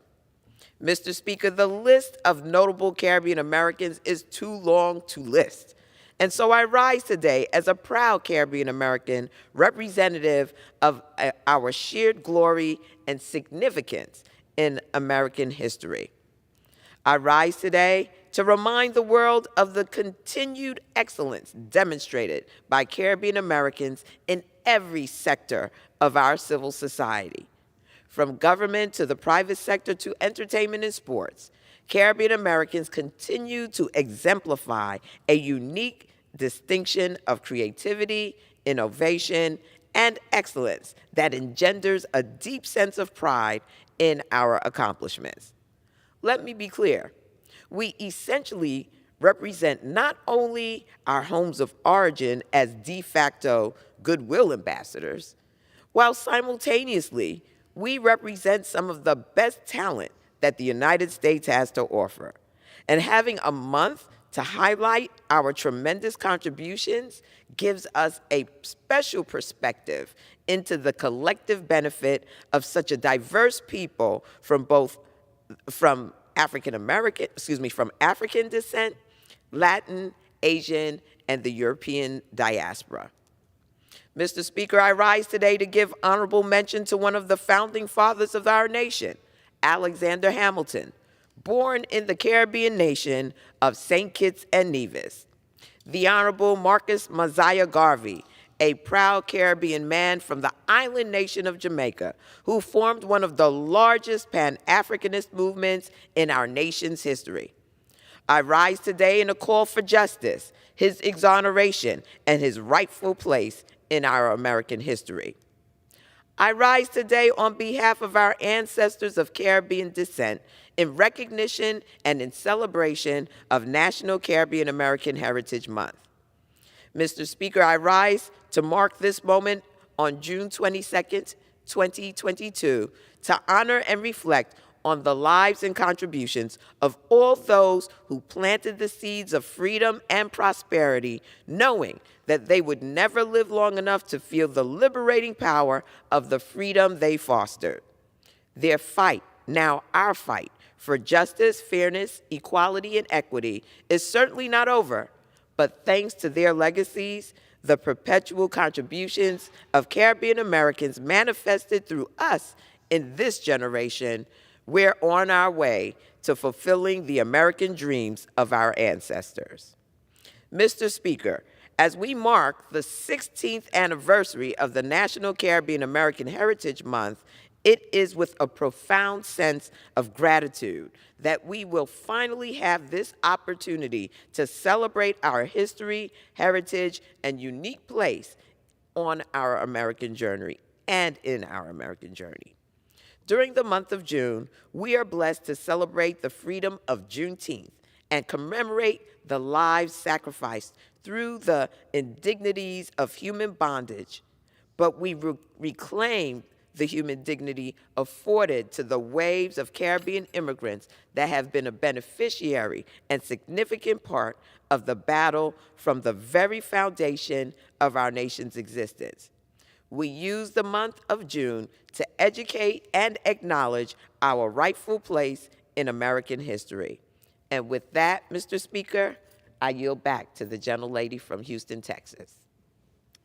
I thank the gentlelady from Brooklyn, New York. What a powerful display of the richness of the Caribbean, the family connections, her pride for this wonderful opportunity to speak about the people in the Caribbean. And so I'm very grateful to you for relating both your familial connections, but your predecessor. So we all have stakeholders in Shirley Chisholm. I guess my pride is, as a very young person, having introduced her at a church program and then as a lawyer at a lawyer's program. So those moments were very special, and working in her district for, you might remember her, Carol Bellamy, and getting to know and be around her during that time. I am delighted to make mention at this point of Representative Jamal Bowman, who will be presenting his statement into the record, a very strong new member who has exhibited such leadership. He will be one of those that will submit statements into the record, along with Representative Sheila Surface McCormick. She is from Haiti, and she will likewise present her statement into the record. I will proceed now to make my concluding remarks as I celebrate the Caribbean American Heritage Month. And I do want to thank Congresswoman Barbara Lee for H-Conres 71, I think was introduced at that time in 2006, and she's done that every single year. And she's made the Congressional Black Caucus better for being worldly enough to acknowledge the connection. And I want to build on what you have said, Congresswoman Lee. As a member of the Homeland Security Committee, we considered the Caribbean just a few years back after 9/11 as the third border of the United States. And it had key importance for the role it played in the security of the United States. We have not continued that, and I believe as we look to re-enhancing our communications and collaboration with the Caribbean, it is to recognize the important role that they are in securing America and securing the Caribbean, and the work that they've done with our military, but also our drug enforcement in a way that protects them and protects the United States. Millions have immigrated from the Caribbean to the United States since our nation's founding. Congress should continue to recognize the important contributions of the Caribbean Americans to our nation's history and their role in our nation's future. Those were the words from that legislation and from Barbara Lee as this bill was introduced. Today, we celebrate the vibrance and diversity of the Caribbean American communities, as well as the strong ties reinforced between the United States and our Caribbean neighbors. We certainly recognize Cuba and know that there are immigration policies that apply to Cuba. I think at this point I want to make sure that all of us in the Congressional Black Caucus continue to work on the issues dealing with Haiti in particular. The natural disasters, the issues of democracy, the fact that they are a strong and resilient people, that they have many, many needs.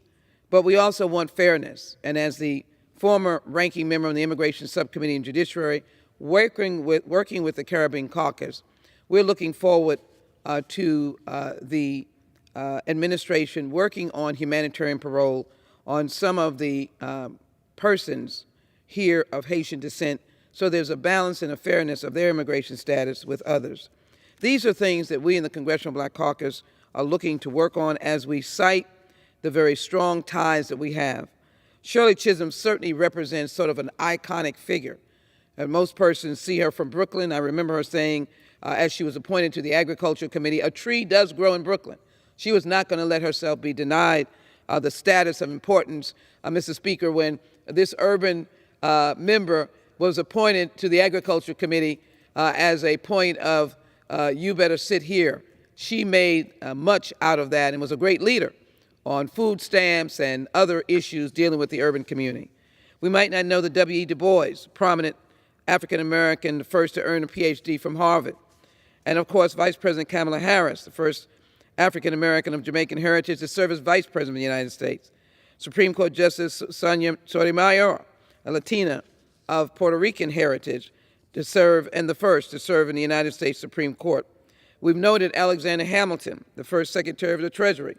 James Weldon Johnson, the writer of Lift Every Voice and Sing, and a key figure of the Harlem Renaissance. I can assure you that he was very prominent. This song was very prominent during the Juneteenth celebrations. Gloria Estefan, one of the best-selling female artists of all times from Cuba, with the hit songs Conga and The Rhythm Is Going to Get You. And then a name that we might not be familiar with, Bad Bunny, Spotify's most streamed artist and album globally of 2020, and the first time a non-English language music artist topped the year-end list. The history, however, of the Caribbean is many. It is filled with natural resources, natural beauty. It is a perfect, along with CARICOM, a perfect partner to the United States.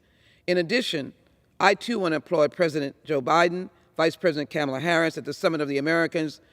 We understand, as we were participating as members of Congress with Speaker Pelosi, that there was an outstanding meeting that went on with CARICOM to re-cement the relationship between the Caribbean and the United States. That is important because, as I said, natural resources, natural beauty, a third border against terrorists and against other aspects of danger to the United States, but a partner so that the Caribbean is secure as well as the United States. A bastion of democracy. That's why we must continue to fight for Haiti as it restores itself, rebuilds itself. We met with the Haitian president there to try to find a pathway for that country to restore itself.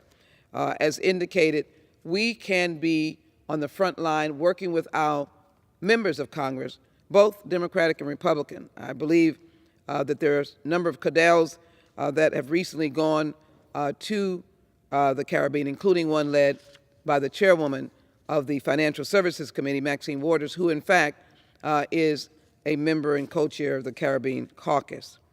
But as we study the history, let us realize there is much more synergism than one might imagine. Because as we celebrated Juneteenth, it is important for America to remember that slaves were also in the Caribbean. It was a tragic experience, Over 40% of all Africans who were enslaved was sent to the Caribbean islands, estimated at 5 million enslaved Africans beginning as early as the 16th century. Within the Caribbean, the death rates of enslaved populations were extremely high. It was very hot, and there were a lot of insects, if I might say, that took a toll on many, but they kept on surviving, with untold numbers, however, suffering from inhumane working conditions. However, the rise of abolitionist movements, coupled with anti-slavery sentiment and several military and political crises, sowed the seeds for prohibition against slavery in the Caribbean countries. In fact, I believe Haiti was one of the first free countries, independence, secured independence from France at a very, very early stage. We honor Caribbean heroes who rebelled against slavery, which led to official emancipation in Anglophone countries in 1823. Major revolts that shocked the world indeed: Tacky's Rebellion in the 1760s in Jamaica, the Haitian Revolution, Verdun's Revolution in the 1790s in Grenada, the Barbados Slave Revolt of 1860, and the Slave Revolt in Jamaica led by Sam Sharp. What a unique difference in experience, but yet there was slavery. Emancipation was achieved because of the movements and the legal efforts within respective Caribbean countries. And so those revolts inspired the abolitionists in the United States. The parallel histories of Caribbean countries and the United States are rooted in oppression and the ongoing struggle for lasting true liberation, justice, equality, and freedom. What is good about this discussion is to reflect on the fact that those enslaved Africans that were in the Caribbean are now their descendants, are the heads of state of all of the Caribbean countries, and are leaders in the CARICOM. This is an important partnership for the United States, and it is one that we must utilize and teach our children. We embrace them as our ancestors who suffered in hopes that future generations would not, supporting their children so that a time would come when freedom would reign. We now have the responsibility, as we deal with the Caribbean, to reflect on the Caribbean immigrants who have come here to the United States. It has already been noted of how they have achieved and succeeded. We mentioned members of our caucus who are members of the United States Congress who have that heritage. Since 1820, people of the Caribbean descent have immigrated to the United States. We want to make sure that the process is fair. We want to make sure that these individuals are not deported randomly. As I said, we hope to have a response to the Haitians as to the Cubans. Those who come from Cuba and have the wet foot, dry foot effort. That is not Haitians. We see them being deported from the Mexican-U.S. border. That is not fair. We've had a relationship with Haiti for centuries. Haiti fought alongside of Americans in the Revolutionary War. They came to be at our side. Since 2000, the population increased 26% to 3.7 million Caribbean Americans in 2010 and grew another 18% to 4.4 million in 2017. Today, there are 13.4 million Americans of that heritage, always hardworking, ready to serve in the United States military, and often found at the front line of aid here in this country. The fight reached its apex with the Haitian Revolution in 1804. As I indicated, the fight did not end with Britain's Slave Trade Act of 1807 that sought to abolish the British slave trade. The point of my comments is to make sure everyone knew that they were always fighting for justice. They were fighting for equality, and their histories are worth studying. I do want to draw to our attention the connection of H.R. 40, the Commission to Study Slavery and Develop Reparation Proposals. Juneteenth, healing, restorative, repair as well. Know the story. And I can tell you across America, I heard one colleague, if I might, from Chicago who said there were so many moments of celebration. Our majority leader indicated in his own home state, there was one event, Mr. Speaker, that had 6,000 people celebrating Juneteenth. It warms my heart. It was a decade-long fight, and here we are today, really in the eye-opening experience of what Juneteenth. I had the privilege of speaking at the Ashton Villa, the place where General Granger came to make that announcement of number 3 order, and to have as well the statute of Al Edwards, a state representative who was the first, probably in the nation, to drive a state holiday in the state of Texas. He achieved that more than 20 years ago. Being trained up under that kind of leadership, it was instilled in me that we should have a national holiday, a national Independence Day on the Juneteenth basis. And I'm so excited of the overwhelming support, unanimous in the Senate, 415 votes in the House, if anyone can imagine. And so as we talk about these issues, I want the world to see and the nation to see that over this weekend, the Juneteenth events all over the nation reflected people coming together from many different backgrounds. There was a degree of excitement. There was children there and families there. And our celebrations were focused around peace and unity, and they were focused around prayer. That is what we did in Houston, Texas, at the historic Antioch Baptist Church, founded in 1866 by Jack Yates. Can you imagine? Only 1 year after the Emancipation Proclamation that was issued in 1865, after 2.5 years when the South did not pay any attention to Abraham Lincoln's order, President Lincoln's order, that he had to dispatch this general, a West Point grad, a hero on the battlefield, to announce in Texas. I can remember the words. It seems like they're loud in my ears. To the people of Texas, I now declare that the slaves are free, and they are free to be able to achieve property. They are no longer property, and they're citizens of the United States. Slavery had not been abolished, but he indicated that the slaves were free and that they could maintain themselves as employer and employee. I would venture to say that even with that pronouncement, most of them uneducated had never heard the word employer, employee. It was master and slave. But the one thing they knew, they were not staying. They were leaving and going up the trail, Emancipation Trail, into the areas of Lamarck and Texas and Houston, a place called Freedmantown and Independence Heights. And they were going under the leadership of Jack Yates when they got to Houston, who bought in 1872 the first park ever bought in Texas. It was bought by freed slaves, and it was a place where the Emancipation Juneteenth celebrations would go for decades and decades and decades. That history should allow us to pass with ease the Commission H.R. 40 that has been percolating now since 1989, and the Commission to Study Slavery and Develop Reparation Proposals. It was modeled after the Civil Liberties Act that was passed in 1988 and signed by Ronald Reagan. We championed that for the Japanese Americans, and it was based on the internment that had happened wrongly of Japanese Americans, patriots who love the country, who were rounded up, belongings left, take what you can take, properties left to their own devices, if you will, and held in an internment camp. To this day, the Japanese American Association is a strong advocate for H.R. 40 because of the friendship and collaboration and the work we did. In particular, John Conyers, the late John Conyers, who worked with them and then introduced H.R. 40, the Commission to Study and Develop Reparation Proposals. I imagine most people would wonder where that name came from, and it came from General Sherman, who wanted to give 40 acres and a mule to the freed slaves. Unfortunately, this is what happens. Elections count. And the next president, after the assassination of President Abraham Lincoln, did not hold to that commitment. With that in mind, just to know that we have built this nation on that labor.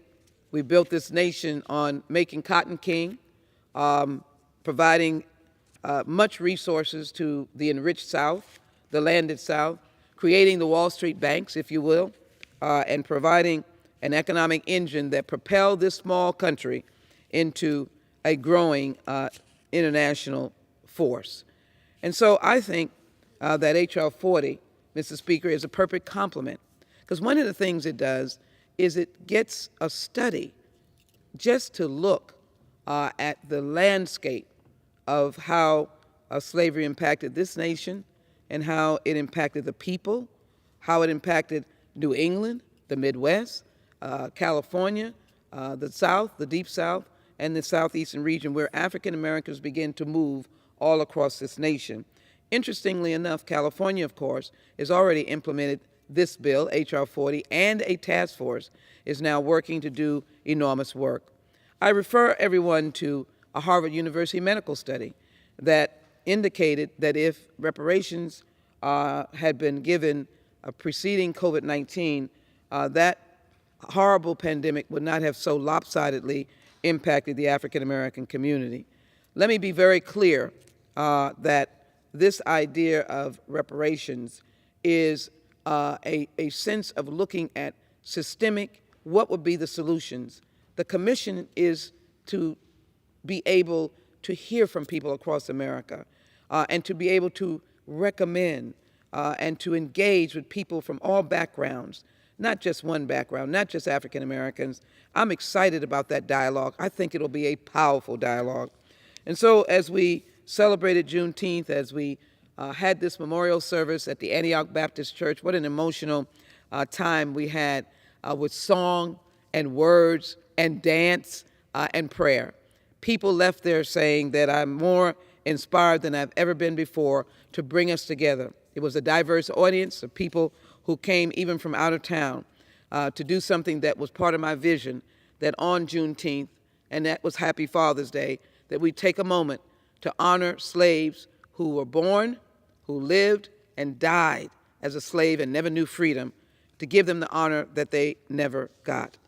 And so as I reflect in closing how this nation was built by immigrants and how it was built by the ancestors of African Americans today, I do want to continue to emphasize the members of Congress who have this wonderful heritage and to honor the late Shirley Chisholm, who both became the first African American woman in the United States Congress and as well became the first person to run for president. But as I do so, let me cite my relatives. Sybil Gooden, Willie Gooden, they excelled as leaders coming from the Caribbean, the Locketts, the Rashfords, and of course, my grandparents, Olive Clark Jackson, Albert Jackson, who built, let me say, who worked on the Panama Canal. And it was so powerful to go to the Panama Canal and see his name written there. It was an emotional experience. Eric Jackson, Alan Jackson, Charles Jackson, all served in World War II, and Ezra Jackson, my father, but his older brothers served in World War II. Elaine Oliver and Ollie Oliver, both of those individuals came and made great strides. Their son served in the United States Air Force, an outstanding daughter, but Elaine Oliver worked for me.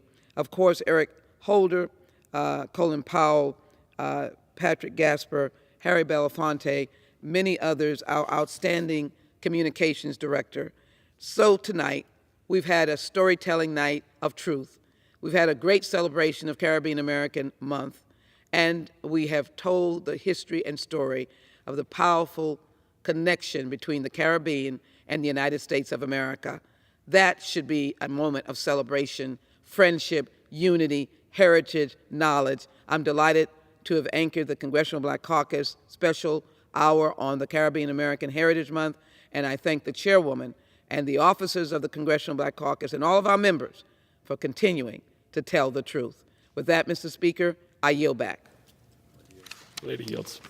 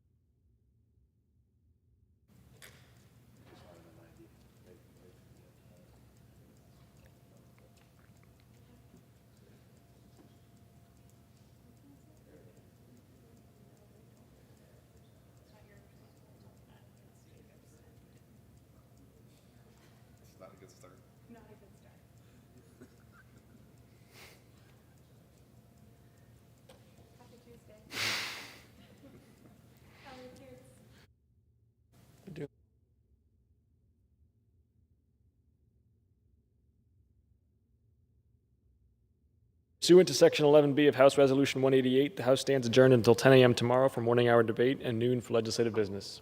House is adjourned.